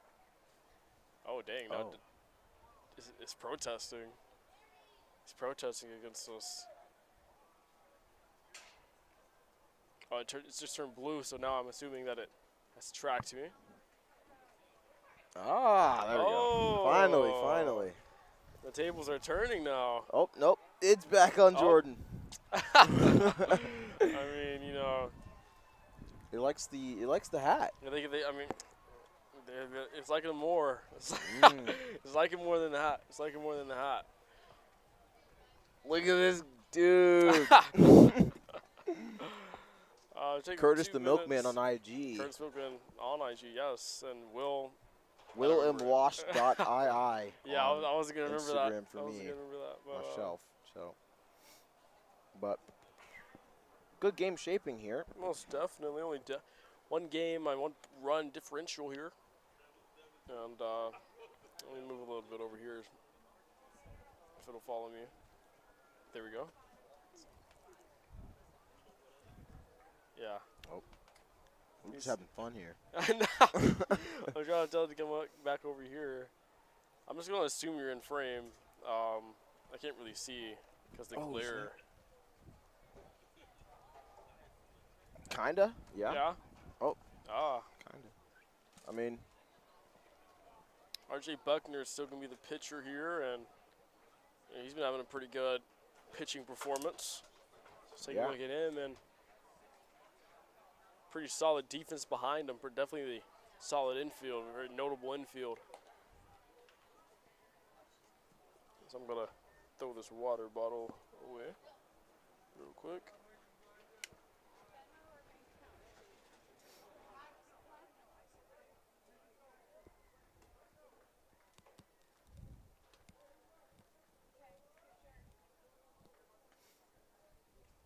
whoa.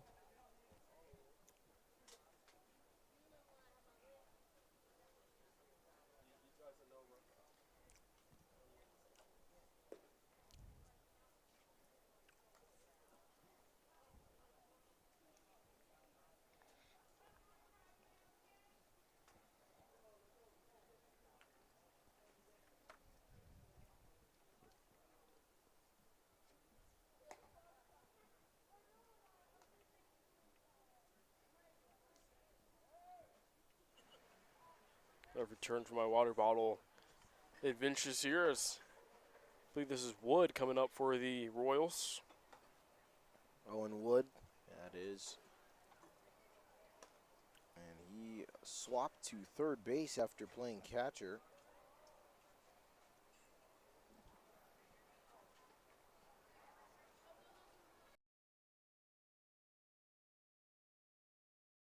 Fifth in the lineup is Owen Wood.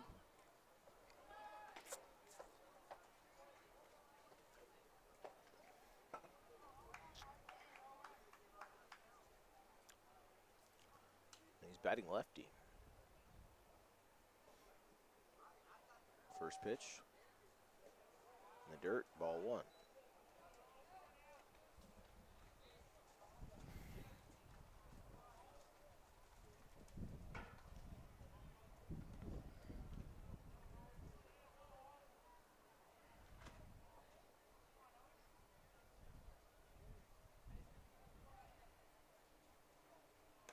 Way high, ball 2.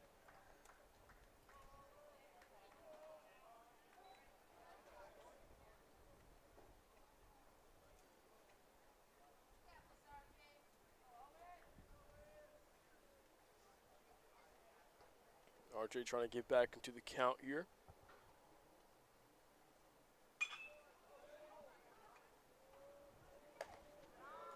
Top of the 3rd here. And RJ Buckner losing out here in this count. 3-0. Now a 4-pitch walk is looming. 3-0 pitch. And he keeps it alive with the strike. 3-1 now.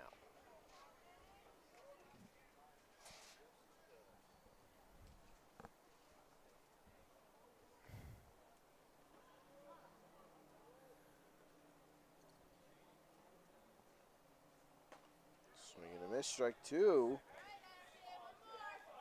Now Owen Wood finds himself in a full count situation. Just 2 pitches ago, he was up 3-0. Do you swing at this? I gotta see the pitch. Depends on the pitch here. And he will swing. It's going to be grounded to the first baseman. And he still gets there first for the out.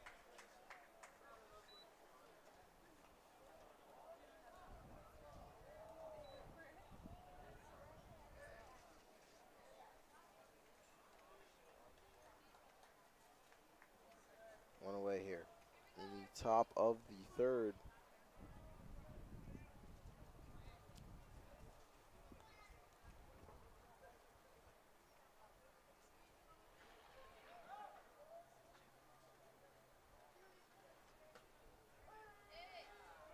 Good pitch for strike 1 here on James Williams.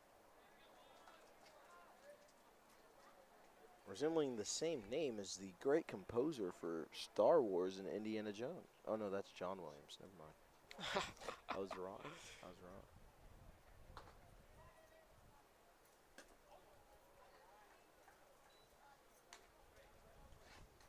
1-1 count with 1 away.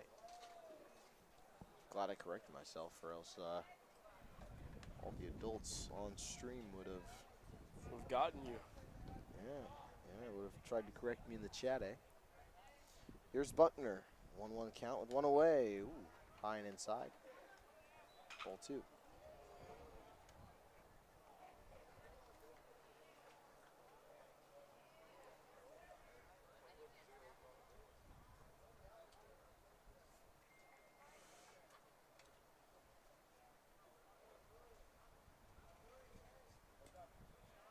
Ball gets past the catcher there, Griffey. Johnson, and the sun's just beaming. We're in the shade here, and still I have to squint my eyes to like truly see the field. That's why you need that hat.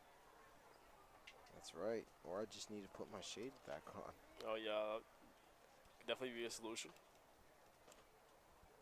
It's kind of bothering me with my headset, but at this point, might as well just keep them on.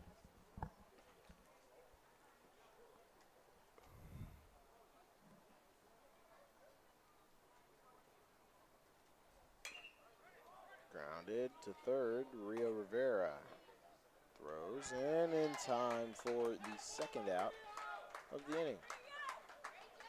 You know, great play by Rio there, coming up to the ball on that turf. You know, you got to attack, especially on 3rd base.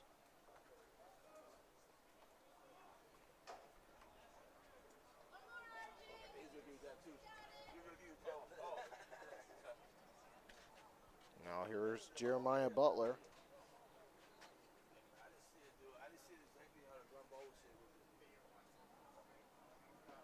He's ready to swing here.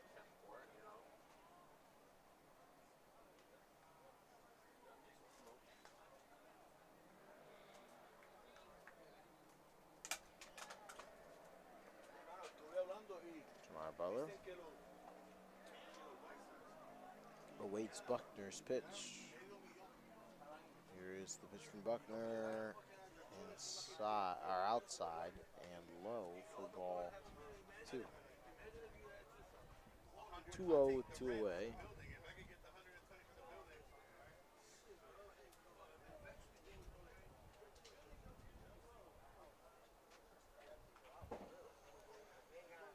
Top of the 3rd here.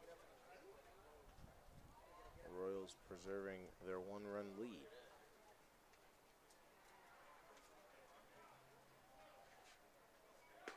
Go, RJ!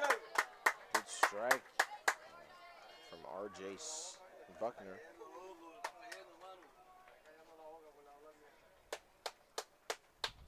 2-1 the count.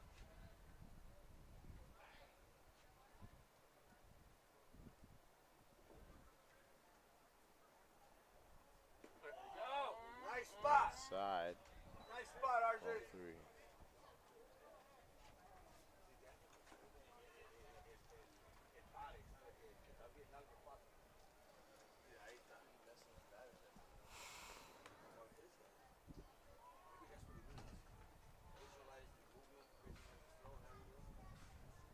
Nice pitch! Just missed it, baby. Just missed it. That was just a little bit low. That was a good call. No, it wasn't. Yeah. And the walk there takes Jeremiah Butler to first.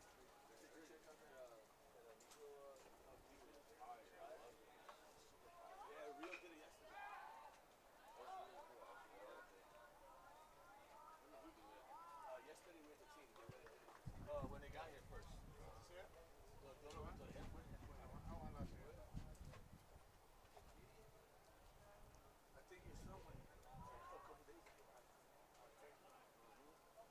Buckner, 0-2 count, or sorry, fresh count with 2 away. Jeremiah Butler on first and at the plate. Yeah, they gotta put a Rican little thing too, because it's like the Negro and Hispanic too. Yeah, I've seen a whole bunch of Mexican players. We got the statues there. Throw, Cap! Bro. Good throw, Griffin! Let's go, Griffin! He's gonna get him at second to end the inning. It's just a Snapchat. That's a great pickoff there from Griffey Johnson. I believe that was the first pickoff from to second that we've seen. Yeah, it's the first one we've seen to second today, and what a way to do it. Down a run here early in the top of the 3rd. The Brewers get it done, don't allow a run, and it stays 4-3.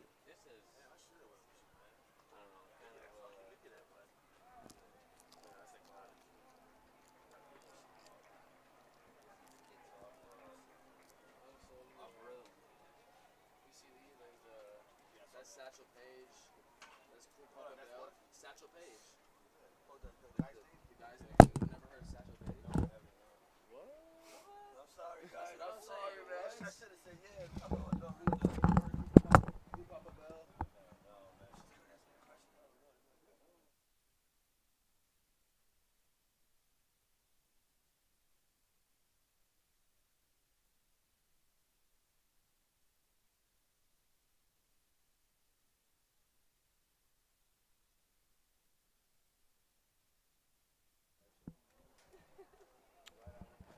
Were we muted the whole time?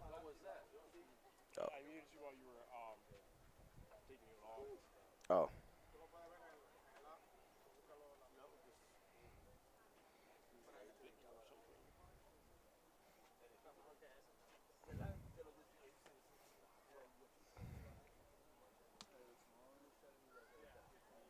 Dang, how's my phone already at 62?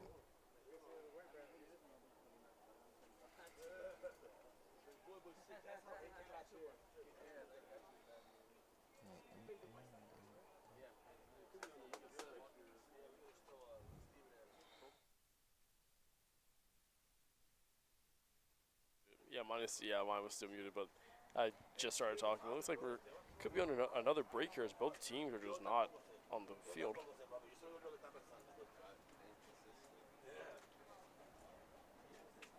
Possibly there. And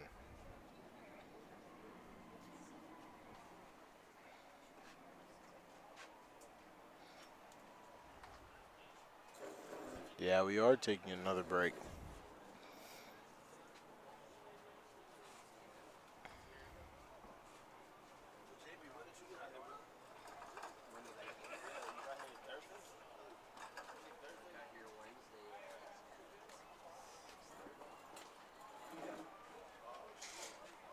I figured if I'm gonna pay for the hotel today, I gotta get there at least do something. It was 1:30.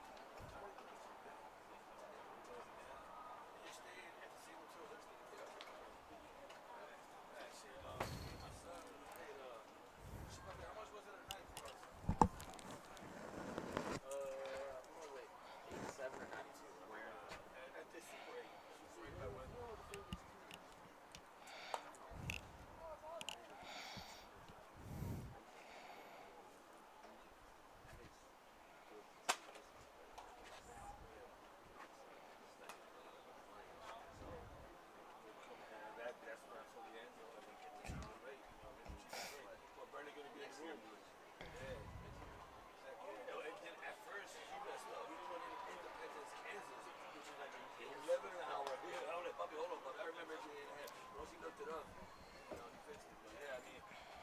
No, I had to cancel the reservation. I booked it and everything.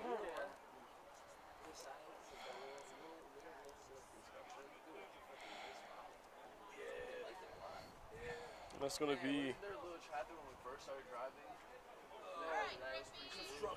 Griffey here starting off for the Brewers. Call time. Yeah. It was just a construction traffic. Griffey Johnson calls time there. Made the great play on the other side of this inning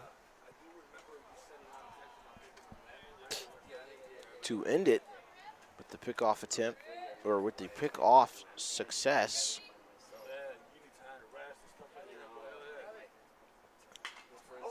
He smacks it in the left, gets under it, makes the catch. Great contact there from Griffey. Another one of those perfects into the glove. This time in left field.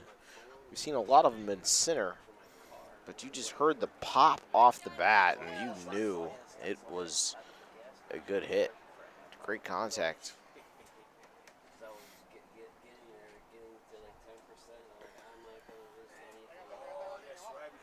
This is going to be J.D. Diaz here, center fielder.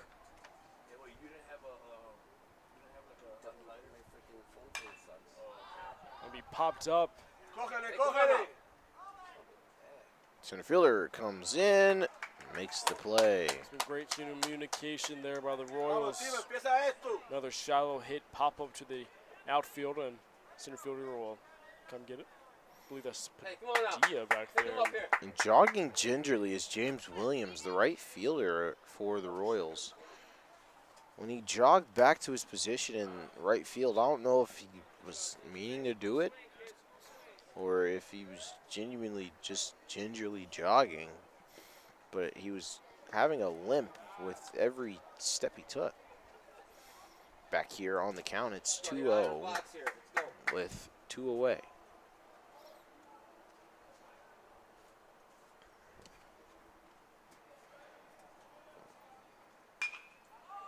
Pops it up in the center. And under it to make the catch is the center fielder. Chris Padilla there. Crispy quesadilla. And we're having another 2-minute break here. As it looks like we just took one. We're going to take a break with them. And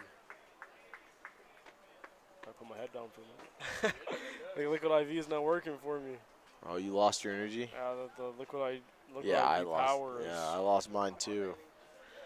I thought it'd be all right, but You know, I also was very tired yesterday, but you gotta keep in mind, guys, I'm one of the first people here to the complex, so.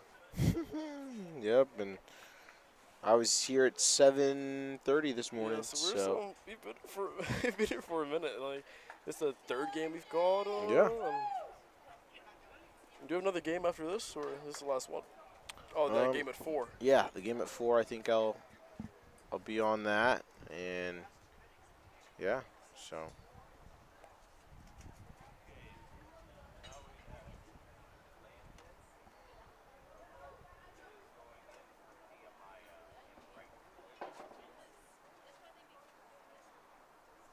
Still gonna be RJ Buckner here.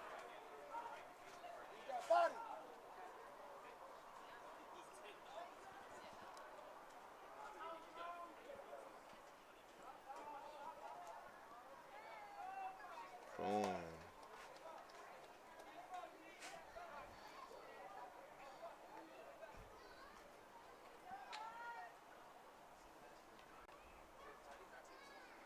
Forgot to do my. Have to look for those Royals clips.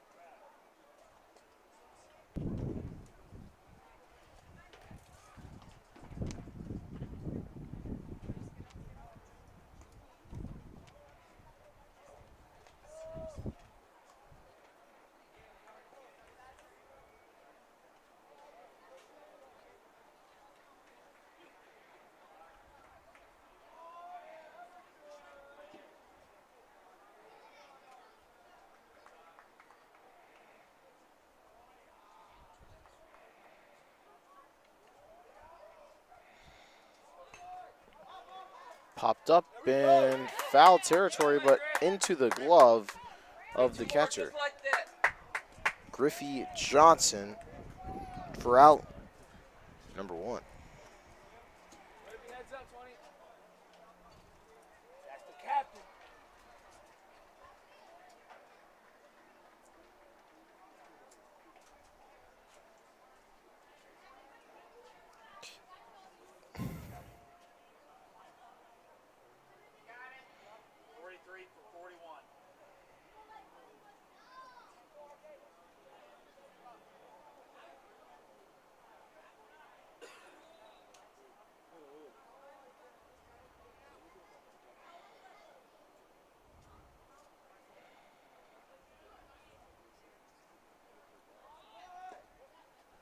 Go real, I see you.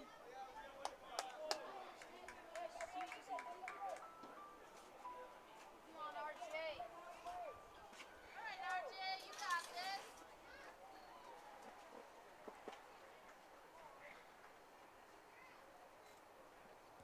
this. RJ Buckner on the mound.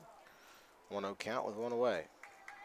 Here's the pitch in the dirt, and it bounces into the net. Leland Smith at the plate for the Royals.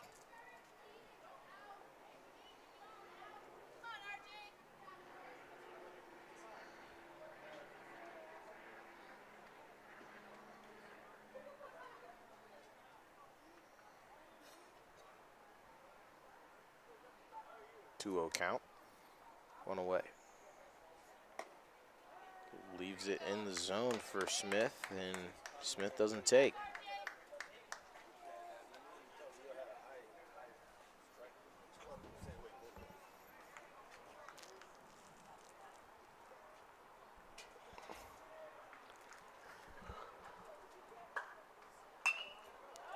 Grounded to short. Smith nearly beats it out, but can't quite do it. And 2 away now.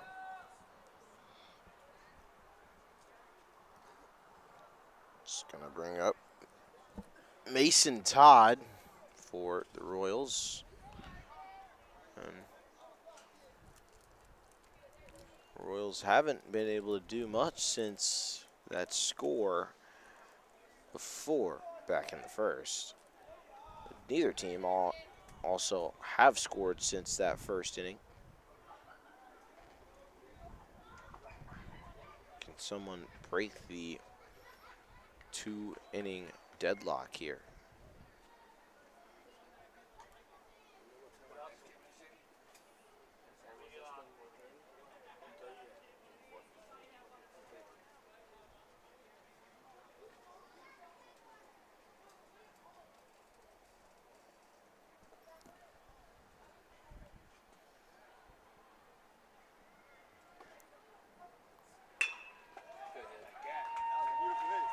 Smacked into the infield gap. Base hit there for Mason Todd. Man on first base now with one away, or two away, apologies. And it's going to bring up Chris Padilla, the leadoff man for the Royals once again.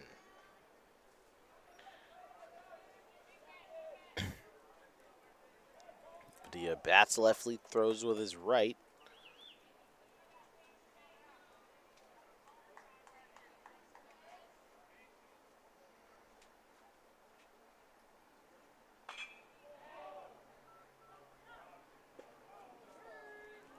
Padilla looked for it, didn't think about it, and took the price he is called for the strike one. 2 away here in the top of the fourth.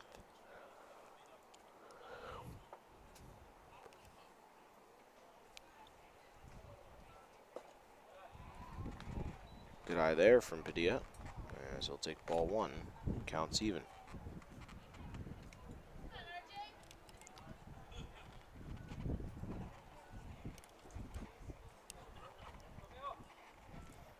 One apiece in the count here. Buckner with the 1-1 pitch.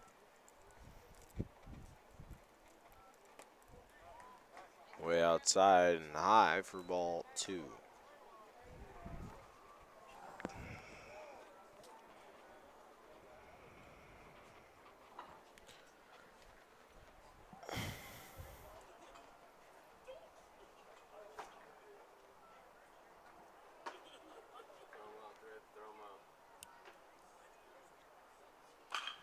Grounded, gets past the second baseman. McDonald makes it safely to second. Hey, nothing hurt. Any base here, let's go. At least it went over his glove, not him. Come on, RJ.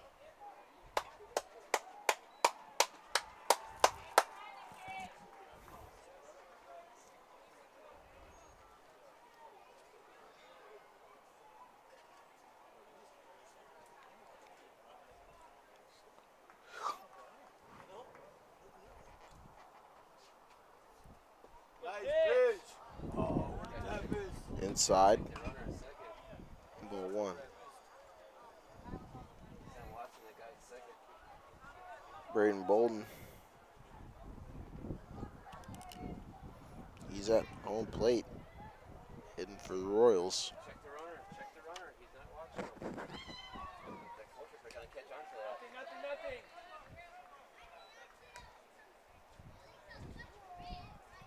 Griff, tell him to check the runner.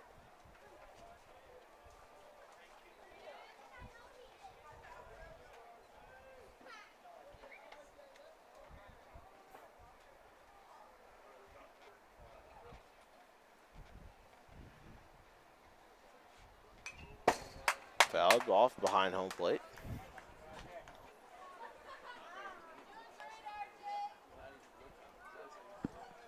Yeah, I caught it right away.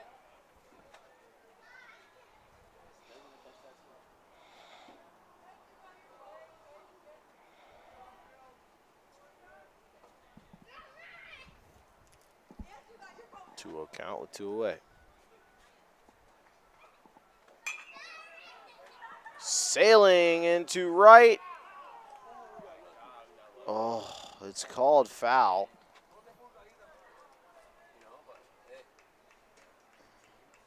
It was a great placed hit in the area, but unfortunate that it did not land in fair territory. 2-2 count. Man on first and second for the Royals. With 2 away.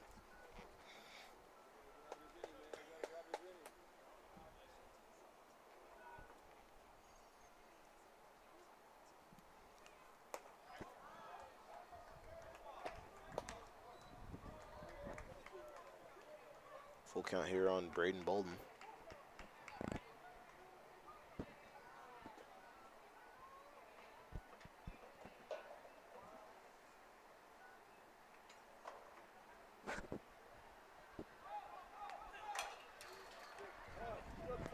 Into the net behind us once again, or in front of us once again.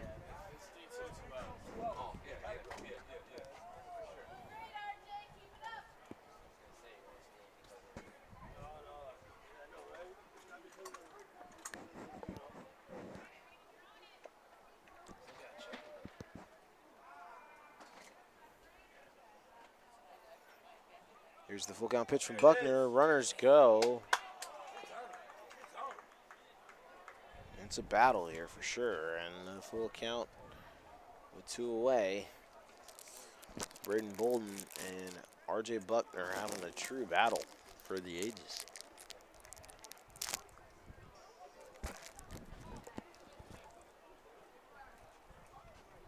I say battle for the ages, battle for the age of 15 here. And both runners will go again. A late swing. And a strikeout for RJ Buckner. His first of the game.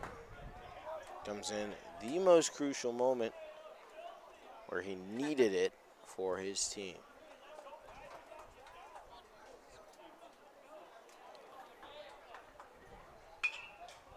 Keeps this game at a 4-3 advantage for the Royals. And the Twins take us to the bottom of the 4th. No runs scored since the first here at Joe McGuff Field.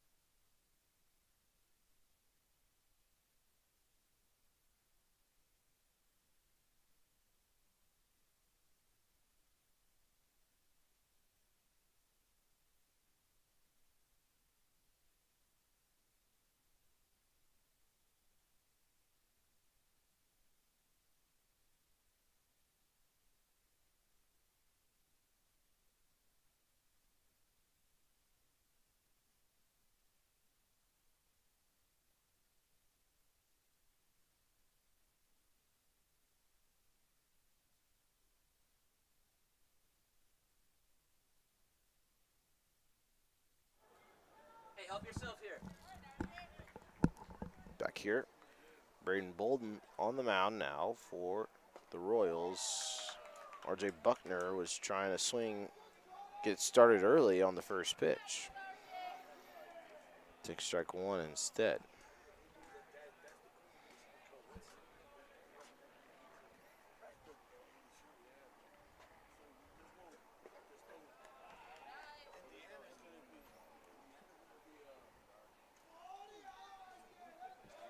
Patience now as it's 1-1 the count. And 2 now.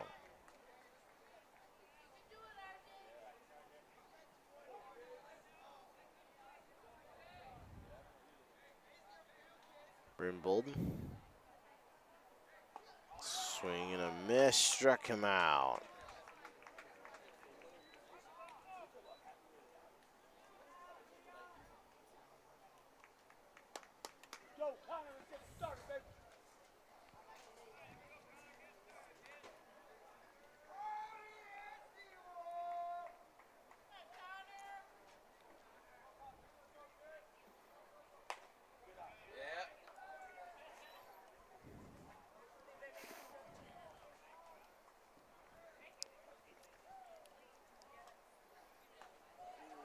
Bolden forces strike one.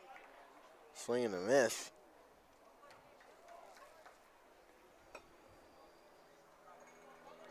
1-1 the count.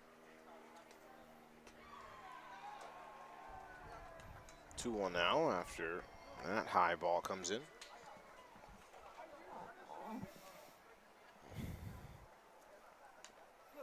Foul tipped, stayed, kept alive.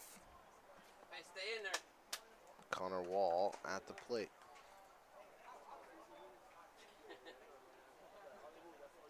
Don't do it. Don't do it.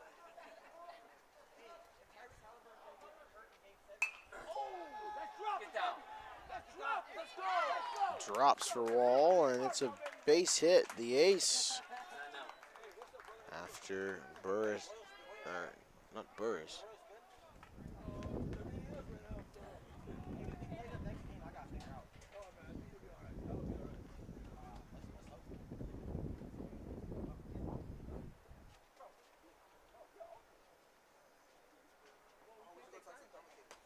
You can't take signs on the mound like that. It's a bug. You can't take signs right here, right?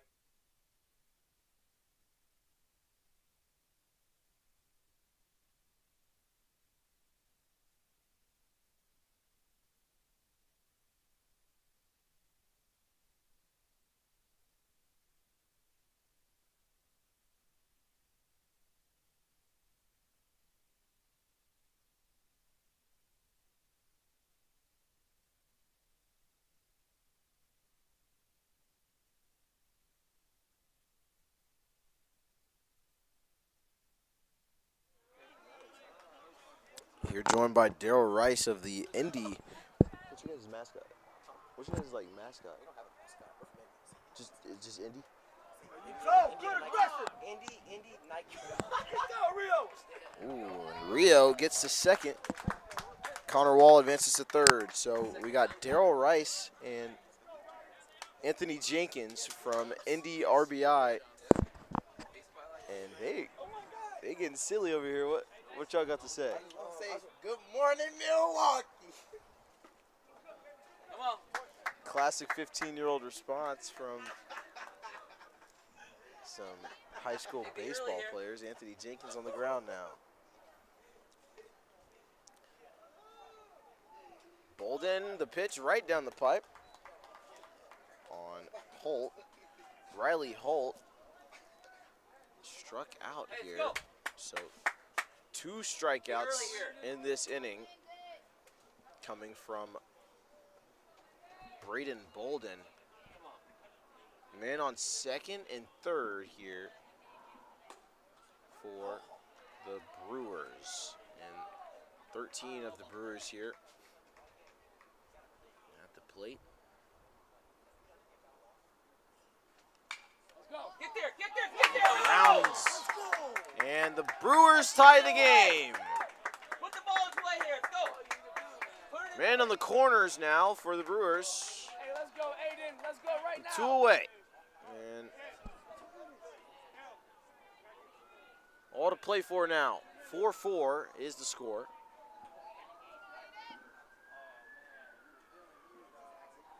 They're going to take a water break as Hey, put it in play.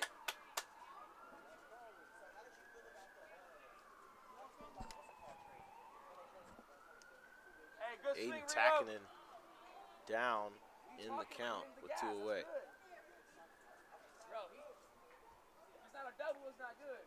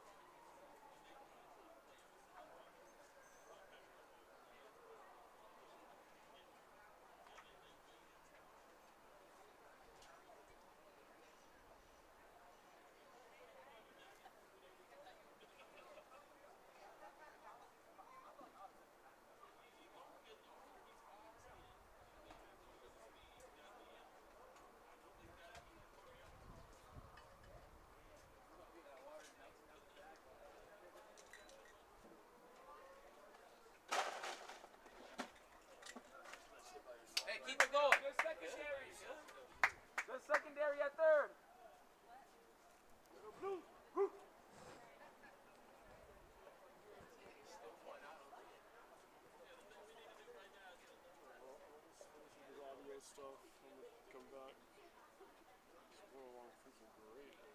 So after our 2-minute break here for water, a fresh count here with 2 away. And then on the corners, Rio Rivera on third. Let's go, Aiden. And Aiden attacking it at the plate. Let's go, Aiden. On the pressure on first then. is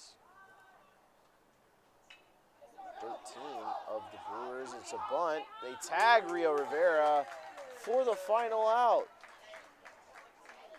Rivera tried to play aggressive and ultimately paid the price as he was 2 outs in the inning already, and he's tagged, so the game stays tied as we head to the top of the 5th. 4 apiece here.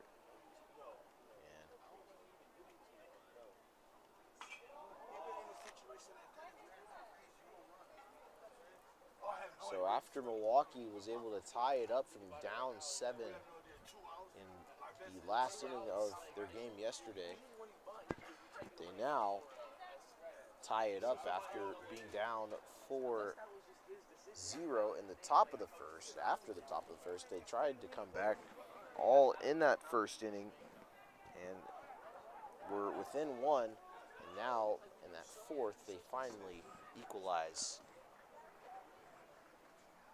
It's all even Steven at 4 apiece.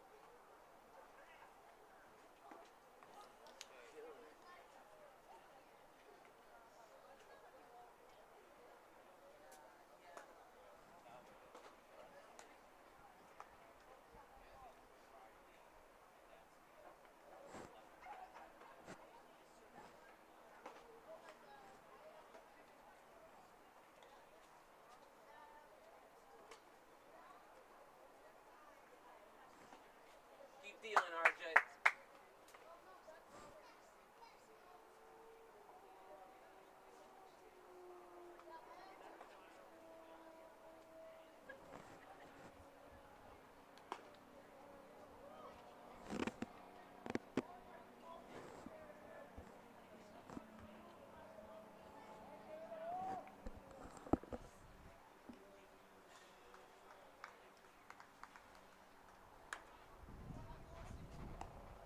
Hey, Coach, who came in left field for Riley? Yeah, so his name is Preston, Preston. number 28.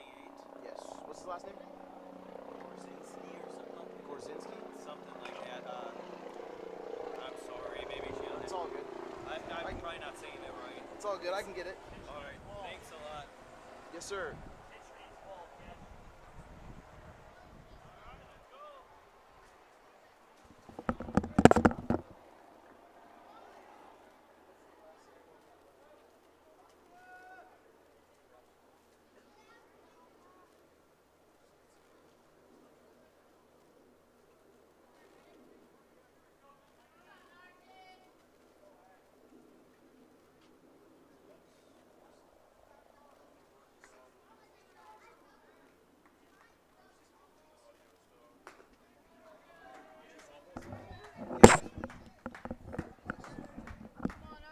So, a substitution coming in for the Brewers, Preston Gorski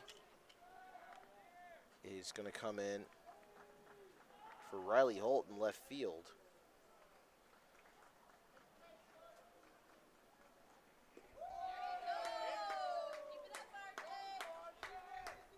And RJ Buckner finding his groove finally.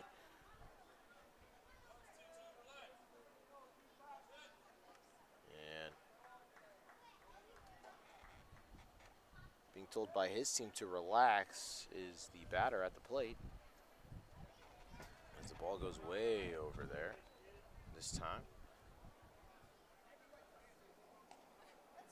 And Micah Fullen at the plate needs to calm down here. He's down in the count, 1-2. First ball in the count, just thrown by Buckner over the head of the catcher and Micah Fullen. This time it's outside and low for ball 2. On deck, batter, get on the ball.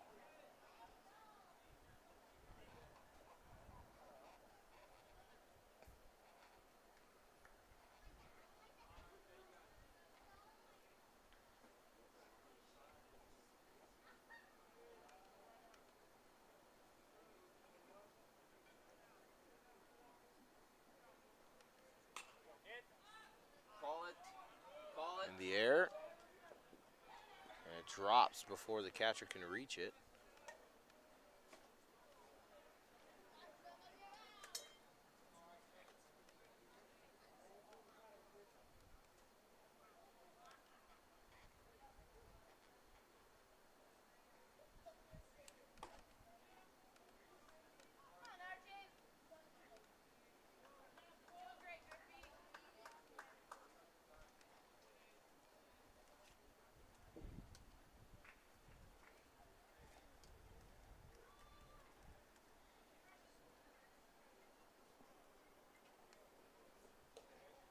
Making my grand return there on the color as that'll miss for RJ Buckner there.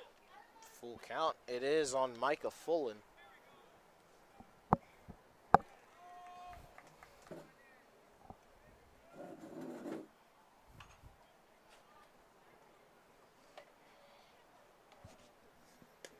Be wild there, and you know I goodness, get it out.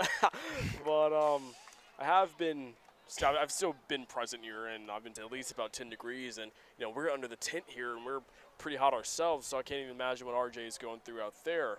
So gotta be thinking if there's gonna be a pitching change here soon, 'cause that'll miss, and it'll be I believe this Wood. Owen Wood it is, yes sir.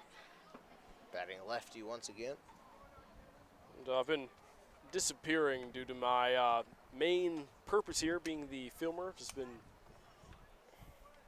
doing a little bit of editing, doing a little bit of multitasking. As that 2 will be too low. It's going to be 2-0 for Owen Wood. Man on first, Micah Fullen for the Royals as we are in a tie ball game in the top of the 5th here. You know, I wonder if they're getting some deja vu here, the Brewers here, after tying their last game against the Twins.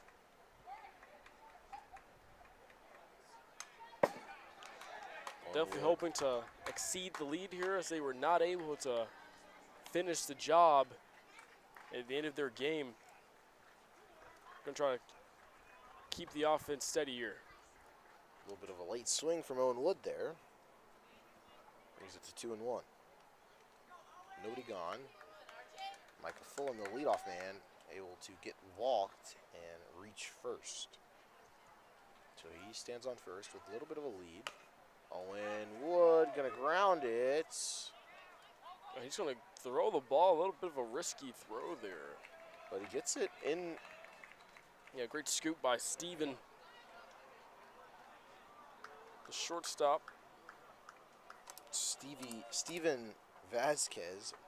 Apologies, the spelling with a Y. Yeah, S-T-Y-V-N. A little. That's why he's getting called Steven for about a day and a half there. Yeah. Next in the lineup for the Royals, though. It's going to be number 13, Mason Todd. Or sorry, number 3, Jeter Bowes.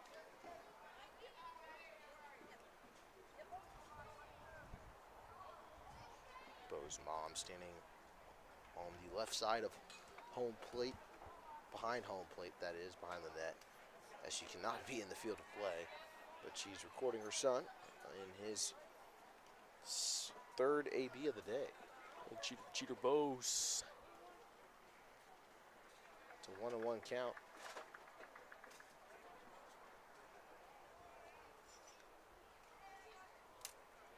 One away here in the top of the fifth. Pitch comes and it's outside from Buckner.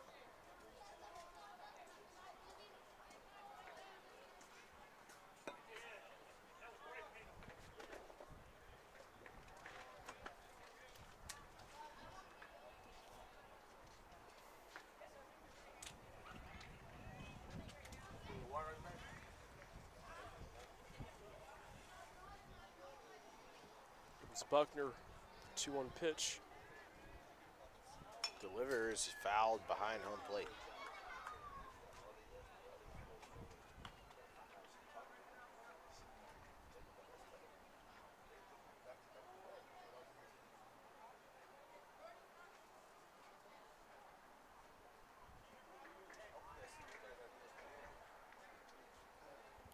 Jeter Bose here with a 2-2 count. And Buckner wanted the mound visit.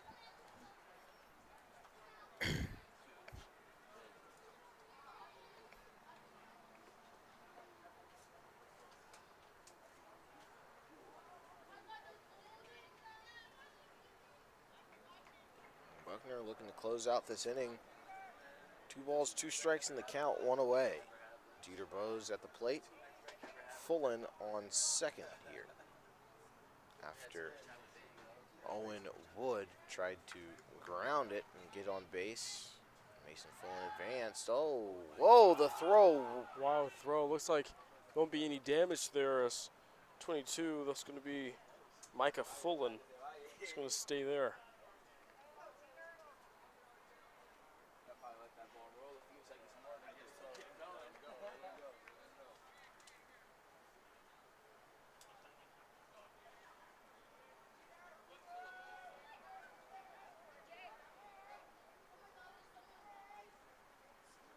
Oh, beautiful pitch there for the strikeout. And that is 2 down here in the top of the fifth.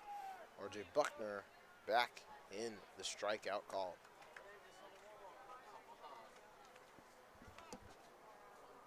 Brings up Leland Smith now.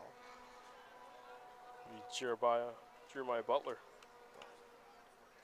Yes, number 17, Jeremiah Butler of the Royals here.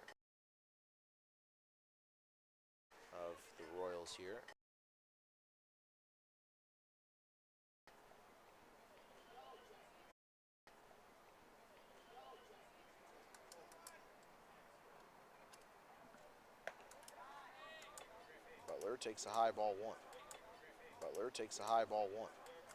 2 away here. And Fullen still on second.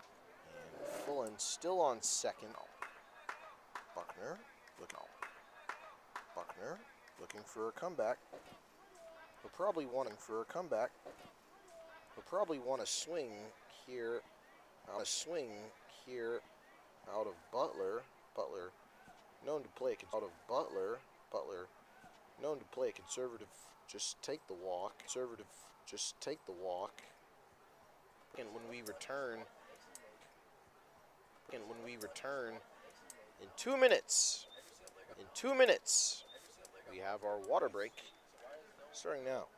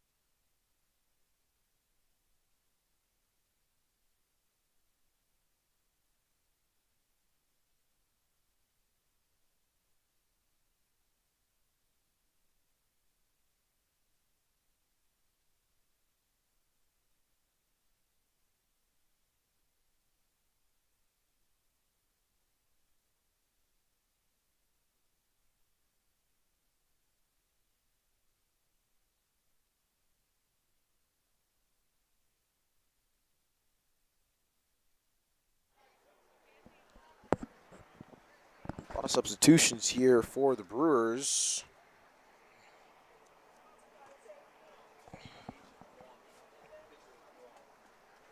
Takinen going to move to the pitcher spot now. I believe this is his Oh, first this is the pitching Royals. appearance in the tournament here. Yeah, Brewers is here. Aiden Takinen. So second pitching change here. Jake Galazewski. I hope I got that last name right. Yes, I'm going through the pitching changes. So Jake Galazewski started on the mound. He was relieved by R.J. Buckner, and now Buckner relieved by Aiden Takinen. Takinen playing shortstop earlier on in this game. And he's one of their shorter players in terms of height, but looks like he's packing a little something in his pitches. Most definitely, and coming in a tie game here. And once again, in that Brewers versus Twins game, it ended in a tie, and they're getting closer to the end of this game. So you gotta think that's in their mind here, trying to hold them off and also get the runs on the board for themselves.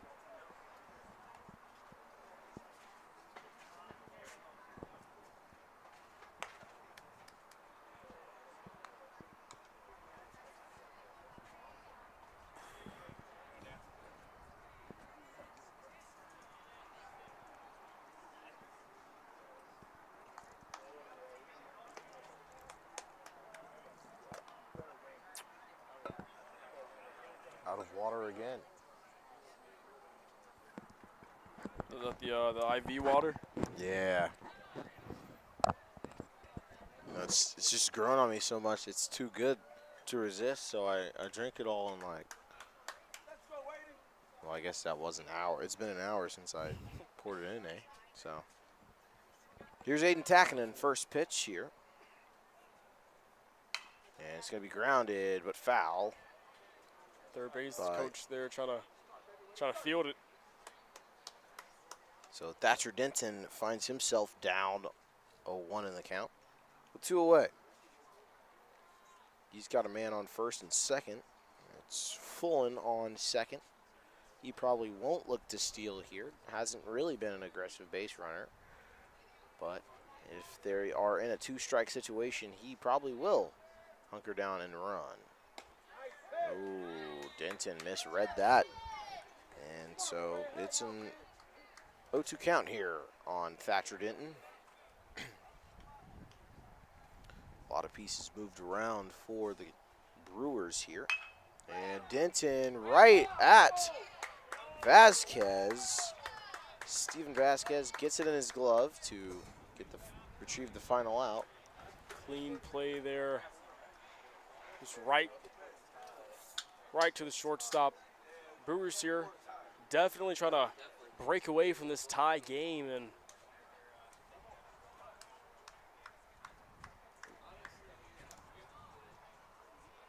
.33 on the mound. Braden Bolden.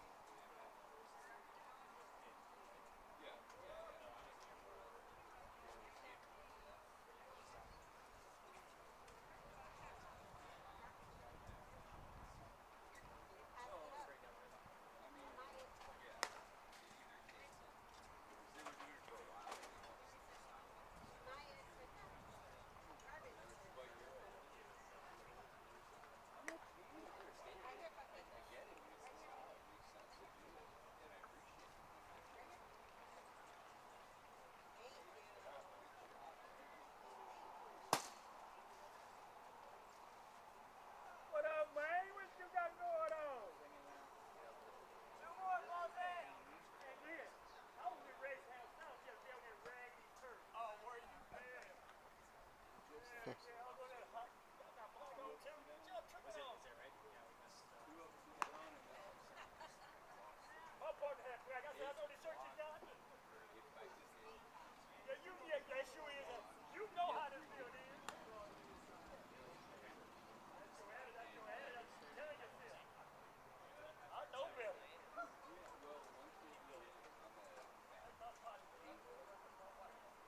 Don't ask him to switch with you when you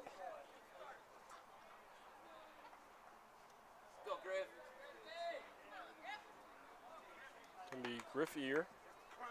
Fred McGriff, the crown dog. Yeah, the crown dog. Outside Johnson, strike will yeah. fall for the pitcher. I believe that's Bolden on the mound, correct? Yes. Braden Bolden still on the mound for the Royals. As the Brewers trying to tie this ball game up. Griffey Johnson just a little late on that swing there.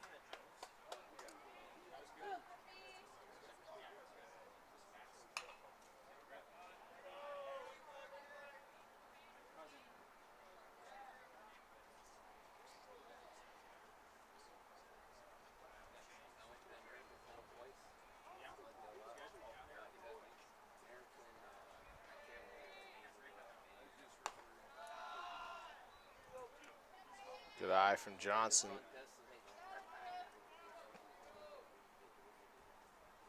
Next pitch from Bolden. Low. Ball 3, or ball 2.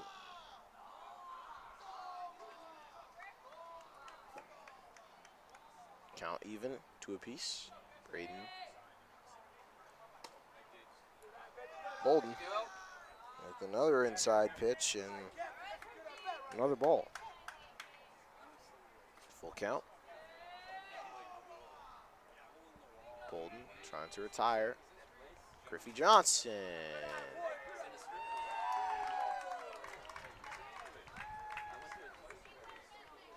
Johnson thought he had the walk secured, but called strike 3. He is out for the K. Now JD Calom Diaz at the plate. Love the accent there. 4-4 the score. He's going to ground it on the first pitch. Third baseman Owen Wood. A looper over to Fullen for the second out. You know, we've been speaking about how those third base throws are definitely the hardest to make due to the distance, but Wood over there, also the catcher earlier previously this game, so definitely gives him some sort of advantage there. Now up is Steven Vasquez. And Turns on that one. Yeah, the deuce for the Brewers, going to pop it into left field for the final out. And 2 first pitch outs will end the inning for the Brewers. The Brewers have not scored since the first inning, getting all their runs in the first inning. And well, they scored in that 4th inning. oh, I'm thinking of the. Okay, I'm reading the wrong part. Thinking of the Royals. The Royals have not Yeah, scored yeah. since the first inning. So they look to break their deadlock for a 4-inning stretch here in the 6th, as we will return in just a few short moments.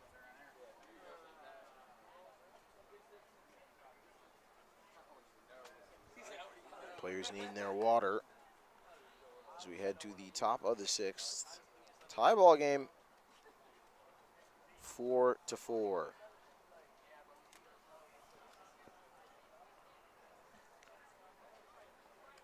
And before our matchup between Indy Nike RBI and the Kansas City Royals 15U RBI team, my player to watch is Darrell Rice for Indy. He came by the table earlier to say a few words. And Jordan, who you got for the Royals as your player of the game? Really, both teams. For both teams, let's see. Got Royals and Indy coming up next. For Indy or for both? For Brewers. Well, no, I think they're playing. I'm saying the like Royals. my player for the Royals and Indy or the Royals and Brewers. Oh, the Royals and Indy. Okay, for your Indy player to for watch. sure, Darrell Rice. For the Royals, Wood was a great defender. Yeah. On Wood. If there's anybody other than Darrell Rice I'd have to pick, it's it'd probably have to be Kingston Martin. I like Kingston Oh, Martin. yeah, Kingston Martin. Yeah, he's a great catcher for Indy, and defensively, he's just locked in. Made a great couple of plays, pickoff attempts and pickoffs. And then finally, my third player is probably going to be Exton Miller.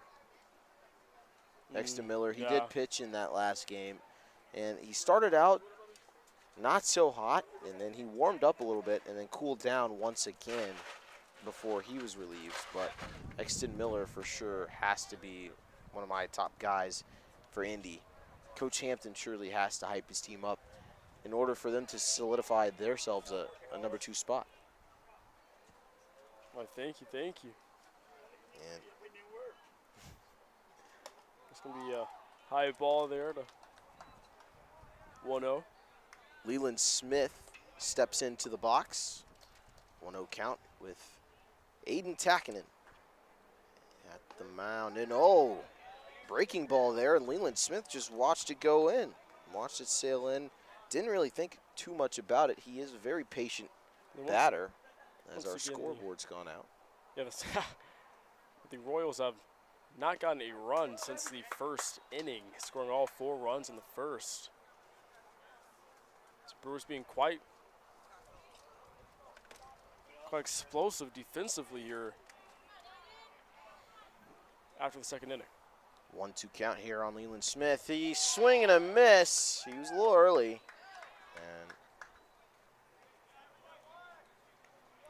it's going to be a strikeout for Leland Smith here. Well, strikeout for Takinen on Leland Smith. And next up for the Royals, I believe that's Darian Lunt. Oh no. Number 13, Mason Todd, gave out his whole body to swing at that. Strike 1 with 1 away.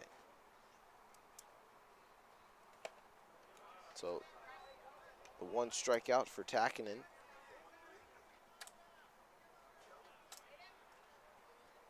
On his first batter.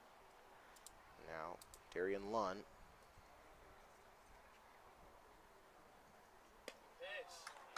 Or Mason Todd, rather, takes strike 2.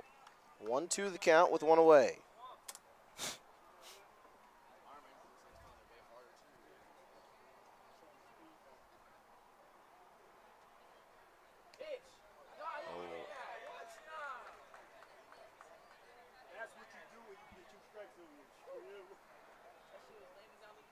It's going to be hit there. Catcher not happy with the call. It's Griffey, I believe. Yeah, Griffey Johnson and Aiden Takinen were not happy as they'll meet at the mound here. Yeah, Mason Todd found themselves down 2 strikes and then leaned into the pitch for the walk. Umpire's going to have a talk now.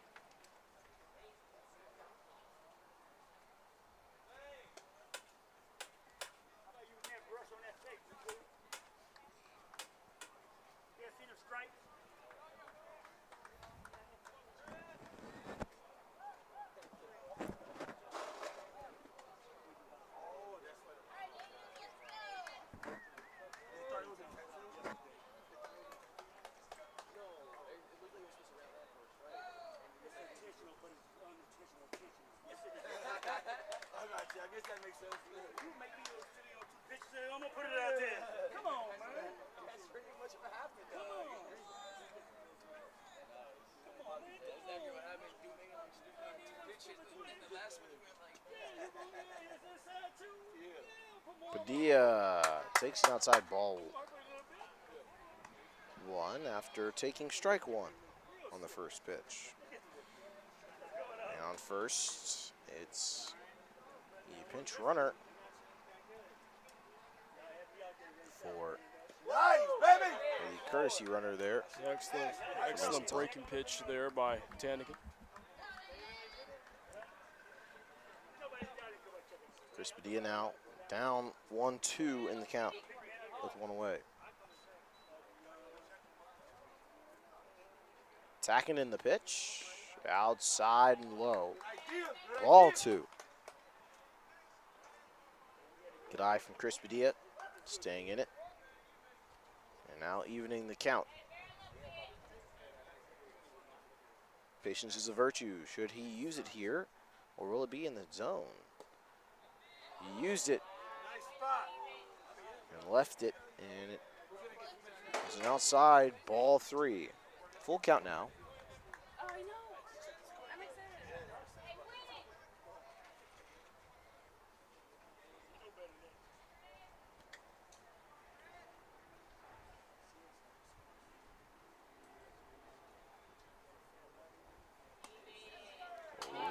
Inside for ball 4. Great breaking pitch. It will be ruled inside, and 2 inside. Not 2 inside, I guess a little outside. This will be ball 4.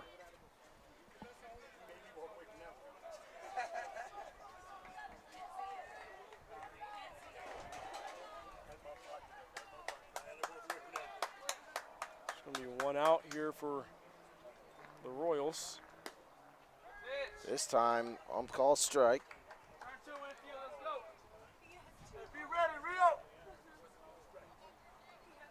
I'm not sure how long that it's been on us. It's been on us for a minute. I'm not sure how long it has, though. Yeah, the game started at 1:35, so we have eclipsed a 2-hour and 25-minute mark. And only the top of the 6th. That ball is absolutely lined, and an absolutely amazing catch. Look at the double. At least I noticed that the camera was not on us. I mean, that the camera was not on the action, and I switched it right in time. How long was the camera? How long is that camera on us? And now I'm really intrigued here. I think it's been on us for about 20 minutes, maybe. Cannot be. It couldn't be 20. I hope It not. could, I really hope it's not 20.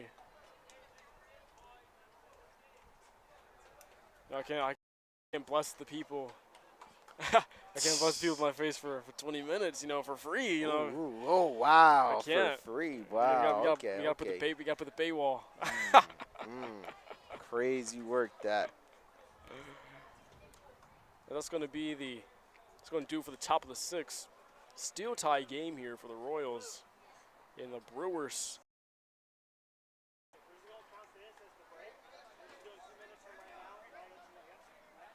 We're going to do the 2-minute break. I believe I put the camera on us the last break. So which means it's been about 15 minutes. Yeah.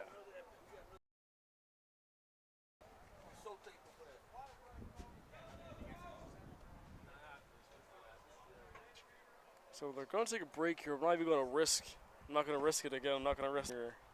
You know, I'm relatively new to the Osbot. I think that's just the SD. Oh, no. It Oh, walked back on. I mean, well, also, I think you hold the red one too long. I think it turns it off. Oh, really? Lock it on you. All right, is it locked on? All right, well, Yeah. let me walk in though.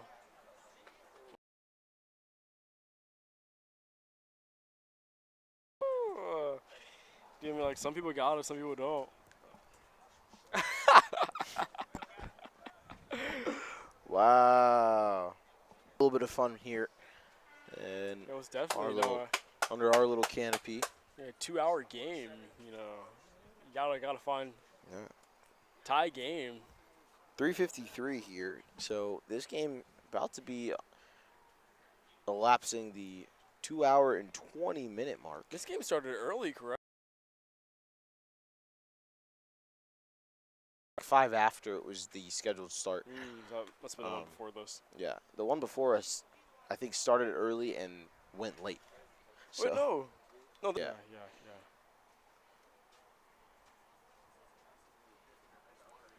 the first game we had ended on time, though. So,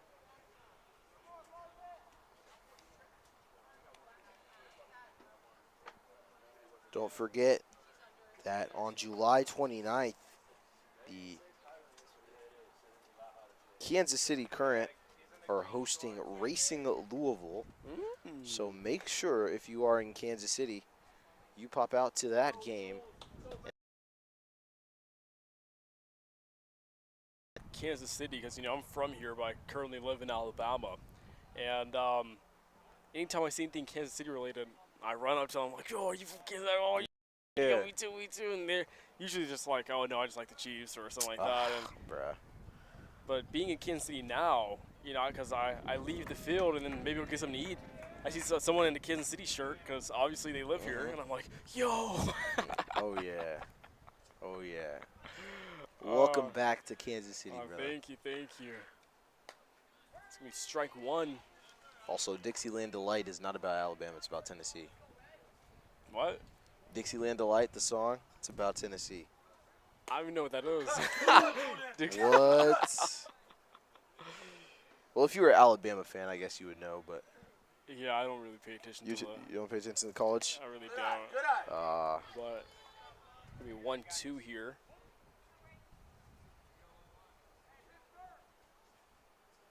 Good eye.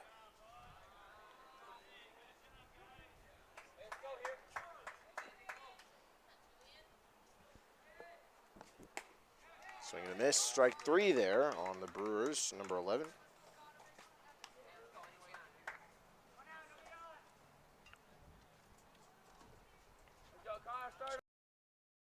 Bottom of the 6th. 4-4 the score. Connor Wall at the plate. The Brewers got previously in their first game against Indy, they got mercy rule, right? Oh, that ball is crushed. It's gonna be a foul ball. Oh. Out the field though. Oof. We could have had our first home run here at Joe McGuff Field.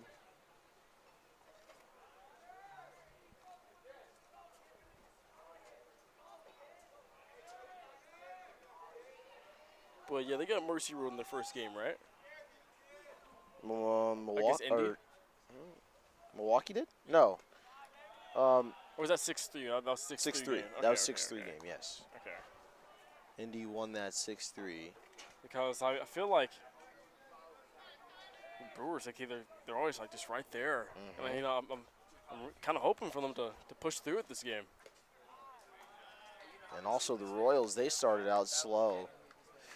Very, very slow with the mercy rule against the White Sox. Oh, yes. 17-0. And so the Royals now looking to come back and win this game. And he does it again. That's absolutely destroyed. Oh. Foul once again, but Connor Wall has power. Twice. Into almost hitting a home run. Well, what is your approach as a pitcher in this situation, I'm going to go with the off speed here. Ooh, yeah. So he cannot, if he tries to bury it, he'll probably pop it up. Because, 2 out. Those are both out, I'm pretty sure, just foul. Yeah. Connor Wall definitely going to think about his decisions here. As full count as well. So, yeah, off speed. Off speed here. And he's going to throw the high off speed to just walk him, get him to the base there. You have to settle. Here's Brewers' very own hero, Rio. Rio Rivera, the man who is responsible for tying this game up for the Brewers. Ooh, he thought about the first pitch. That's the tying RBI, I'm pretty sure, for that previous game with the Twins, which ended in a tie. Ball 1 here. Ball 2 now off the high. Rio here is a great contact hitter, gets the ball in play a lot. Definitely a guy you want up right now for the Brewers. Rio Rivera takes time. back here now. And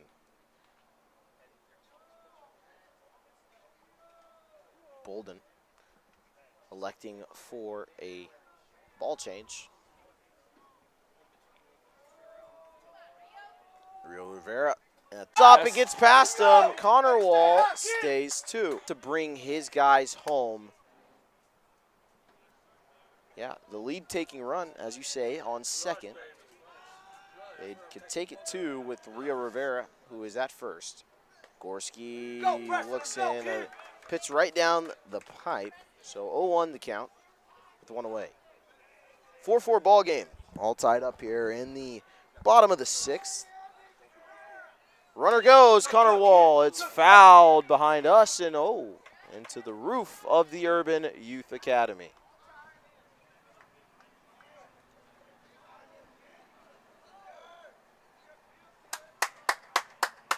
All he has to do is just get a hit here, and it's going to be a new ball game for the Brewers. 0-2 count here. Braden Bolden. That ball's crushed. Could definitely tag here. Could drop. It does. It will drop. Oh, they lose the ball. They lose the ball. They won't Connor send Wall. the runner home. Connor Wall still at third. Hey, keep your head in there now. Let's go. But bases are now loaded for 13 here. The Brewers. It's going to be. Good base running, Rio. This is Landon.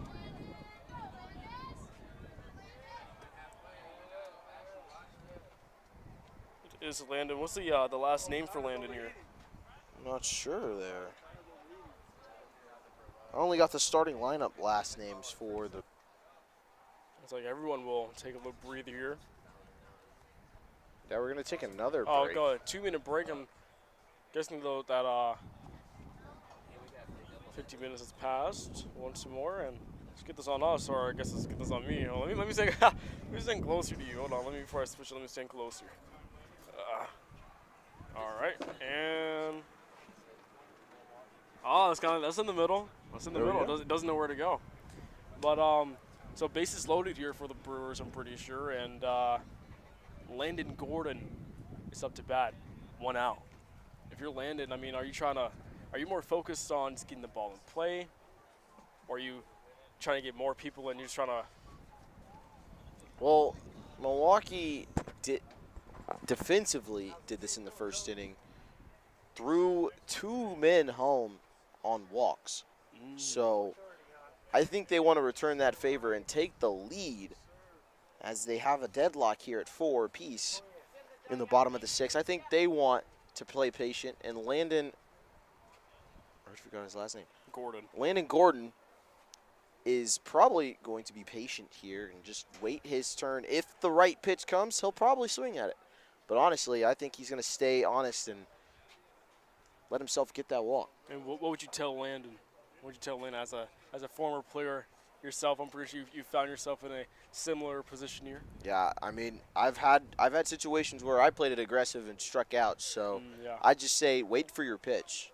And with Braden Bolden pitching in this game, he's thrown a lot of walks and gotten himself in a lot of situations that he didn't really need to, and walking players when he was up in the count. He had a couple players down 0-2, and then he pitches 4 straight walks, or he pitches a walk, or he pitches a ball, and then a foul ball, another foul ball, ball, and then there it is, a walk. So It's, I'm pretty sure we saw this in a prior game of theirs. I wonder if we could see a bunt here potentially. yeah, a bunt. Let's Yeah, see a bunt here. you see it a lot for Indy. Yeah, for sure. Yeah, for sure. And 4-4 here, bottom of the 6th. I mean, Bases loaded you situation. got to get it down. You got to get the ball down. You cannot risk any type of line drive, any type of pop up. Yeah, Rio Rivera on second. Connor Wall on third. Landon Gordon at the plate.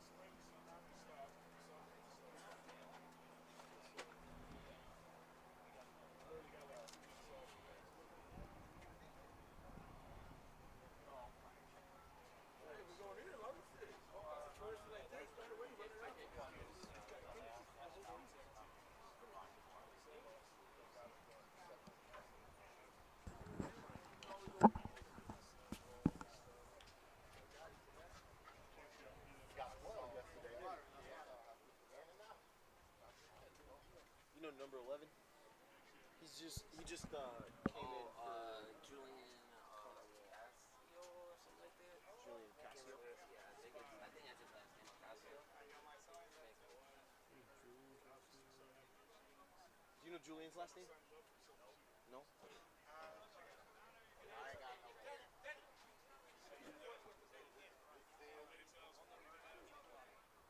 Oh, you might have heat exhaust.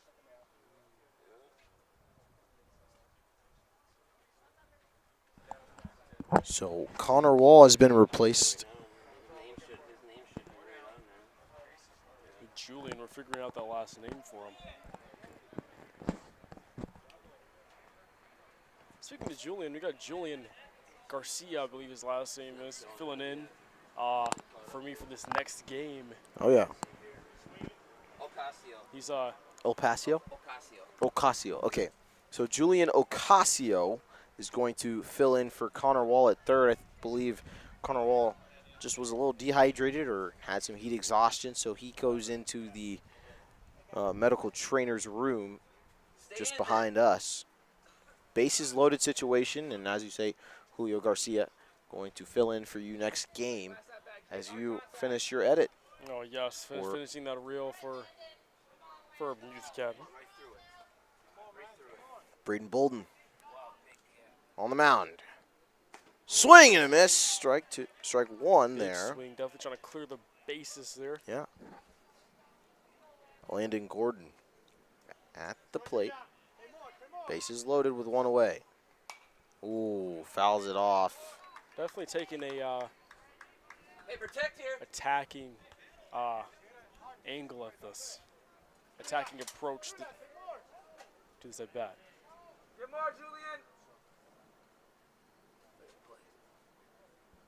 Oh, Swing struck and a him miss out. for It's going to bring up Mr. Clutch, Aiden Takinen.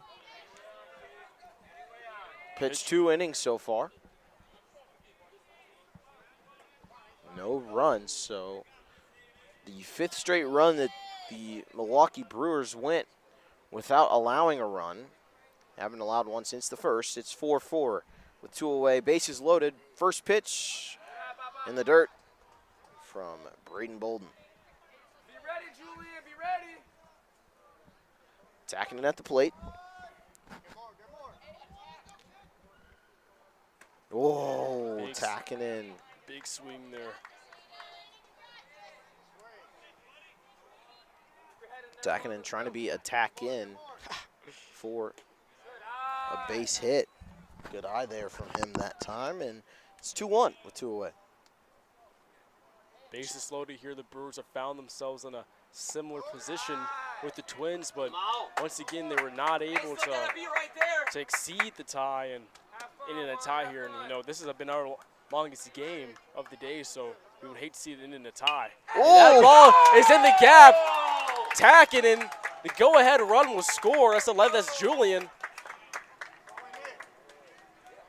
And that is a walk-off. And they'll call that the game. Aiden Takinen with the walk-off single there. Walk-off ace brought his teammate Julian Ocasio home, and the Milwaukee Brewers did not lead this entire game until the last hit of the game and walk it off 5-4 against the Kansas City Royals. They have a doubleheader up next against the Chicago White Sox. It's definitely would definitely have to come back because I will be editing, but I'm going to try to come back in the middle of the game because the White Sox versus the Brewers. I don't think we've seen that matchup yet, and the White Sox have been very destructive this this tournament, and just going through everybody that has gone through so far. Yeah, so I mean, certainly they won't have a problem in Vero Beach in that Nationals tournament. I mean, if their tournament looks anything like it does here in regionals, I think they could have a clean sweep in Vero Beach. But surely the competition is tougher the further you get towards both the East and West Coast. it's going to be Aiden Takinen today for the Brewers. Holding them off for what, 2 innings? Yeah, 2 innings pitching and then getting the walk-off ace to end it. So Aiden Takinen, the player of the game here, he definitely gets the game ball And It's going to be the Brewers versus White Sox coming next. I'm Jordan Jackson on the color along with Will Washington here for the play-by-play. And on this field, we have Indy versus the Royals next on field number 1, Motley Family Field. Or sorry, field number 2, that is. The White Sox will face the Milwaukee Brewers, who just walked it off here against the Royals. Okay, McGuff is back at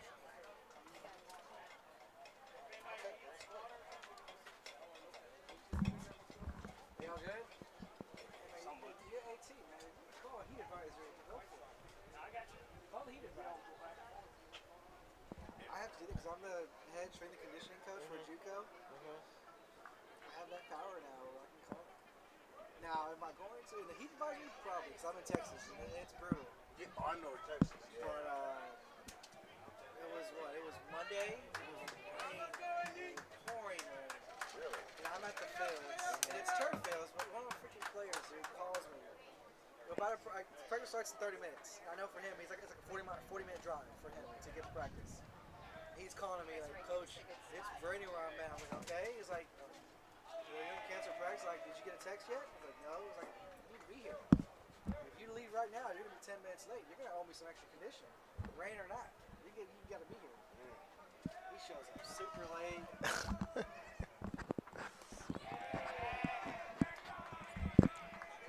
Back here in KC at Joe McGuff Field. Game 7 officially at Joe McGuff Field for the Urban Youth Academy action. RBI League Central Regional Division. Darrell Rice leading off for Indy. Swing and a miss. Hits off the glove. And so a 2-1 count here on the leadoff batter.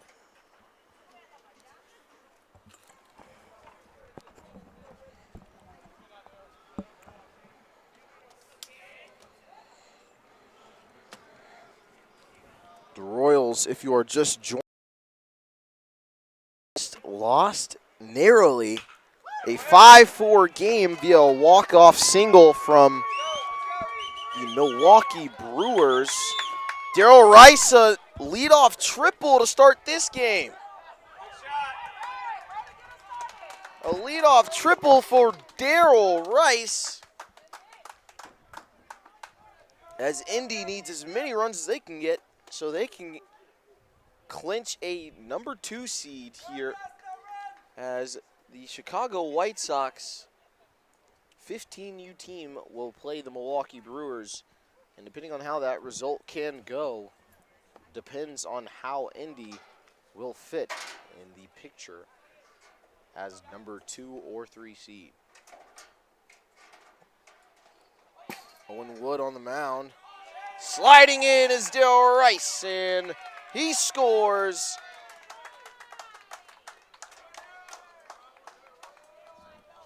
So a 1-0 lead in the blink of an eye as the Royals find themselves down early.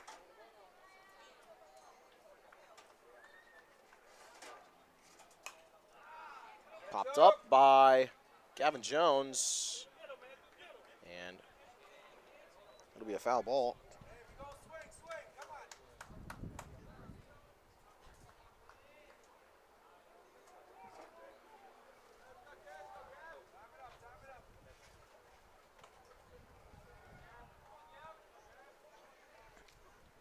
A 1-1 count here on Gavin Jones.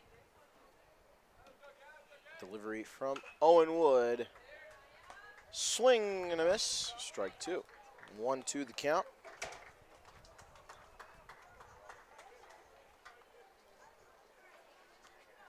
Bases empty here for Indiana.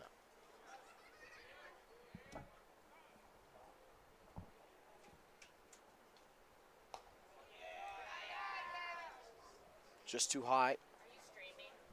Okay. The moms were asking me because they said that they missed the triple. 2-2 count. Gavin Jones swung on and missed again. Struck him out. Was Owen Wood. And so that'll be the first out of this ball game. Kingston Martin at the plate now.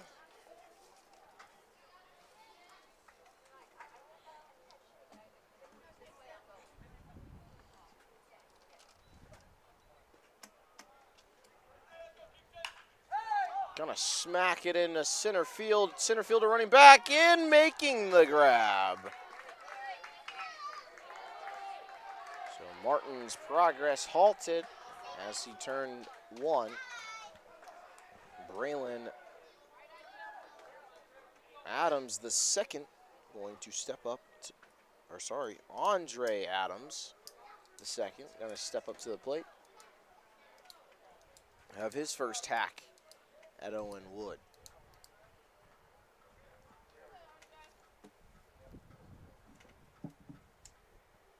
First pitch high, ball one.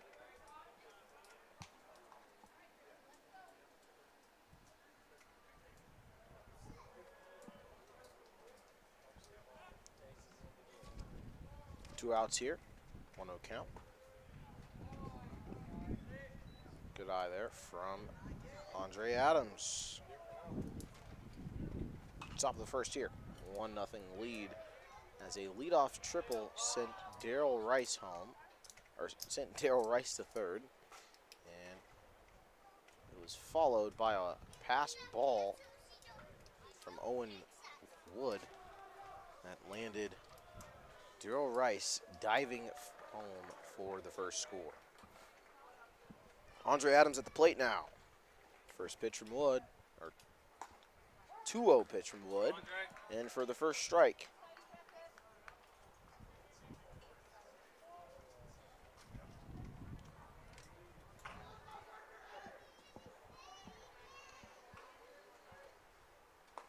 And way inside for ball three. 3-1 the count with 2 away.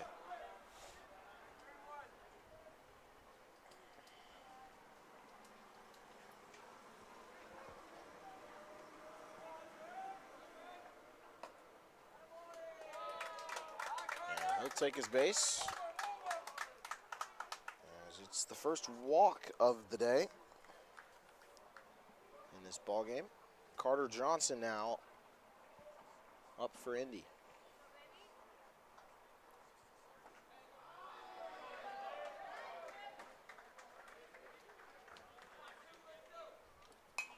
Popped up and ooh.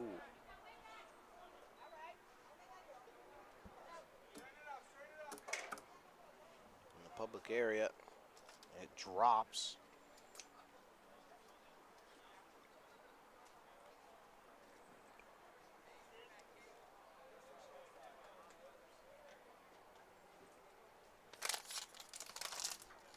Back here with the 0-1. Here's the pitch from Wood. High and inside on Johnson. Ball one.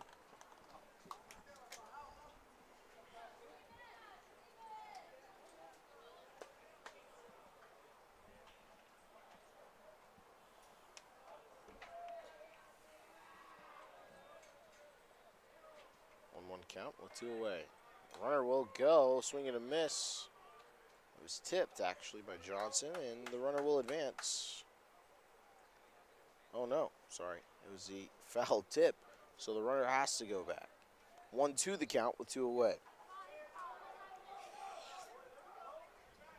Andre Adams.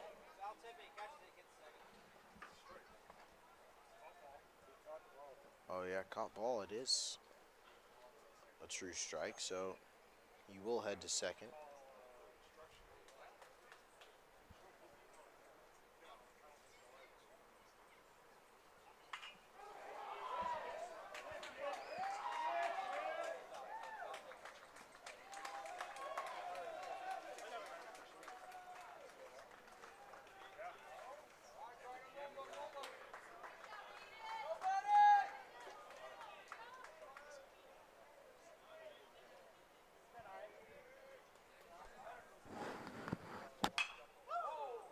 Grounded by Johnson, foul. Had a lot of velocity on it.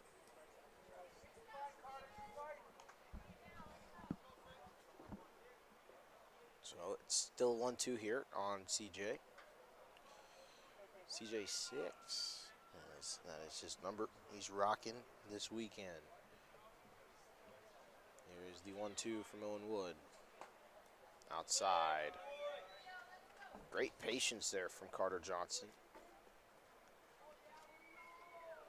Awareness at the plate of his zone and what he can and can't swing at. Owen Wood eyeing second, eyeing it again. Deals the pitch in the dirt. And now Carter Johnson's come back in the count. 3-2 it is. Ball away from a walk, strike away from a K. 2 outs here, and with the lead is Indy. A narrow 1-run lead here in the top of the first. Gonna ground it over to short. He drops the ball. Runner will go home. Misses the throw. So Carter Johnson gonna go 3, and he'll dive in safely. And Indy extends the lead to 2. Let's go, Harper. 1 pitch. Stay back, try something.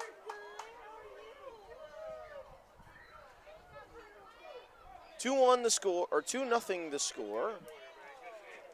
In comes Harper Stewart, the lefty. Stewart gonna watch the ball come in. Johnson scores standing. So Indy scoring 3 quick runs in just the fashion the Royals did in the previous game in this doubleheader for them. Except the Royals were scoring on bases loaded situations, walking men home. This time they score, the Indy does, on pass balls. Harper Stewart at the plate, taking his second ball, 2-0 the count.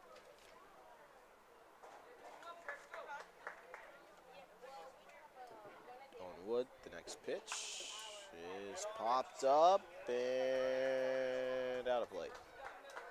Head down, head down. You got it. Go, drive one.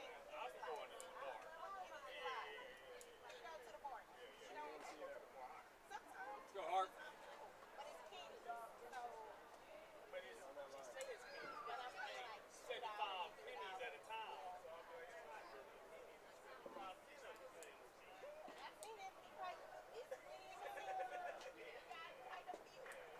Inside, ball 3.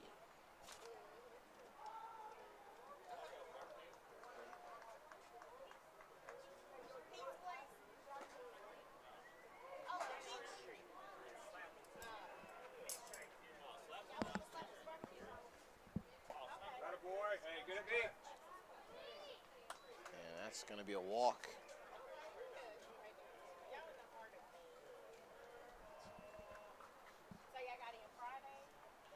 So Harper Stewart takes his base on first. In comes Anthony Jenkins, who had a chat with me in the previous game. He was on the floor laughing after saying good morning Milwaukee, and he greets Kansas City with a pop fly foul, but not caught by the catcher, so he'll stay alive.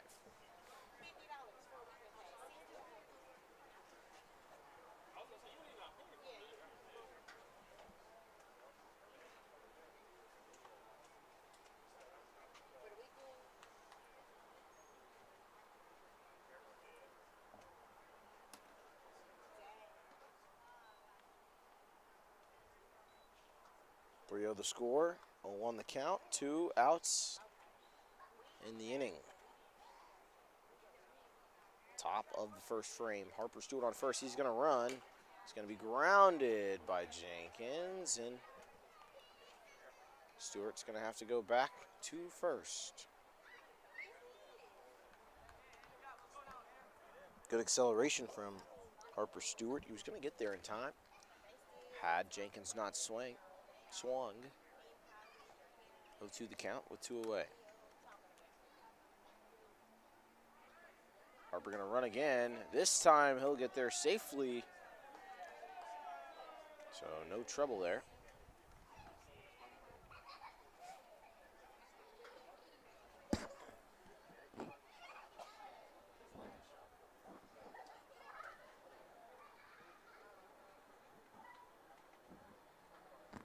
Wood the pitch. Popped up, and it's going to be out of play. Another foul ball there from Jenkins. He stays alive.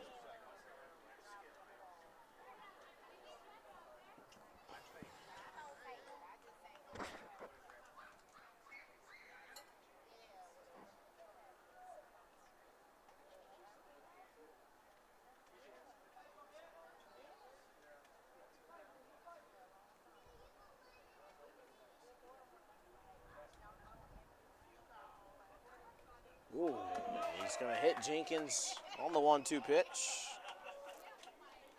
And he's going to take his base. So a man on first and second now for Indy as Lincoln Click comes in to swing. A runner in scoring position, 1 on first. And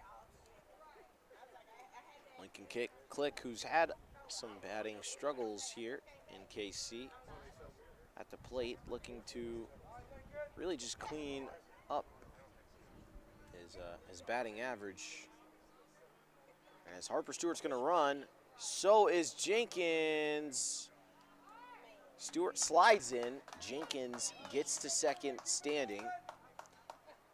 And a mound visit to come here. Owen Wood with his head down. You can see the body language there. He just is very frustrated with himself. And there is the mound visit.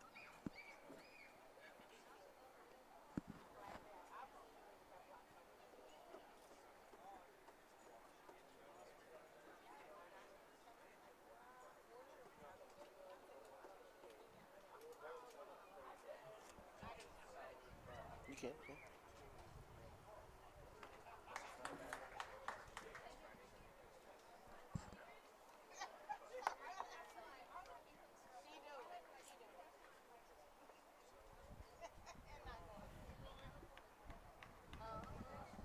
So now I'm joined by... How's it going, man? This is Julian Garcia, all the way coming down from Houston, Texas, all the way up here to Kansas City. And we're back in action as Lincoln Click fouls one into Motley Family Field. Good contact on that ball. A little late on that pitch. Glad to be out here once again. Currently doing the softball presentation. Now we're getting to some baseball. Tell me a little about these teams, man. You seem like you know these players like the back of your hand. Yeah, so Indy currently 2-1. 2-1-1. Okay. So they've got, actually no, they're 1-1-1. They've got a win, a loss, and a tie in their record. And this is right now on track to be another win. So it could put them in the 2 seed. Oh, that throw goes way far. Stewart scored, and now Jenkins scores, so it's a 5 RBI for the guy on first base. How about that? Only one of those runs going to be earned, Harper Stewart. Absolutely. And Lincoln Click gets himself the 2-run RBI single. And that's going to bring up Max Kraft, who has struggled as well hitting. But as I was saying, Indy with a 1-1-1 record, and then the Royals here, I'm not exactly sure. I know they have 2 losses since I've been on the call for the games. And they lost just a few moments ago to that Brewers team on that field over there. Oh, that was a game. Oh, yeah, 5-4. And then they did get mercy ruled by the White Sox, it was. Uh-oh, that ball goes way over the head of Max Kraft. Still second. And Lincoln Click will head over to second. All right, so they got 1-run rule. Close loss. Yeah, It the seems like a walk-offs team and that's got some pop. yeah, they definitely do. They had some good hits in that game just a few moments ago, but I think motivation is just one of those things that if they don't start the game off right, they're in for a rough outing. Gotcha. So Owen Wood on the mound, he's certainly one of their leaders as the team really plays around him. If he's having a good game, then so will the team. But here, not a great start early. He's down in the count, down in the score as well, with 2 away. Got you. Oh, Steele's third. I got you. So, okay, so he's about 5 runs so far this half inning. Yeah, no kidding. Definitely not the start you want to have. You know, if that's going to be your ace pitcher, you know, you definitely want to keep him down the count, down the runs, especially at the start of the game. But we got 2 outs on the board, so you just got to see if his defense can get him out this inning. Got a little trickery going on over here at third base.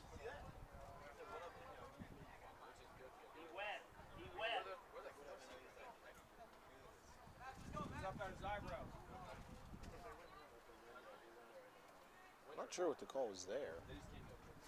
Not sure either. But Max Kraft going to ground it foul. And what have you seen in the softball games? I haven't really It was seen any. some competition in that last game. The first 2 games, the Kansas City Royals and the Chicago Student Athletics Foundation were dominant in their first games. They both won their games, commanding 12-0. But when they faced against each other for this last game, it got down to the wire. I mean, the first inning, I thought it was going to be a firework show. Chicago started off with 3 runs, and then Kansas City answered back with 2. And then the bats got quiet for 3 innings. And then finishes off strikeouts and the inning. Gets out of it. Now they're going to be who's up to bat first for this team right here, the Royals? I do not have their lineup card. Oh, no. Which is a first here, but that is their roster. So okay. Flip that over. Usually their leadoff man in the last game was this guy, Chris Padilla. Chris Padilla, okay. Yes, he is a lefty. Number 30. Ooh, a lefty to start. Yeah, he's listed as an infielder, but he's played just about everywhere. He's utility guy in the outfield. Yeah, he played in the right field. He's played shortstop, first baseman, and second baseman in this tournament. So, man, staying at 5'10", man, that's a ball player size right there. Oh, Is yeah. that buck 60? How old are these kids out here? 15. Man. These are the 15-year-olds. Holy so. cow! I'm 24. I'm only 5'7". Oh man. Man, I'm 20 and I'm only 5'8". I missed that. I missed that memo. Mhm. Getting to 5'10". Right. Exactly. Man. But yeah, softball was fun. That game Chicago ended up taking it 7-3. But it was very eventful, man. Had a legit triple play went down, man. Wow. Ball was you had runners on first and second. The batter hit the ball right to the third baseman. They were able to just scoop it right before it hit the ground, so it was caught, out. And none of the runners tagged up, so they just threw it first, got them out. And then the runner on second was already touching home before she realized she's got to go all the way back. So they just tossed it in to second base and got the triple play. Wow. That's You don't see that very often. Not at all. 6 years of umpiring softball, and I don't really see that other than like 8U, 10U, just off of, shenanigans and whatnot. You don't see a legit triple play like that. Competitive ball like this, yeah. Hey, you called it, dude. He's right here, 30. Yeah, Chris Padilla. Says here, it says bat and throws righty, but that guy is for sure batting lefty right now. Yeah, he batted lefty in the last game. I think he batted righty in the first game, Switch on the first hitter. day yesterday. Yeah. So he's not listed as a switch, but the only switch listed is Leland Smith. But I see that. Chris Padilla is 43. playing as a left-handed batter here. Ball pitch just outside. He does throw with his right. That is confirmed. Okay. Yeah. But he's got the, I believe, Jordan 10s? I'm not Definitely sure. got the Jordans on. Yeah, he's got the blue and white Jordans. A little darker blue. More of like a royal blue. Royal not blue, necessarily, exactly, like yeah. Kansas City Royal, But royal nonetheless. The cleats nowadays, man, and the spikes, they've gone flashy. Before it used to just be, I'm more of a football guy, but just in general, man, these cleats, it was either Under Armour, Nike, or Adidas. Exactly. Now you got Jordan. Mm-hmm. And they've been paving the way for athletes, Oh, especially yeah. at the collegiate level.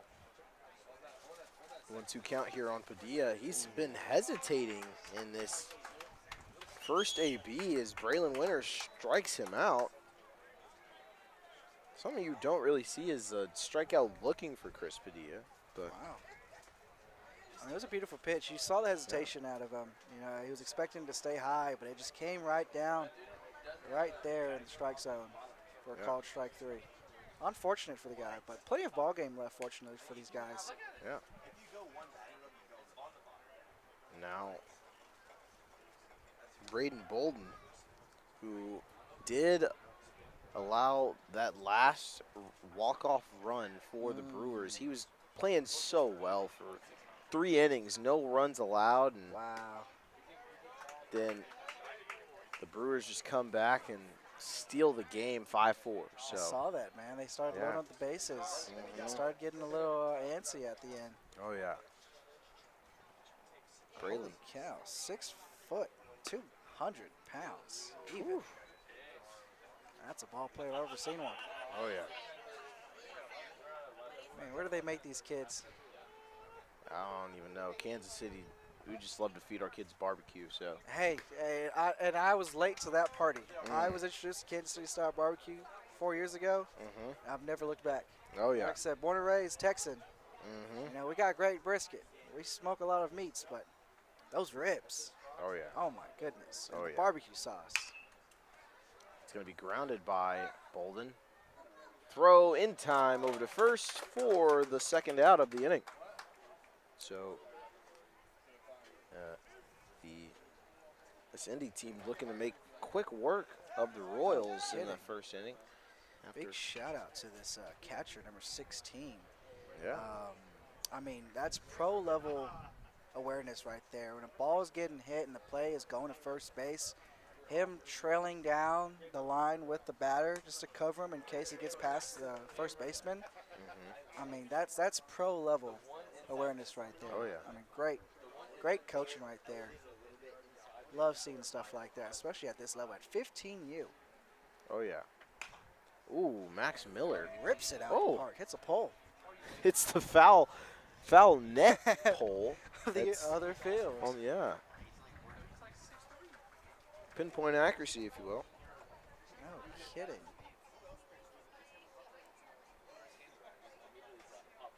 Oh, 2 count, and he'll take a ball 1. Man, this guy, Max Miller, they sure they don't got him mixed up with Mason Miller for the Padres tonight. 6'3".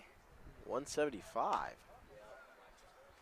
He did get hit in the foot on his first Ouch. AB against the Brewers.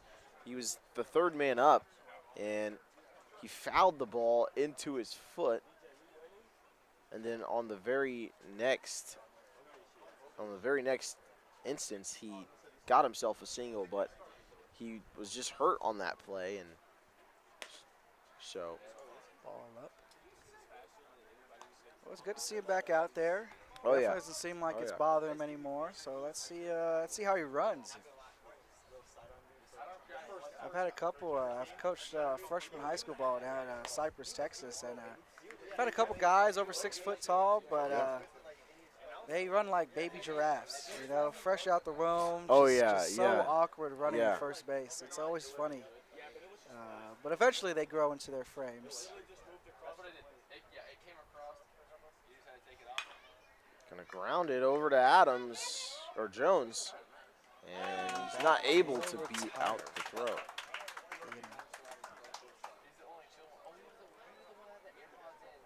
Really just tried to stride it out there rather than sprint. So. I mean, at 6'3", you know, it's like his strides is my top speed. Yeah, that's how it is with the tall boys. So we'll head to the top of the second here. A 5-0 score as Indy controls it early.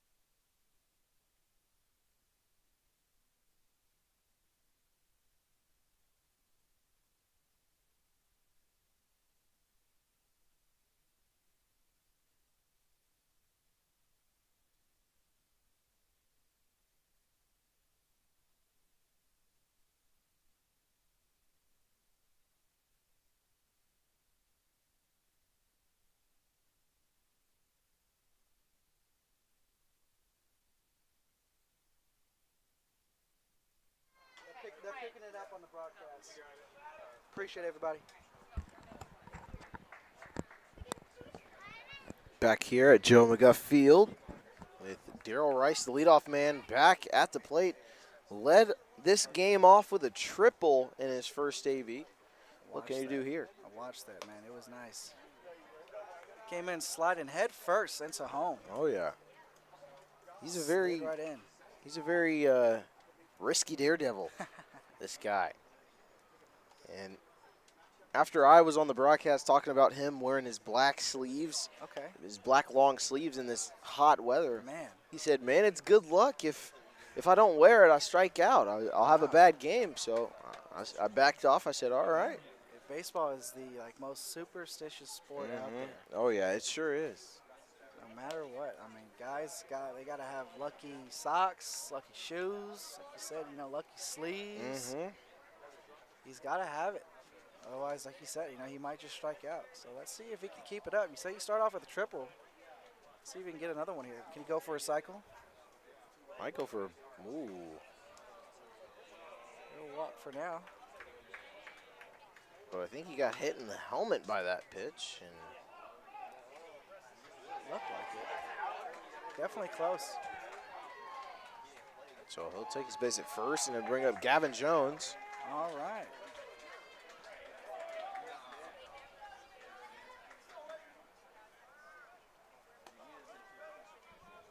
Ball's called strike. As Daryl Rice dives into second. Him and his Safely. head first, man. No kidding, he is a Dale Durable. A 1 count here on Gavin Jones. Another run here. Off. Ooh. Ooh, ouch. Off the leg. Almost got the official, too. Got to call Daryl time on Rice. that. Yeah, got to. That sounded like it hurt. You could hear it from here I with don't know. the headphones I'm on. hoping it got more, calf, Yeah, more meat than shin. Than shin, yeah, than bone. Ouch. Daryl Rice comes in as he scores his second run of the day. At least he was able to trot on home this time, and not slide all the way in. Brings the score to 6-zip. Gavin Jones going to run. Not going to turn 2. He's just going to stay at 2 as it bounced and got to the man, Micah Fullen. I don't know why I keep forgetting Fullen's name. I can remember everybody's name on this Royals team except Fullen's. And it's popped high into right center, and Kingston Martin out. Tagging up was Jones. He gets the third. So, Man, this Indy team, man, they've got some speedsters out here. oh yeah. And they were asking around how, for one of the days, Daryl Rice getting that triple in his first AB. So these Indy guys, they listen well. I mean, they've already notched 6 runs in inning in and out. So 5 in the first and now 1 in the second, with Andre Adams the second at the plate. And Adams going to take an outside, ball 1. Or ball 3, that is, sorry. So 3 balls in the count, no strikes. Absolutely, man. I mean, at this age group, being coachable is such a must-have trait nowadays in any sport, to really help develop you into the player that your family and your coaches really see out of you. Pass ball, ball 4. Take on first.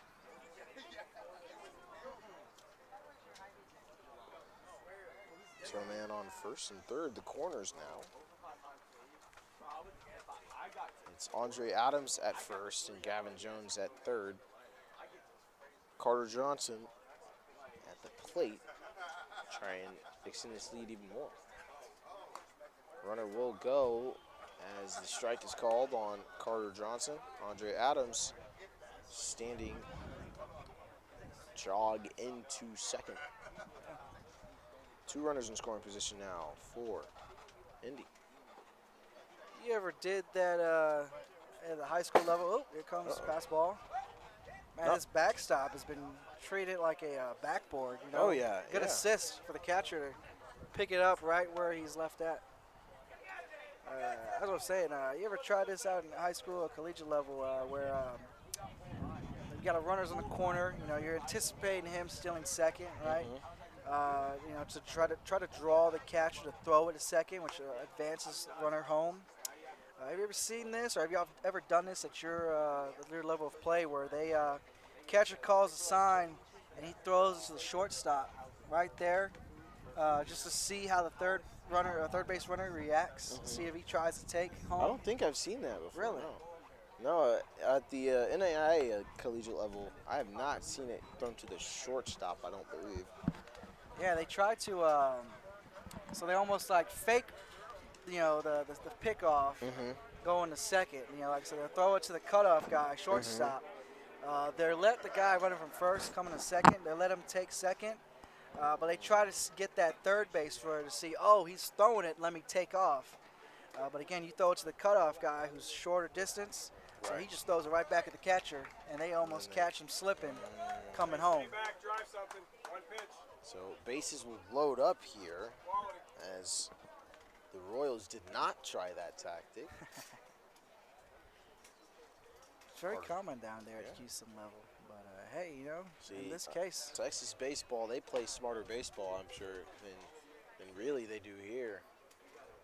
Although in Iowa, I believe that's where we have the national champion Grandview University in NAIA. So, Yeah. Hey, don't. I ain't gonna knock anybody else, man. I mean, in this case, I mean they're up, 6 runs right now. So whatever they're doing right now seems to be working. So don't listen to the guy just yapping. Right. It seems Keep like doing what you're doing. Indiana has that championship mentality. As you know, the Hoosiers got that national championship. That's right. And this Indy team here looking to get a national championship, starting with the regionals tournament. And here in the regionals, they are up 7-0 against the Kansas City Royals, the home squad. So a 15-run margin after the third inning would make this a mercy rule game. That's right. 8 runs to go for Indy if they want to reach that margin. Ooh, a ball through the legs of the catcher. It's getting hot out here, man. Yeah. The sun is right there on top of that catcher. You got to feel for these guys. Yeah, one of those Brewers players in the past game, right before the walk-off, the guy had to be subbed out because he suffered from, I guess, heat exhaustion. Yeah. Saw that. And so he He was came off. wobbly. All right, to him. Look what I found. A little sack RBI, though. Oh, yeah. Sack RBI that brings Andre Adams the second in. And so only the man on third base, it's Carter Johnson. But a fresh count now with 2 away. Brings up Anthony Jenkins. All right. Gonna ground it on the first pitch. Second baseman under it. Routine The throw, work. yeah, routine throw over to first. Max Miller there for the final out.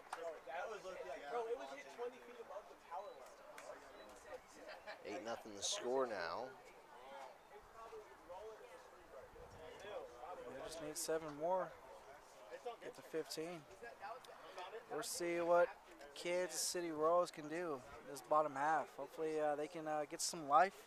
It is hot, so to stay hydrated out here, but see if we can see some life out of them at the bottom of this second inning. In that game just before this one in the doubleheader, we had 15-minute water breaks, so every 15 minutes there was a 2-minute water break. I don't know if they're electing to take them here as Indy is already out on the diamond. And the umpire is getting water. Got to. I'm not sure about. Yeah, at this point, as a catcher, you got to really got to speak up for yourself. The catcher's supposed to be, essentially the leader on the defense side of the ball, and guys look up to you. But at times, you got to really, you got to take care of yourself. You got to take care of your bodies. As catchers is one of the most brutal positions in this sport. Very hard on the body. With gear like that, it can be heavy on the head, the chest. So yeah, and it gets hot. Like I said, you got the sun's right over us. You and I, we're fortunate enough we're under the tent, but a catcher, he's getting the full blast of that sun. Oh yeah.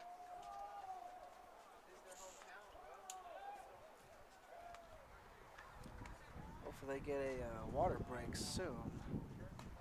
Might have to go and flag down one of the athletic trainers, to keep them at bay. Yeah, make sure none of these boys pass out. I mean, their safety means everything in this tournament. Absolutely. And as I mentioned yesterday, they already did cancel one of the tournaments in the East Coast because of the wildfires in Canada. Oh, that's right. The air quality was so bad that in the national news it said that being out there for at least 10-20 minutes felt the equivalent of smoking 7 cigarettes. Wow. Yeah, so you don't want that in your kids' lungs. Right, exactly. So if you are in the East Coast, take your health wisely and mask up and do what you need to. Stay inside if you need to. Absolutely. As those wildfires and really just the weather has taken a drastic change in the past 15 years. It's been a while. A lot of droughts. A lot of droughts have been causing a lot of it, especially all the way down the south and the west coast. Oh yeah. As the ground ball over the shortstop Gavin Jones gets himself thrown out. That was James Williams on the ground out there. 1-2 the count with one away here on Micah Fullen. Hey, remembered his name this time. For the Royals, so far through this. For the Royals, so far through this one, Indy with an 8-0 lead headed into the third. With an 8-0 lead headed into the third inning. I must say, I think their first year senior play was my last year of high school. Okay. And we were in the same district or conference play, so we didn't get to face them, even though they were. It's not going to drop. Oh, it will. Drops into the glove of the right fielder, Jeter Bose. Yeah, good scoop right there. You know, his first step was back. You know, you never want to have your first step forward, even though in that case when the ball was coming in high but dropped right in front of him. You always, as a coach, get a little frustrated when the guys, you know, first step, that ball gets past you. You know, you're almost like, what are we doing? So at least instincts are there. Take that first step back. He's waiting on that one. Gotta hold him on. Kraft with the fly out there in the left, and retreating was Troy Hudspeth there. Back at the top. Yes, top of the order here with Darrell Rice at the plate. There you go. He's 1 for 1 so far this game. Triple. And a triple right here may be able to score the guy on first. Hudspeth has speed. He also can run right there as there's the pass ball. He looked to turn 3. Shortstop tried faking him out there. Almost got himself tripped up. Got to be careful with a guy rounding the base. You want to be able to get out of that base pad. That way you don't get tripped up on the way down.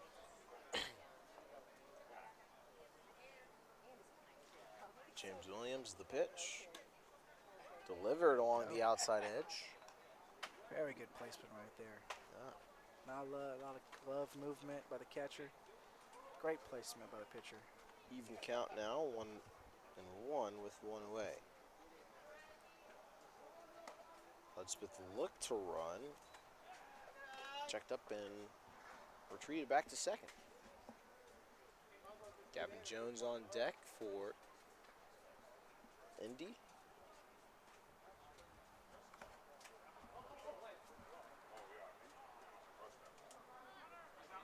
Playing hacky sack behind us. Right. Hudspeth gonna round 3 and then go back to the third base that he has found himself on now. I mean, a matter of a few pitches, Troy Hudspeth to second and now to third. As I was mentioning, that speed is really tricky to deal with as a pitcher. And James Williams, ball 4. Delivers ball 4. Now runners in the corners again, and maybe as you mentioned this time, the tactic will come into play with the throw to the shortstop from the catcher. But Hudspeth is fast enough, in my opinion, that he could beat out that shortstop throw if the catcher throws there. Especially with how large these leads are for this Indy team. I mean, he's already there. Darrell Rice getting himself a stolen base to second on the first pitch. Usually what Indy goes for is the first pitch stolen base. Yeah. Ooh, Gavin Jones. That's going out onto the other field. Good thing it was the end of the inning there, and yeah, both teams were running back to their dugouts.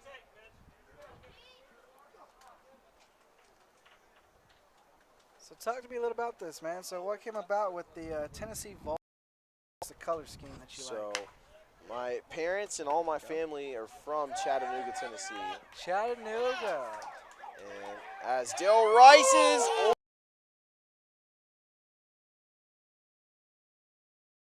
third run of the game, but close. I think the catcher beat him. I think he good feet throw, placement. yeah. You know, was able to kind of block his hands from getting to the bag. Yeah, on my end, it looked like he got him before he was able to get there. But nonetheless, more runs added on to that scoreboard for Indy. Gets past the foot of the catcher this time, and Gavin Jones gonna head on to second. So a 10th run scores for Indy. That's awesome, man. Chattanooga, Tennessee. Oh yeah, born there. I was raised here though, so yeah, okay. My dad's job relocated us here, and just been here ever since from the Liberty area. Yeah. And then now I go to Avila University, play soccer, commentate sports there. How about that? Yeah, always been a passion to commentate. Absolutely. It was either commentate or go pro, and I knew I couldn't go pro. So. Hey, amen to that, man. I mean, when you're 5'7", 5'8" like us, yeah. You know, you got to come to the realization, hey, I may be able to play the sport my whole life, but I can sure talk about it. Yeah, yeah. And why not make a living out of it, you know, talking about sports? Sometimes in sports, size does matter. As Kingston Martin frustrated with himself on another foul ball. He's making good contact, man. Yeah. He's just got to, square it up. He's right there. Oh, yeah. He's got room to play with. He's been playing catcher at this tournament. Now he's at the DH spot in this game. I think they wanted to give him a rest in the position. Absolutely. Wearing all that gear throughout the tournament, you got to give yourself a break. If not, coach, you got to realize you got to at least carry 2 to 3 catchers on a team like this, especially with tournaments like this. You got to carry depth at every position. Oh, he was looking for a walk. Umpire says no. Strike out there on Kingston Martin on the full count. And he's retired as we'll bring up Andre Adams II once more. His third appearance at the plate, swing and a miss on the first pitch. Good cut, just a little late and low. 0-1 count with 2 away. Gavin Jones on second. He's got to find a way to advance over to third. There he goes. Oof. He's standing up. Yeah, he doesn't standing up as the catcher. He lost his footing on the retrieval of the ball from the pitch. And then by the time he finally got himself set, Gavin Jones was already on third. Ooh. Good off speed. It looked good, but you can tell it definitely looked a little bit high. Can't be mad at that call by the officials. Got to make the adjustments. You know, as a catcher and then as batters, you got to make the adjustments on what is he calling when you're up to bat. Ooh. Good off speed there.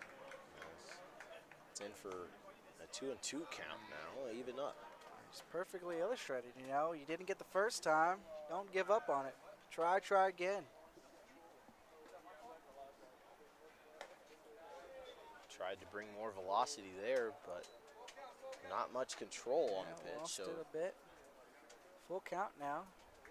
What do you think here? Off speed again, or do we just go with the velo? I think off speed, and he's going to try to pull it low. I think so too. Oh, he goes high. I think he just lost it there. Yeah.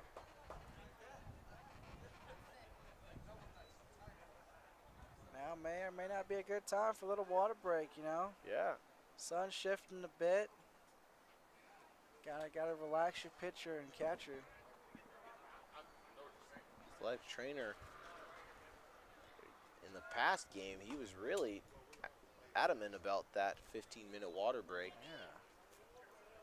But since this game has started, we've only really had one. I haven't noticed much.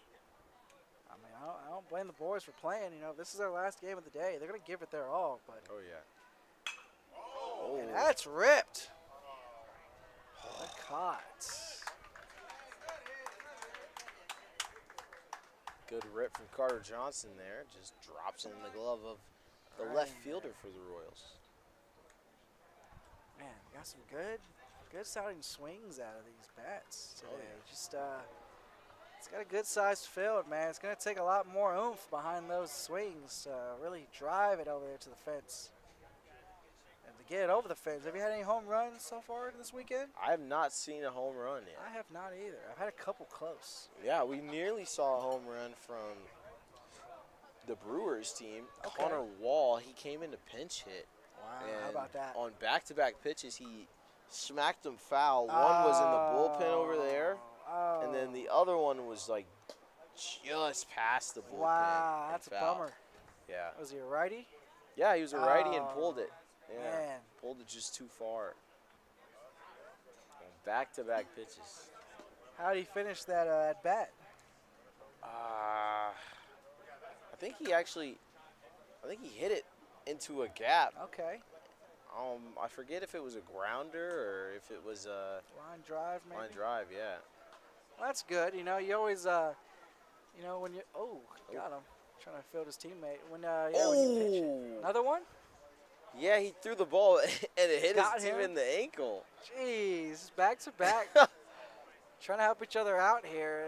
Just routine work and not so much routine. Yeah, I mean, don't get me wrong, good accuracy, but you don't want to hit your teammate in the ankle. Oh, there. absolutely. No, especially if he's over there on first base. You got to be able to have some support on that bag.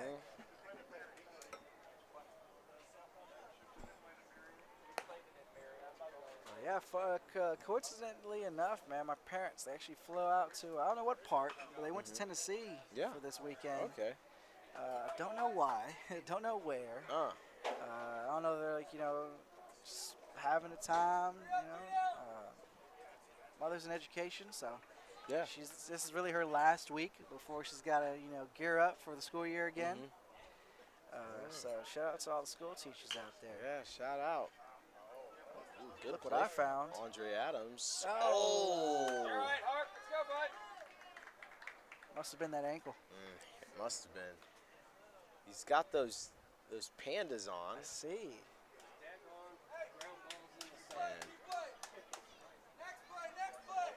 And as Jordan Jackson has been mentioning a lot through the broadcast, this turf is a lot different than normal grass that we used to play on. It skips.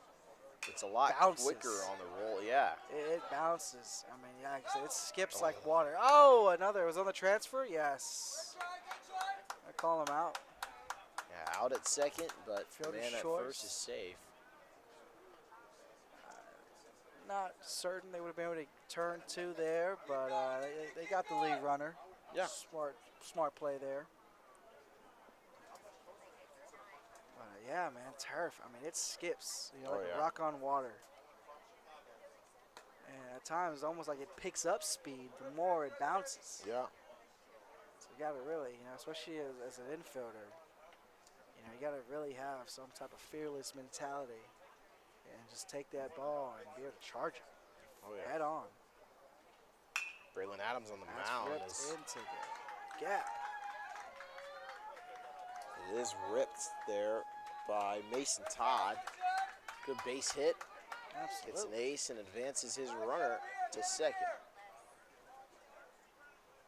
So lead runner in scoring position. Mason Todd landing at first. Top of the lineup again, are we? Yeah, Chris Padilla. Courtesy runner, you said he was the pitcher, is that what you mentioned? Or what is he doing? 13, Mason Todd. The pitcher. Was he the catcher? Might have been the catcher. Might have been the catcher, yeah. Yeah, he was the catcher. There we go. Got a courtesy for him. All high. Let's see what Chris Padilla can do here. He got runner in scoring position. One out, so he's got room to work with.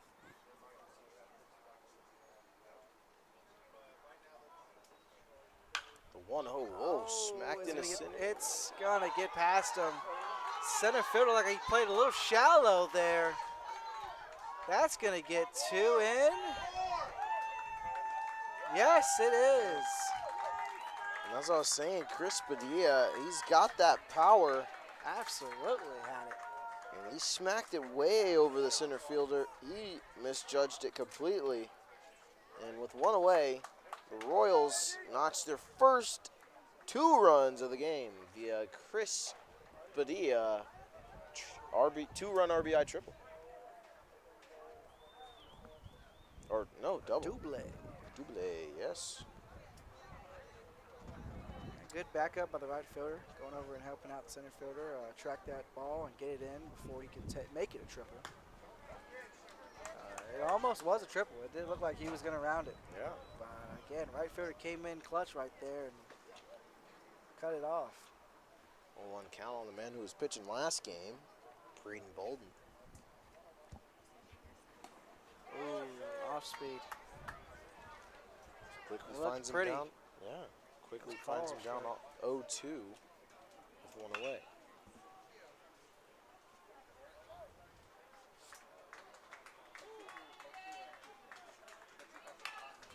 Oh, popped high.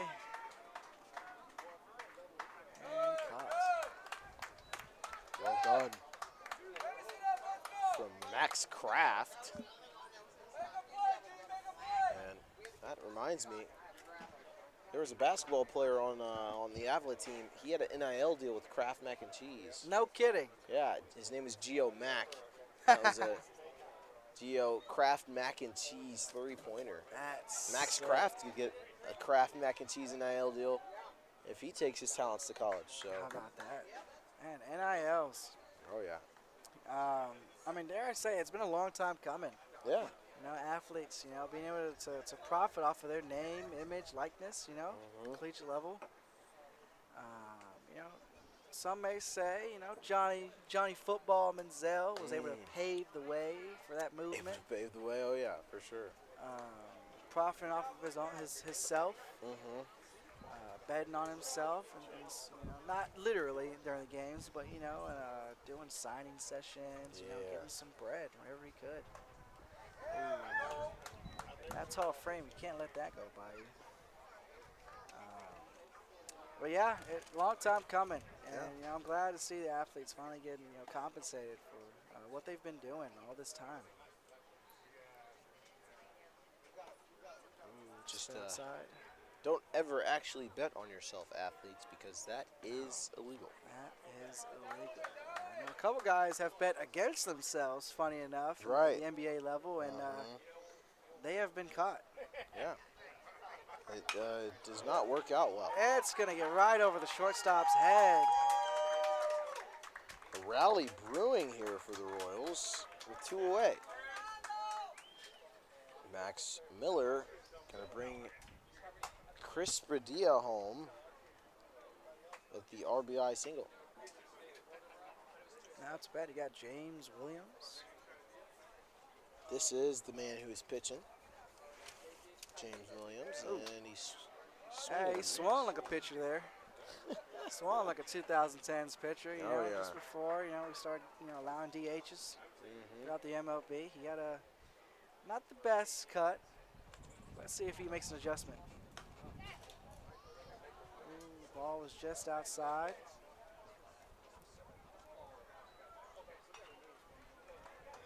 One count now for James. Miller standing on first. He's not really an aggressive base runner, as he does have the height and not much of the speed. You don't want to run when you run like a little bit of a baby giraffe. Oh, yeah. And that's what he got injured from. He was about to get picked off, and he slid, and his foot hit the bag wrong. Got him. And yeah. Oh! What an awkward swing, but he has some good contact there on it. A little late on there. First baseman almost had a play on that, though. Yeah, brings us to a 2-2 count.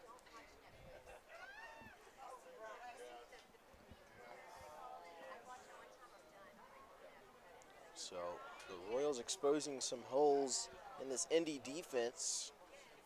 Can they continue to capitalize off it? Has it ended? It has ended. Lord For this knows. inning at least. Notched a strikeout to end it is Braylon Adams, or Braylon Winters, that is. And retires the pitcher for the Royals, James Williams. We'll take it to the top of the fourth after this.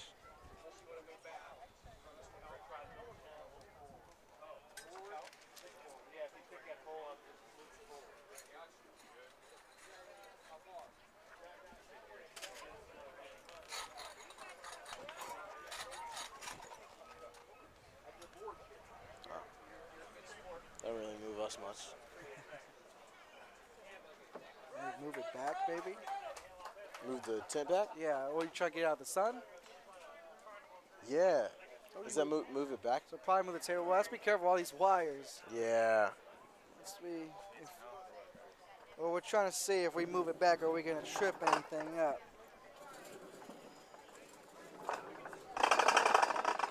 Is anything? No? Okay, so we should be fine. As we do that, we get a little bit of cloud cover. Oh. Well, was it all for nothing? It's your call. Your computer's right there in the sun. Don't want that overheating. Right. It's really been in the sun all day. Yeah? So it's Move been it at up. 100% though. I mean, Has it? I've had it charging. I thought it would be going down because, dude, it sounds like a PlayStation 4 in an airplane. Whatever the comparison you want to make when it's really in the sun or if it's being used. I'm already knowing. So James Williams going to stay out there for the fourth inning. And leading off the inning for Indy is going to be Harper Stewart.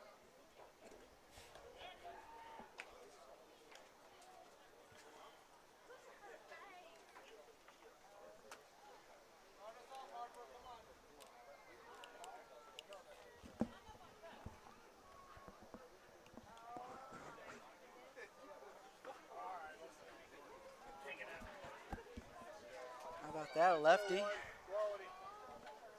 Lefty batter. Stewart to lead the inning off. Here we go.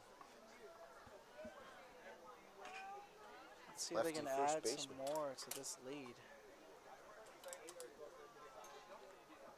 The Royals cut into it in that bottom of the third, adding 3 runs to it to cut into the 10-run lead. Brought it down to 7. Indy trying to retain that 10-run lead.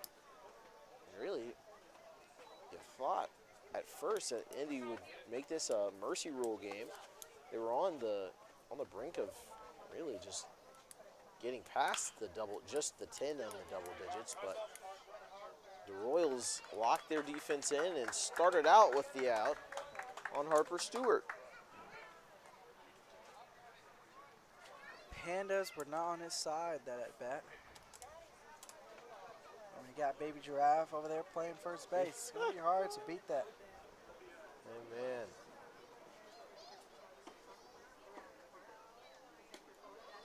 Anthony Jenkins now with his chance to get a hit in this ball game.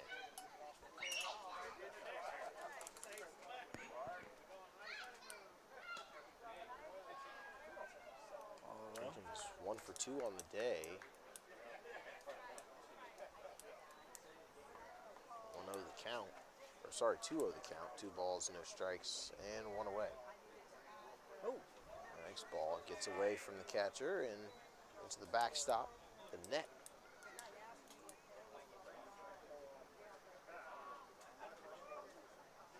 The count with 1 away.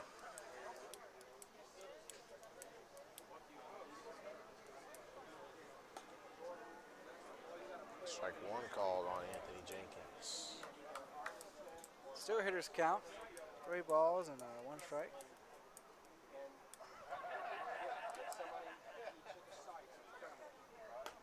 Outside for ball 4.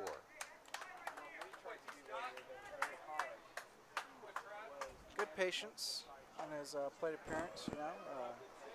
Didn't swing at nothing, you know, he didn't like, didn't force anything, and forced a walk.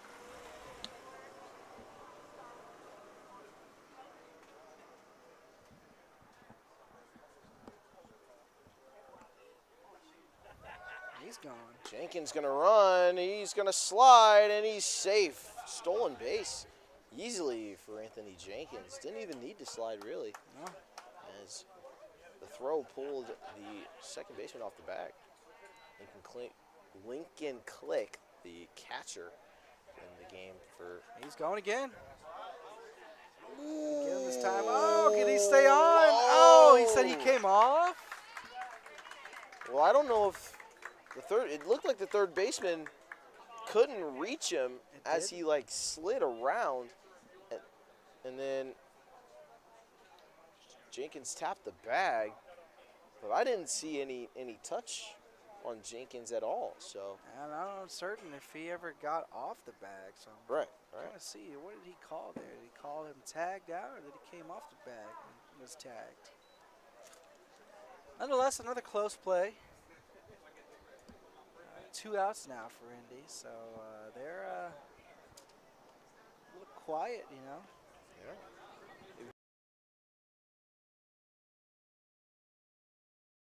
And Lincoln Click at the plate with a 3-1 count. He's ahead.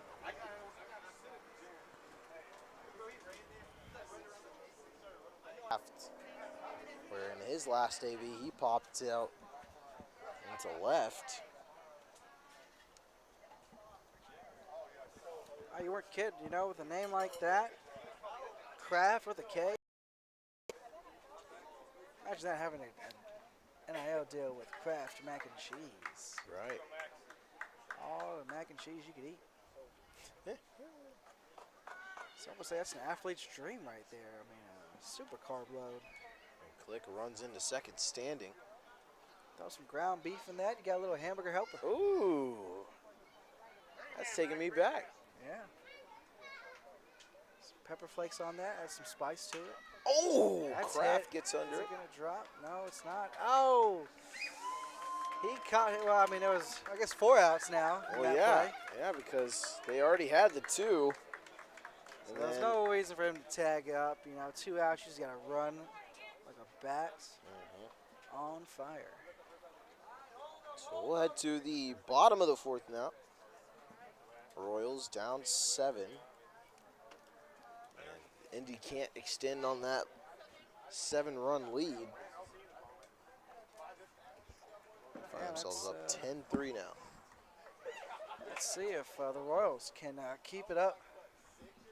Score a minimum of 3 more, and they might be back in the ball game soon enough. Surely these 15-year Royals putting up more of a fight than the professional Royals would, as at home the professional Royals lost a game against the Yankees 15-1 not too long ago. Oh, that's right. Yeah. It was a beatdown. But hey, they went up against the Padres. Was it yesterday? And they showed some fight. I think they won. I think they closed out that game. Oh, really? Okay. I could be mistaken. See, I'm a Cardinals fan, so we tied the series 3-3 on the season. There you go. It was pretty disappointing, honestly. I mean, we had 2 games, or we had a game here in KC that just ran away from the Cardinals. I mean, they had an early lead, and then the Royals came back, and then the other 2 games, the Royals just really controlled it, which is something Cardinals fans didn't really expect, especially with how the Royals season's gone. So absolutely. I tell you, if any of those guys on either of these White Sox teams, the 17U or 15U teams, can keep that up, keep that potential going, and keep getting better, I mean, they'll be on the future White Sox starting lineup. No kidding. Come 2032. Straight out of high school.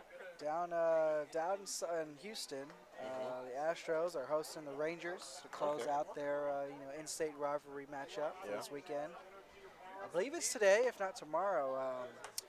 My future alma mater, Stephen F. Austin University, they have a spirit night, I guess you'd call it, paired up with the Astros, where any college students or alumni who attend the game, buy a ticket through SFA, I believe got a Astros hat, but it's got the purple Lumberjacks on it. Okay. Is that for the City Connect? Or is that just the college type thing? Just a college. Oh, can't get it. The second Pandas time. are failing him a bit today. Second time.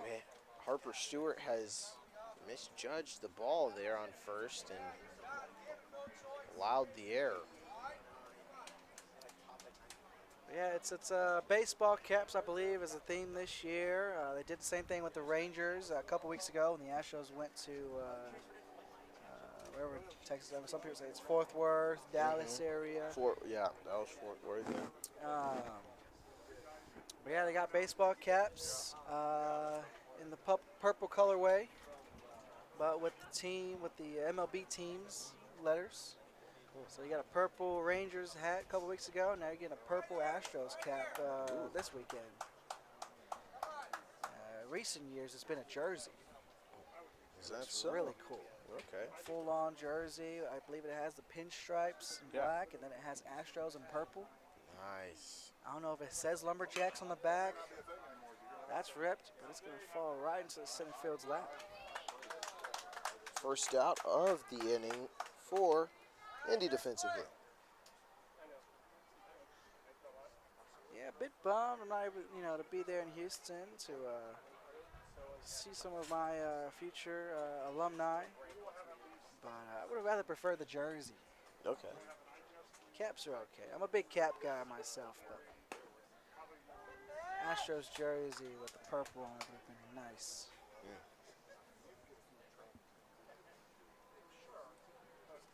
No balls and a strike in the count here.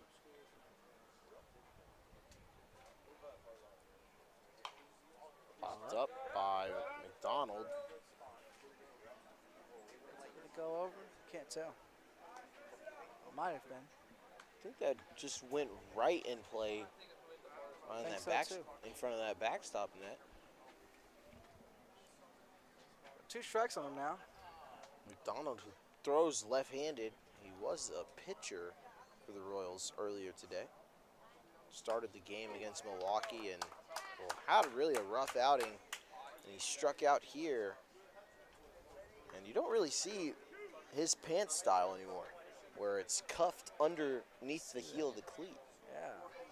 That's really seen to me as a safety hazard, but could cause a slip. No kidding. Guess he's trying to be dressed to the nines. Yeah. What's your style? Your pants style when you play? I don't know. I'm liking how the guys do it up to here and then have the socks. Yeah, the Knicks. The Knicks. I like those too. Yeah, I mean it's less hot. In my opinion. Right. Less wear. Right.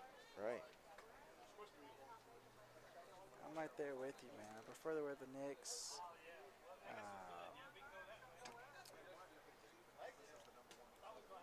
Just outside. Yeah, man, jersey colorway. I really like these colors, man. I like that powder blue look, that Kansas City Royal look. Indy's team definitely reminds me of Ole Miss.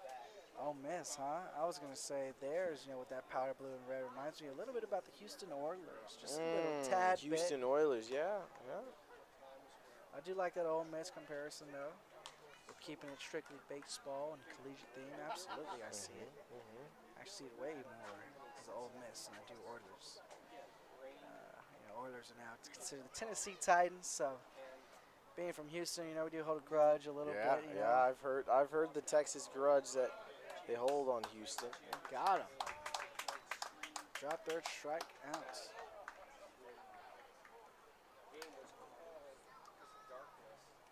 So that's going to retire the side, and we'll head to the 5th inning now.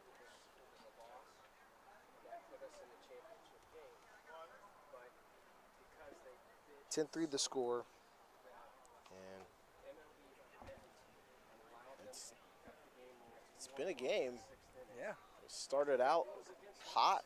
The barrels were fiery hot for Indy, only to quiet down, and the Royals added 3 to their score. So 13 total runs, but a 7-run deficit for the Royals to try and come back from. They got a first, stop Indy from scoring any more runs here in the top of the 5th, though. Yeah, I'm not sure where we're at time, you know, but you're running out of it. You're running out of it fast. You Oh, gotta yeah. be able to- Game, I believe, started at around, I want to say it started around like 4:30. 4:30. That's what I thought. So it's been about an hour and a half now. Yeah. 6 We only o'clock got about, officially. 30 minutes left. 2-hour matchup. Is that what they're going? So you only got about 30 minutes. So really, you got one full inning. Yeah. Or 2 quick innings to make something happen here if you're the Kansas City Royals. There was another time where same team, Detroit, Xavier. I will add on to that. I must say the Tennessee Vols, their baseball team's colors, phenomenal. Oh, yeah. And then they do the black look with the orange Vols on it. Beautiful. I love our blackouts. I love what we do during football season. Yeah. We make the Rocky Top and like make it scary. We slow it down and it's like, wish that I was on a Rocky Top. And there's like a big pause. How about that? Yeah. But yeah, I'm a diehard Vols fan, so There you go. I'm split between Kansas City and Tennessee on NFL. So I'm a Chiefs and Titans fan. And Are people you? are like, why? Like they're like support one team, and I'm like, I support a bad team, and I support a team that was going to be a dynasty and has fallen from grace a little bit. So like, let me live, man. And I mean, I've been following them since Jamal Charles, You're right. Eric Berry. I was watching them when they were getting blown out by teams. The only teams that we could beat was Oakland. It's the only teams we could beat was Oakland. We were getting got beat Derek by Carr, and Alex Smith started struggling against him. Yeah, we were getting beat by guys like Phillip Rivers. Yeah. Well, I mean, when Matt Castle's your quarterback, you can only hope and pray. So. What a guy. No comment on that. I mean, he did his job as best as he could. Yeah. I mean, hand the ball off to Jamal Charles. Exactly. When a whole season. Ooh, good nice hit. And that's a 3rd hit for Darrell Rice in this ball game. He's on fire. But as I was saying, I mean, Matt Castle, we did go that entire season without a single receiving touchdown. Touchdown by a wide receiver. By a wide receiver, yeah. Like, yeah. How does that happen? Hey, but you had crazy games like, ooh, that was close. Jamal Charles, receiving for like over 3 touchdowns, over like 200 yards. Yeah. Games like that, games where Travis Kelce. For him, they had Tony Gonzalez. Darrell Rice gonna run. Who was that? That's gonna be right.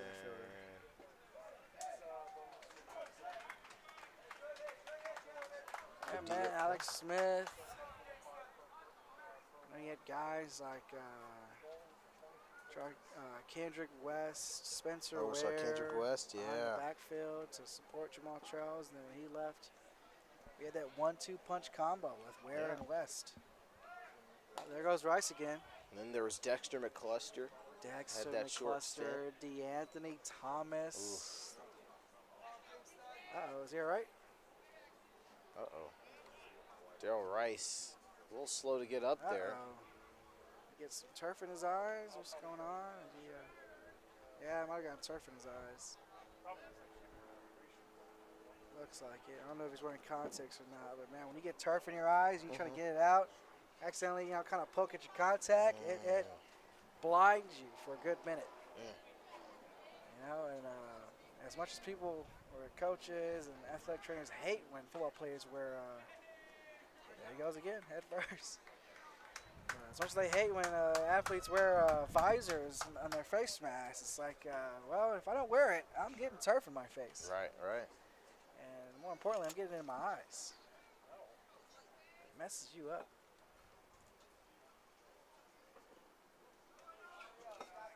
And man, you had guys like Tamba Ali. What's his name? Ron Parker. This not yours, is it? No, that's not. Thought it was mine. Guy, what was his name? I can't remember his first name, but he was a safety as well. Abdullah. Amir Abdullah. Was it Amir? I remember. so. I mean, everybody knows Eric Berry. Everyone knows. Yeah. That's where I found my love for Kansas City Chiefs was Yes. Eric Berry. My dad used to work with his dad, and of Danny. course Eric went to Tennessee. Yes. So My first 2 years playing football, Pee Wee, I played safety, so my coach always told me, you got to watch film of the position you play. And, they told me, you want to watch the best, you got to watch collegiate football. So I was looking up who's the best, and you had him, Eric back Berry, to yeah. back. Back to back, defensive back of the year award. Yeah. Oh, Ooh. my goodness. Good Right in smack the there gap. That's from going to score Rice. 2 for sure. Rice gonna jog it in. Rice is tired. You can see him breathing heavy Yeah. after he stole second Might still be a and little third. shaken up. Give him some water Give now. him some Oh my. electrolytes on top of that. Yeah. Might need a Powerade or a liquid IV. Liquid IV, and sometimes you just gotta take it down the hatch, Oof. powder form, and then wash it down with a little swig. Drop the water here. Back in the box, and tried to tag Adams, the second out. Carter Johnson at the plate though, with 1 away. Yeah, man. Eric Berry is probably the only Tennessee player that I will. I guess that and Peyton Manning. Peyton Manning, huh? Okay. That's the only really 2 off the top of my head for sure that I will root for no matter what. I used to cheer for Alvin Kamara when he was first on the Saints. Yeah. Then the Saints just, Saints are the Saints, so they can't ever get their act right. Wasn't he on Alabama for a stint? Yeah, he was at community JUCO, and then he went to Alabama, and he transferred to Tennessee. And Tennessee and Alabama have a lot of bad blood. We got Henry To'oto, who transferred from Tennessee to Bama. Toto, wow. We had a Shout out to Texas. a tight end recently, Miles Kitzelman, who played for Alabama Really? and then came to Tennessee. He graduated now though. Okay. But yeah, there's been way too many guys who have transferred in, not only in conference but in SEC. Oh yeah. Within the SEC, and it's. I mean, that's going to happen a lot. I mean, honestly, even to this day, I believe SEC is probably where it's at. You want the most competitive collegiate football. That's where it's at, at least within house. Yeah. SEC versus SEC, you're going to have the best matchups no matter where you go. Hey, I mean, sometimes, that school just has a little extra NIL money your way, too. Ooh, good smack from Johnson. Is that going to get past him? I Doesn't don't look think like so. it. He's going to tag up, though.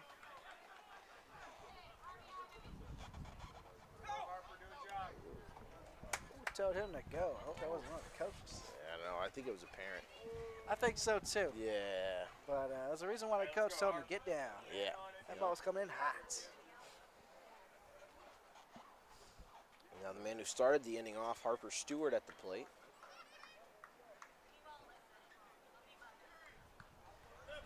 Here we go with the Pandas.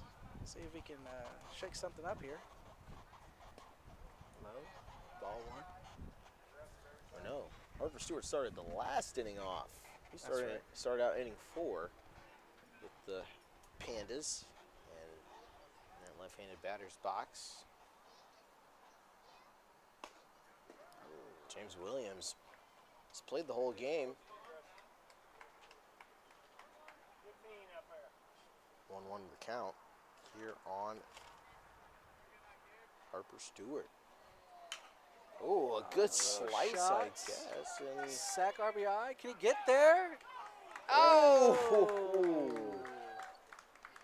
Close, but no cigar on that one. What a play there from Braden Bolden.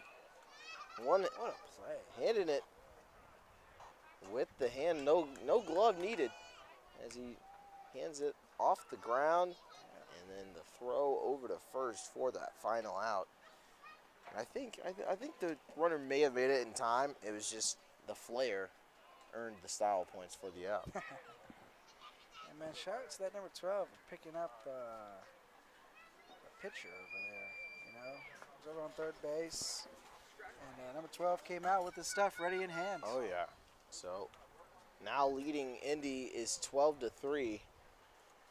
and if they add one more run in that 6th inning, then that will end the game. As long as the Royals don't add anything to their score. Yeah, I mean, as of now, I mean, the Royals ain't got much time left. Not at all. This might be it. This could be the last inning. They gotta do something. It is 6:09, so about 21 minutes until the 2-hour mark hits. But they could also call this game early. You never know. Yeah, I mean, you might get a hydration break. That slows it down a bit. We'll see. We'll see where the athletic trainer is at. Oh, there he is. Speaking of the man himself, he's active. They probably called him over to go and check on Rice after. After he was visibly shaken up at the least. Yeah. Made it on home for the 3rd time.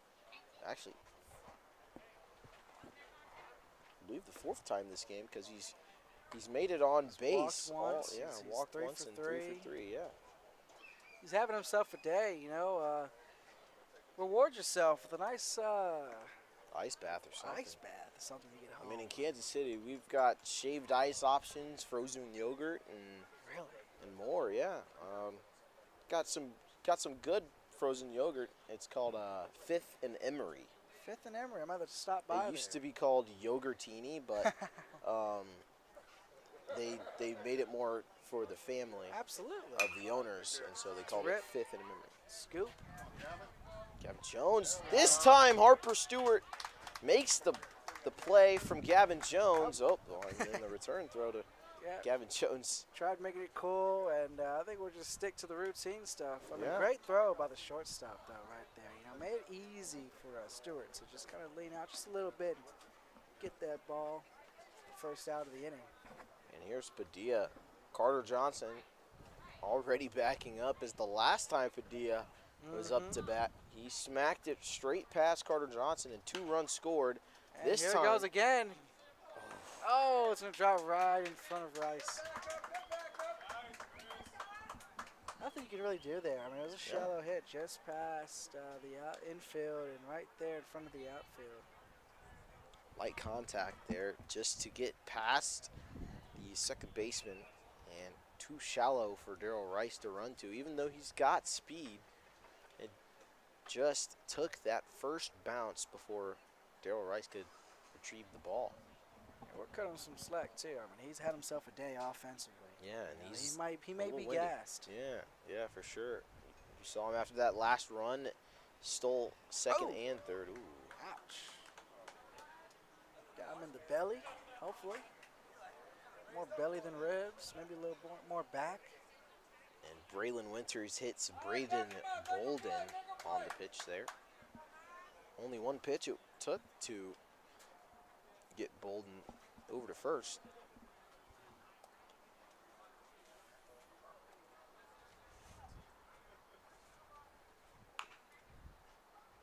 Grounder down the first base line, foul.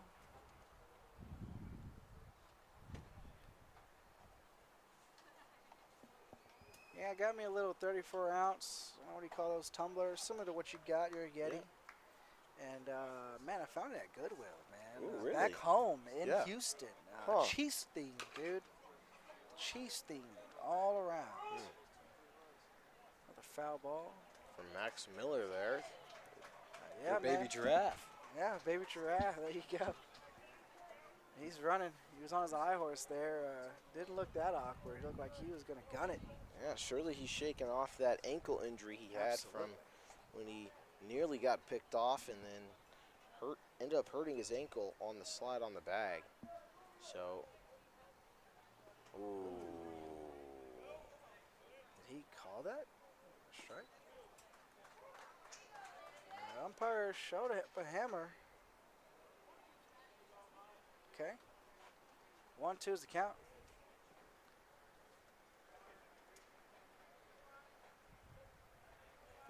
To the count with one away. 2 men on. One in scoring position. Just outside. On second. It's Padilla. Braden Bolden on first for the Royals. Max Miller at the plate. This may be their last chance. They got to get everything. Oh, he's already taken one to the ankle.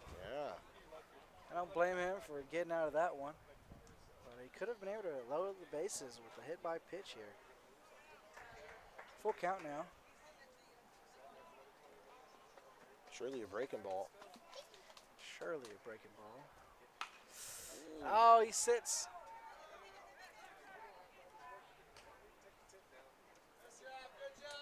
So it's popped into Darrell Rice's glove. He's been a defensive master in this tournament and gets it over to his second baseman, Max Kraft, and back to the pitcher, Braylon Winters. I mean, Safe. Good call. You guessed it perfectly. Breaking ball.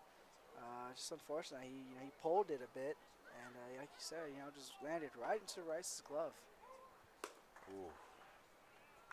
I think if he were just set back on that just a little bit, he had a gap out there in left center field. Oh yeah, for sure. Huge gap. Gap is huge now. Hasn't changed much. As a righty, it's like you got to be looking at that. Now he can pull. Oh. Just far outside. 2 balls in the count.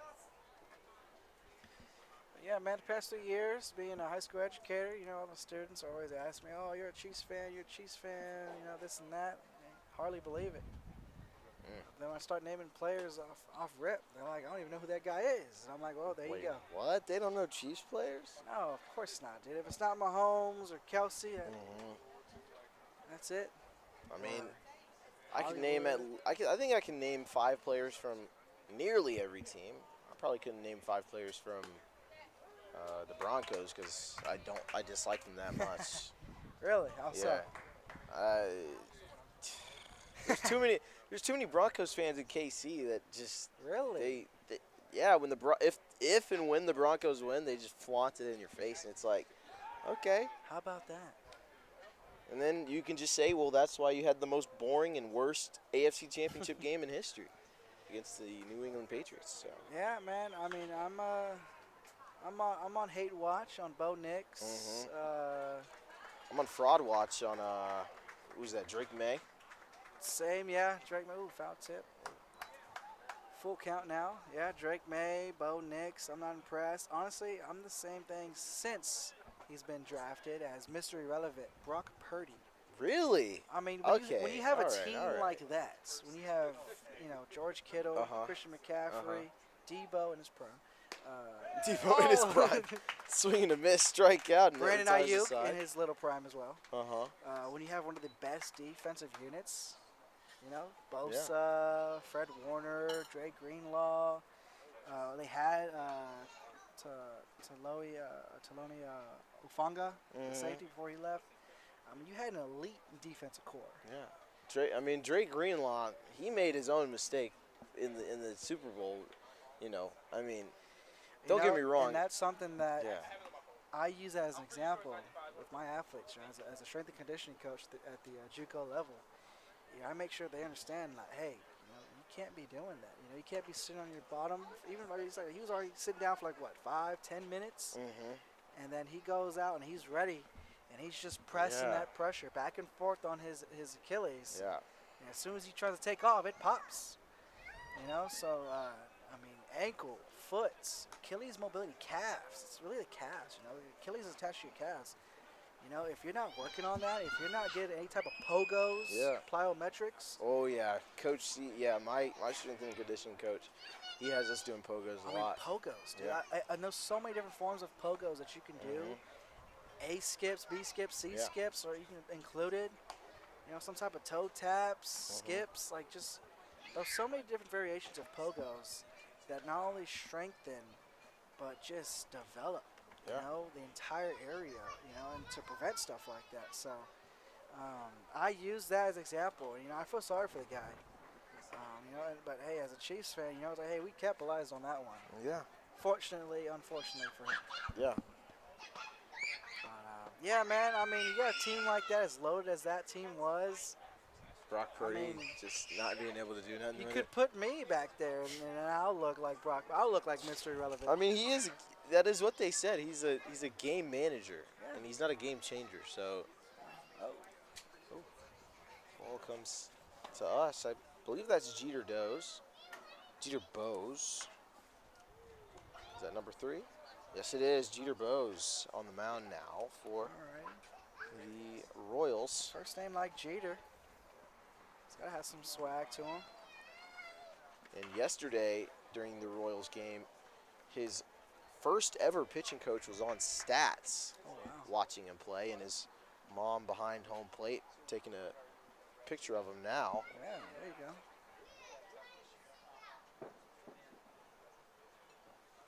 As his first batter facing up against is Anthony Jenkins. Jenkins looking to get a notch here, and he's struggled today, popping it up a few times. Yeah, I mean, some of them have watched a couple close pitches, past them for a strike 3 call, or some of them have just, kind of sat back and just anticipated a ball. You got to be able to expand here. But I guess when you're up 12, to 3, 9-point lead, it's sometimes it can get lax. But with a new pitcher on the mound, you got to take it serious. 1-1 count now for him. Could have been a most likely his last chance at bat. So if he's gonna do something, he's got to do it here. outside ball 2.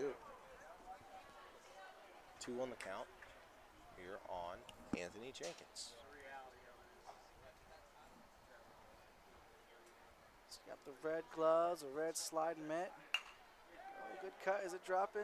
It might. No, Into it the won't. glove of Padilla. It drops and out number 1. So Jenkins unable to get himself a hit. Lincoln Clark, though, he's gotten some hits in today's action.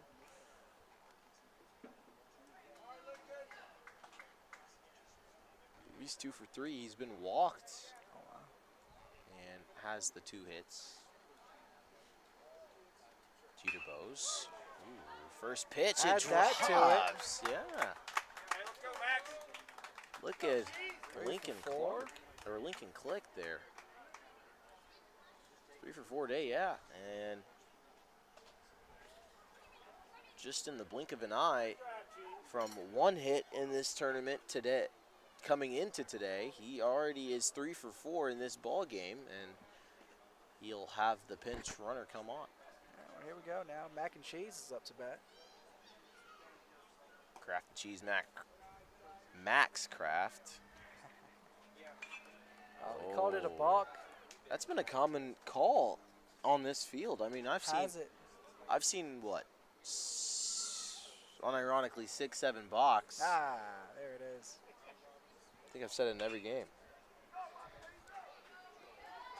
It's unfortunate. I had for what team was it? I believe it was the Chicago team. Mm-hmm. Yeah, they had a player, 67. Every time she could hit. Every time she hit, she'd do it. She'd do the motion. Ah. Ooh, pulled it. Just took off his coach's head on that one. Oh, yeah. And Kraft had a nice hit in his last AB. He was just very unfortunate to pop it into the glove of outfielders for all his other plate appearances, but in his previous AB, he was able to get his first hit into left field. Click. Looks like coach of Indy. He's not letting up. He's still got Rice out there coming up to bat to lead off top of the order. And Troy Hudspeth, the speedster, he's the courtesy runner for Lincoln Click. Catcher for the Royals, eyeing him down. It's number 13 there. Hey, let's go.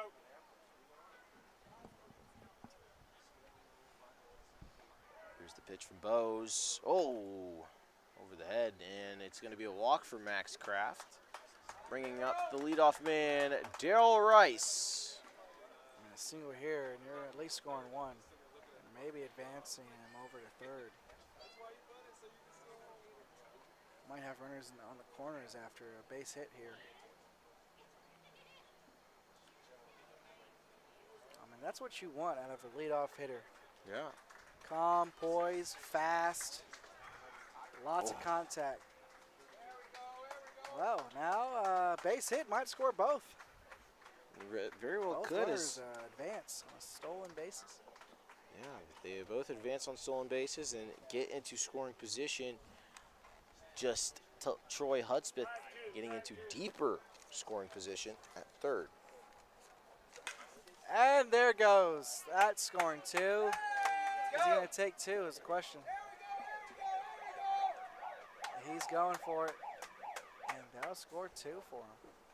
Two-run double, both Troy Hudspeth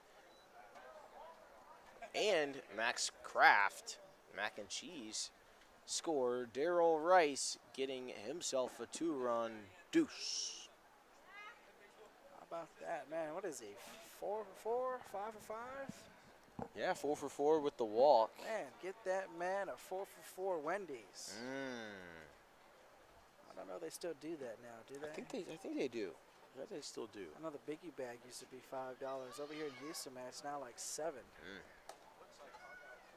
What has the world become? No longer get a biggie bag for $5. Inflated, man. Inflation. It's crazy. Groceries too, gas going back up. Man, I feel sorry for you guys. I mean, was it last week, 2 weeks ago? Gas price $3.10. You know, and now it climbed up before I left. I took my flight yesterday. It was back up to like $3.30, $3.40 range. I come here and the first gas price I see is $3.80. Oh yeah. Ouch. Yeah, the more north you really go, though, it tends to get smaller. I mean, way in the boonies, as we call it here, in like the town of St. Joseph and Maryville, it's like $3.30, and then it even gets down to $3.20 if you're out, like on the highway going to one of those like fast stops, like woo, down the middle. Good hit there. Walk home. Like our travel gas station is called T-Rex down here. Yeah. So love that. Yeah, last week I saw it was like $3.29. How about that? Yeah, so it wasn't too bad. But Yeah, I stopped by those on my way up from when I was driving up here 4 years ago. Drove through Oklahoma. Where else did I drove through? Dallas Schnapps. I can't remember what's between Oklahoma and Missouri. But I drove through somewhere else. And yeah, man, I saw the T-Rexes. I was like, what are those? It's fun, man. It's fun. I'm glad to be back out here for another weekend. Second time ever in Kansas City. Glad to have you, Not man. disappointing me. Oh yeah. I do need to get some barbecue though. Oh, just past the second baseman. Just past Dorian Lunn. Gavin Jones over to third. Runners on the corners. And prime position to add to this lead is Indy. Got a pinch hitter here. 21 coming in for whom? I believe it's Mason Van. Okay.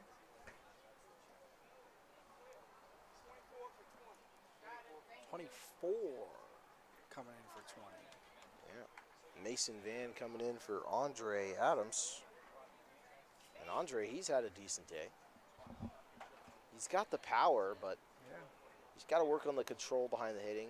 I mean, the young guys, that's really just all that they need to work on, is not trying to pull it too much and really just knowing where they want to get that ball in the situations they find themselves in. So, game behind us has ended.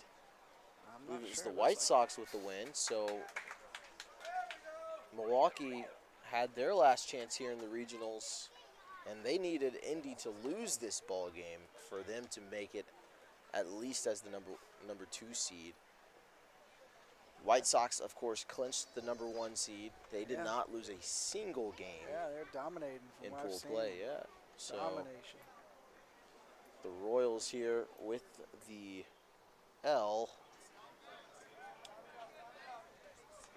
would put them in a spot similar to the Twins. So Yeah. both of them are closer to the bottom of this bracket, and Indy and Milwaukee neck and neck.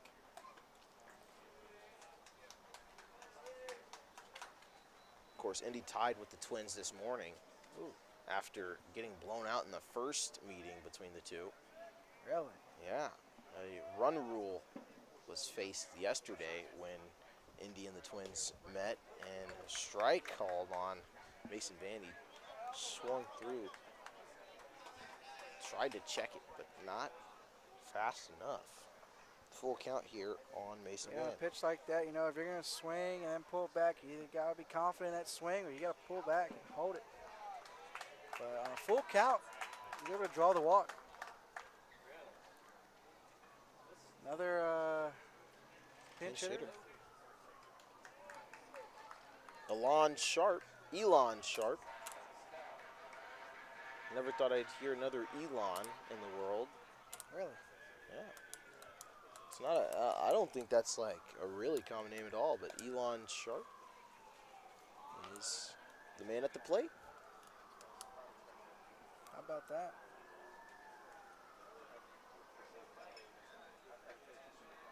On a way here for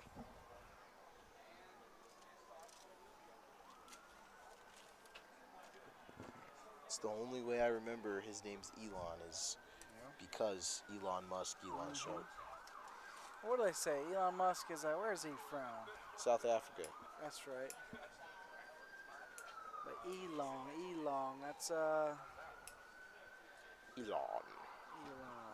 don't know, that's South African. I think it's trying to think. I'm not gonna say Norwegian or some random place like that, but It sounds Scandinavian. yeah, something like that, right? Mm-hmm. So maybe that's where Elon Sharp's, family descended from.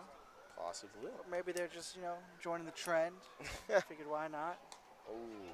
Elon did rise to power and fame over a decade ago, with Tesla, and that really blew him up. Now we got that SpaceX and SpaceX, the very controversial Doge. Dogecoin. Jeez. I'm just glad those NFTs really flopped. Yeah. That was crazy a few years ago. I still think it's crazy people invested in them.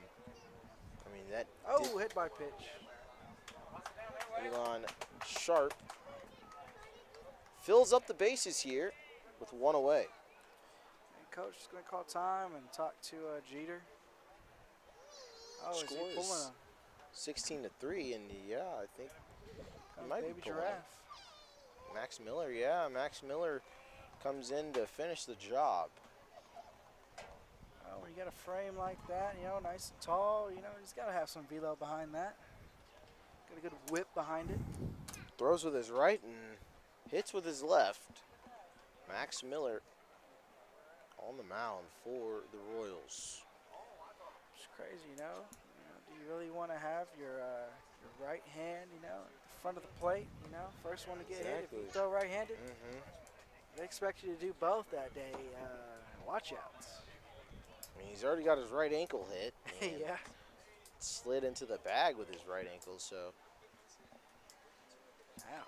certainly doesn't want to get his right hand hit if he has to be at the plate again. Just look calm out there. Getting warm. Getting it loose. I will say, man, as the sun starts going down, it really starts to get blocked out more and more by the clouds. Man, it's a beautiful day out here, dude. It is. Nice little breeze. Yeah. Not too warm. Not too warm anymore. Any plans for this evening, after a beautiful day of softball, baseball? You have a ritual, anything that you got to do on the weekend? Not really. Just relax at home, either watch a movie, play the game. There you go. Just calm down and Yeah. be ready for the morning. Hey, got to. Got work in the morning Yes, at we do. my church, and Hey. I'm an intern there, and so Awesome. I'm an intern for the youth ministry, and then I'll be down here for midday and have to head back to the church for high school ministry in the nighttime. So That's beautiful, man. yeah. That's beautiful. Yeah, I try to use my weekends with my JUCO guys. I try to call in, you know, with a group call around noon. Yeah. I was unable to do that today. No biggie. But when I get back home, I try to use my weekends to just kind of answer any personal questions, kind of open up to them, have them open up to us and their teammates. You know, ask any questions regarding, you know, personal financing, lifting, therapy, diets. You name it, man. You know. Yeah. Be a mentor. Got to be a good mentor. You know, so it's the next generation of athletes. You know, these guys are, you know, essentially only a few years younger than me. So, you know, a lot of things, and I tell them this straight up, you know, a lot of things that you guys are about to experience or are currently experiencing, I either am about, you know, to finish up with that experience, or I just went through it, you know? Yeah. Or, you know, I'm currently going through it. So, he's going to walk his first batter, advancing everybody around, and run will Runner's going to walk on home. It's going to be Kingston Martin scoring there. Yeah, man. Player development, you know, does not stop at any level. Yeah. It does not stop. Even the pros, you know, these guys still got to make adjustments. Still got to learn. Still got to grow. You know, like, you know, they start to make millions of dollars, you know, but, you know, if they don't know how to spend it or put it towards, you know, the right things, you know, they start to struggle. Exton Milliner comes in for Anthony Jenkins. Jenkins coming out for Miller. Jenkins hasn't really been able to get hot on the bat today. And as you said, in that last AB he had, when he popped it up, that might be the last chance he gets, so he better make the most of it. Wasn't able to. And was not able to, unfortunately. He has the pinch hitter, Exton Milliner, in a 17-3 ball game. Gonna Let's ground see it. what they do here. Can they turn it? Turn it? No. Chalked it up as an error. Advances everybody around.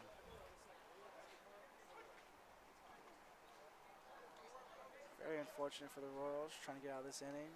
You don't want an inning like this to drag on. You know, the game essentially has already been done, and you're just trying to get out of here.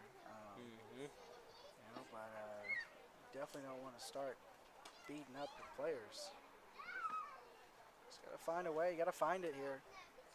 As a defense, find it and try to get out. Oof. Click, swing, and a miss. Cut. 1-1 now.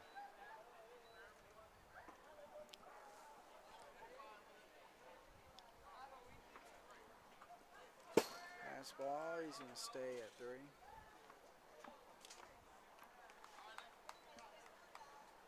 Sorry, 1-2. The count.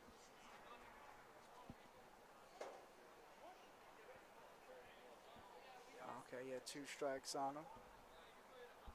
Miller's next pitch. Swing and a miss. He struck him out. So that brings us to 2 away now. And wow, man, you know, that play beforehand, you know, all I had to do was just kind of scoop it routine and, you know, and pick a base, any base. And that last strikeout could have ended the inning right there for him. Ooh. Got him swinging. Got to be confident there, Mac and Cheese. Got to give him the cheese. Let's go, Max. Drive it, Max. I love it, man. Max and cheese. Max. Kraft Max and cheese. Yeah, Kraft Max and that. cheese. Like that. Ooh. 1-2 count now. Show him the cheese. Clouds losing coverage, and we're getting sun again here. Yep. Nice breeze, though, and it's called strike 3 for the K. Max Miller, back-to-back strikeouts to end the inning. That's it. Last chance for Royals. Kind of see on their faces, they're kind of jogging it out, and they kind of look a bit defeated here. Yeah.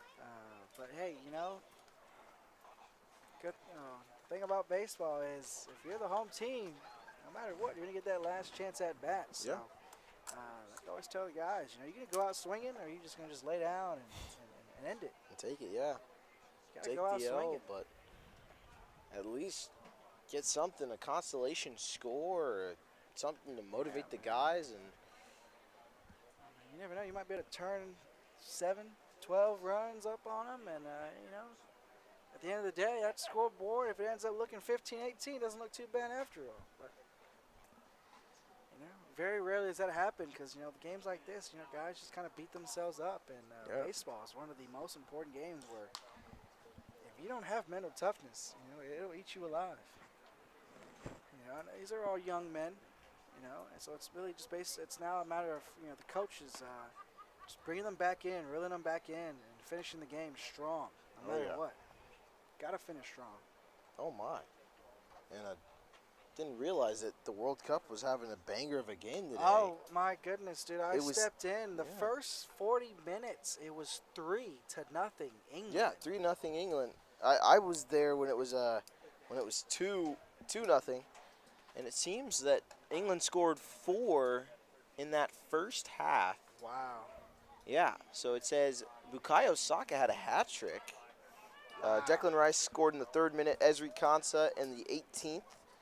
Bukayo Saka started in the 37th, and then the 4th was in the 45th, plus 1 of stoppage time. France finally notched their first goal in the 48th minute, followed by their second in the 54th. Mbappe made it 4-3 in the 66th. Saka made it 5-3 in the 87th. And then Dembele to make it 4-5. And then England, Bellingham finally finished it off 90 plus 8 of stoppage time to make it 6-4. That is a absolute gem of a match. And what a way to send England and France off. France really disappointed to get that 4th spot. Very disappointing, you know. Yeah, a lot of people had their hopes up on France, you know, dethrone the Kings. And I mean, shout out to England, though, dude. This is their best appearance, best finish since like 66. Yeah. 1966. Last time they won it. And so, England, I mean, I'm surely confident that now with Messi in his last World Cup, I think they have a chance at doing something the next go around, for sure. Oh, absolutely. You know, but you got that young kid, the 19-year-old for Spain. Lamine Yamal, who Messi baptized. Yeah. Like, what are the odds? That is crazy. What are the odds of that? A charity event where you got picked to get baptized, and you're now playing against him. Yeah, at the same boyhood club he grew up in. Yeah. So he followed his footstep, you know, playing for Argentina or Barcelona, wearing this, you know, both wearing number 19. Ooh, good cut. Good hit from Dorian Lund. There you go. Is he gonna go? No, he's gonna stay put. And that's a base hit. And Rice, good man. for Dorian Lund. Moved over from what, right field? Is he now in center field now? Oh, Wynn took his hat. No, he's still in right field. But man, I mean, got to feel for the guy. I mean, the effort by Rice today so far in just this one game I've watched him. But man, a game like this so lopsided. It's like you got to get these guys some rest. You got a game tomorrow. Yeah. You got a championship game that you could play tomorrow. And it's like when you're up like this, like you're in a pinch hit, guys. You got to sub in some guys on the mound, on the field. You got to get these guys rested. Like you said, you got a championship game tomorrow. You know, fortunately it's still early. It's probably not even 6 o'clock yet. Oh, I think it's 6. I'm way off. It's about 6:43. It's almost 7. Yeah. Hour off, but nonetheless, you know, that's 5 hours before midnight. You know, the other games start at noon.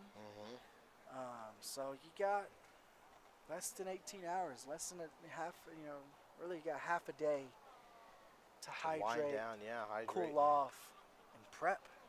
You know, get back to it. You know, and some of these guys like Rice, who seem a bit shaken up. You know, you might need a little more time than that. Oh, pass ball. Good from the catcher, as you were saying earlier. The awareness. Yeah. Lincoln Click. Shout out to Click.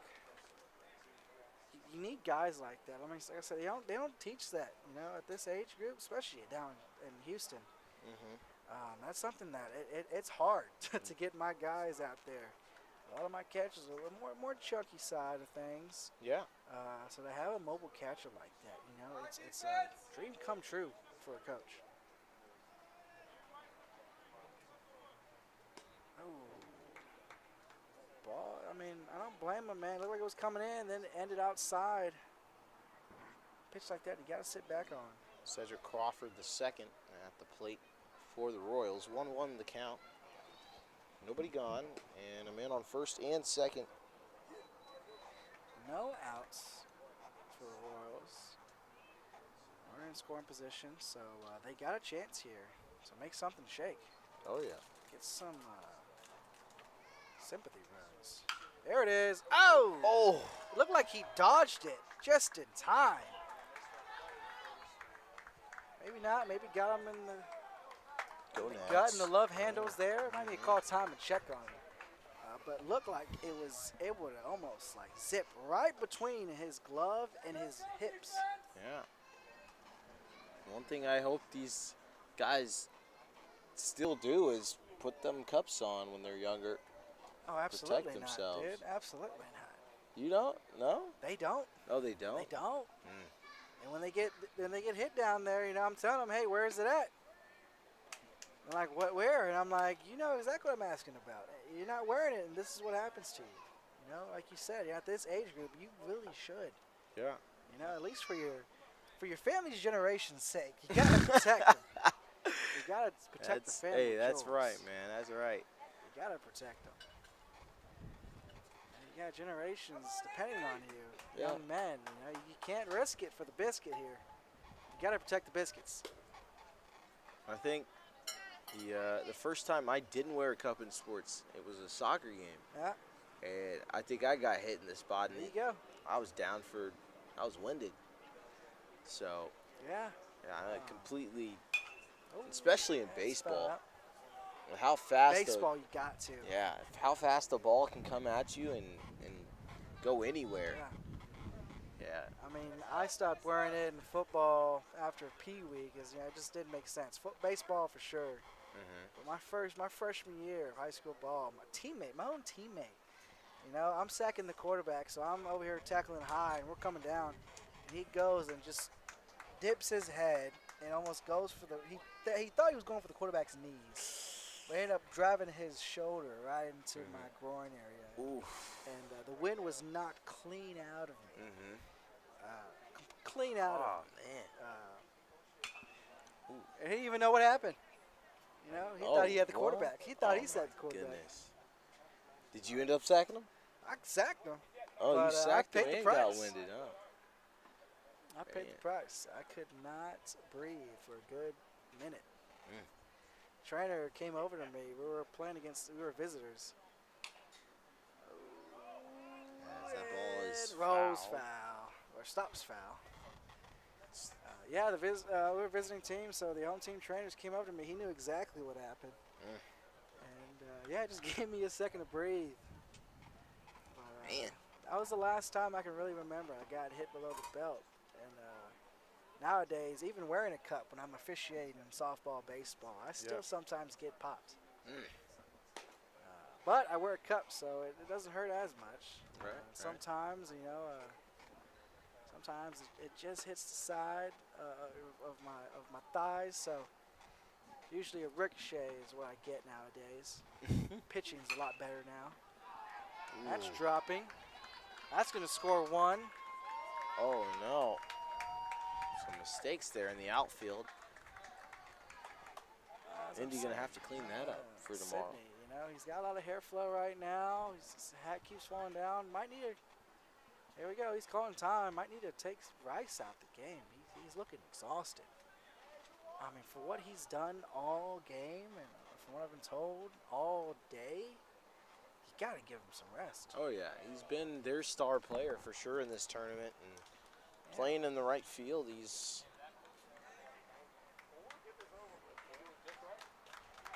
Okay, and now we're taking him out as I believe he's reached his limit. Yeah, 94 pitches for the day, or is that for the weekend? I know some places like PG, do like 100 for a weekend, but obviously this is something different. So, Mm-hmm. you know, is it 100 for the day? I hope not. I feel for like the it's. day. I'm not sure. I mean, I'm curious of what's the total pitch count he could have for the weekend. I think it's for a day, or for a game per game, because it gives you how many pitches for rest, and then how many pitches to is the limit for the game. So I know they go by, some go by outs, innings, most of them go by pitch count. yeah, So I guess it really varies, but that'll be it for that pitcher. Once again, I mean Sydney out there in the outfield. That's your star for this tournament. You gotta take him out, give him some rest. Daryl Rice, yeah.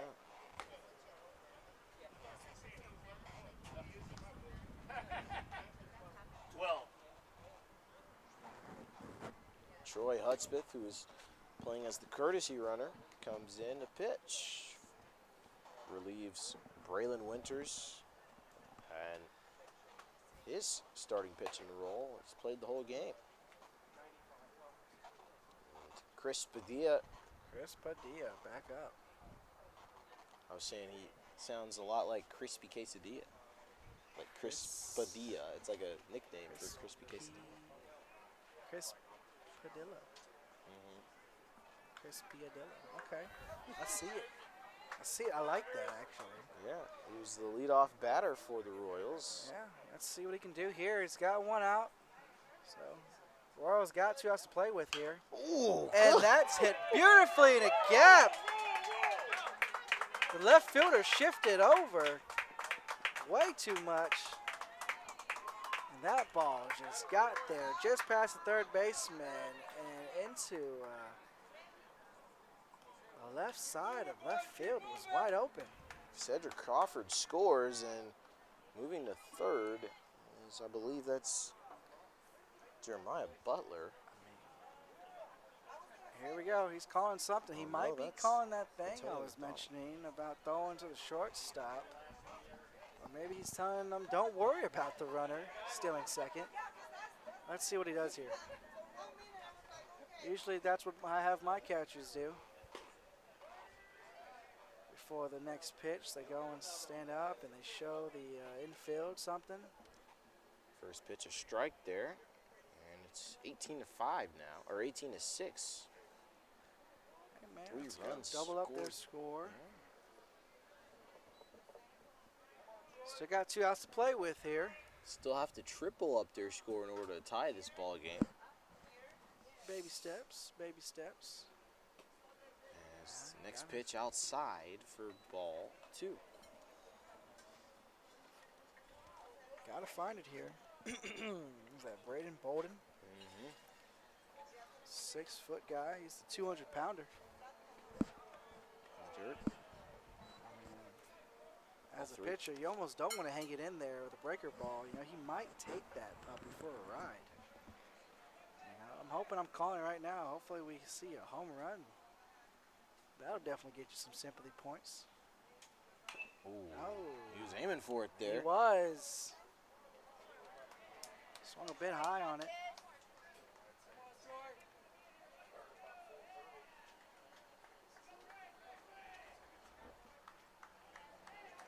Three balls, 2 strikes, 1 out. On Braden Boyden. And is that a ball and a walk? It is a walk, and Padilla ran early, but didn't really need to as the walk came in. Brings up Max Miller. Left-handed batter, but right-handed, and he came in to pitch for Dieter Bose, and he smacks on the first pitch. It's cranked, but it's caught, and he has to tag up. I mean, Coach, you got to keep him, your lead runner. You got to keep your lead runner in a tag-up situation here. But, I mean, I guess when the score is like that, you know, you kind of don't do a couple things. Looks like he's third base coach is talking to his third base runner. But there might have been miscommunication between the two. Yeah. 2 outs now for Royals. Essentially, this is their last batter. Last batter of the Make game, something yeah. happen. Bases loaded here, so easiest bag for Indy. It's quieted down here. This is the only game on now. Yeah. So the Royals down to their last strike and their last out of this ball game. And certainly their last chance to try and stay in this race in the regional tournament. Just missed outside. Yeah. Very close on that pitch there. It looked pretty, but you know, a good frame by the catcher there. Great frame. 18-6 to score. Bases loaded up, and he's going to smack onto it. Is it going to draw? Looks like Rice might have it. Oh! 1 run will and score. Rice looks like he's hurt on that play. 2 run score.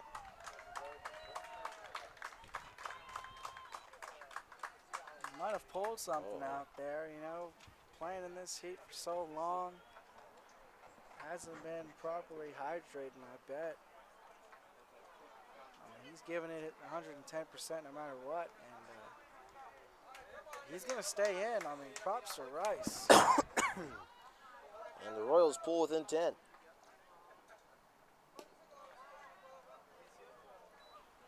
Yeah, how about that, man? 1 ball now, new batter. Indy needed their run differential, and I think this helps Milwaukee out. Yeah. As cuts into the Indy differential, as they were run ruled 12-0 yesterday. How about that? And it certainly hurts them as the Royals cut into the lead, and Indy needs to stop the bleeding if they want to secure the 2 spot after Milwaukee was unable to take the victory against the White Sox. Gotta stop it here. I mean, you got 3 balls, no strikes. This one's gotta be a strike, and it is. Delivered beautifully. 2 strikes right here. As a batter, you know, it's like, hey, he's gonna put it in there. Sit back, load it up.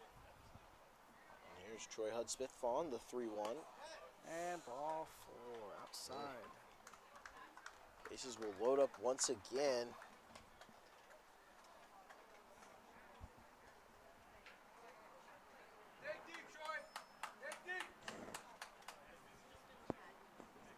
Thatcher Denton at the plate for the Royals. After the most recent walk on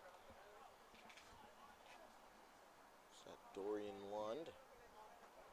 Lund, that is. Ooh. Ouch. Ouch. You don't want to see that. Your last at bat, popping off the toe. That might mess up his swing. Hopefully not. I mean, he wore the turf shoes out here, so he came to party with the right shoes, but you're going to feel a whole lot more wearing turf shoes out here if you pop a ball to your foot. Oh, yeah.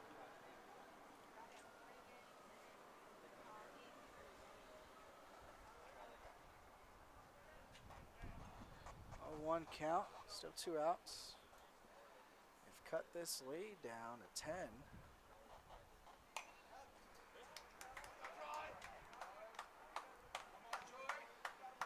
Didn't really have much behind that swing. Again, the foot might be bothering him a bit more than we had anticipated.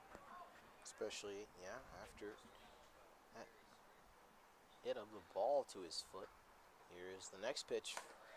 Oh, struck him out. Yeah. Nonetheless, that'll do it. Yeah, ends the ball game here. And Indy's going to take it.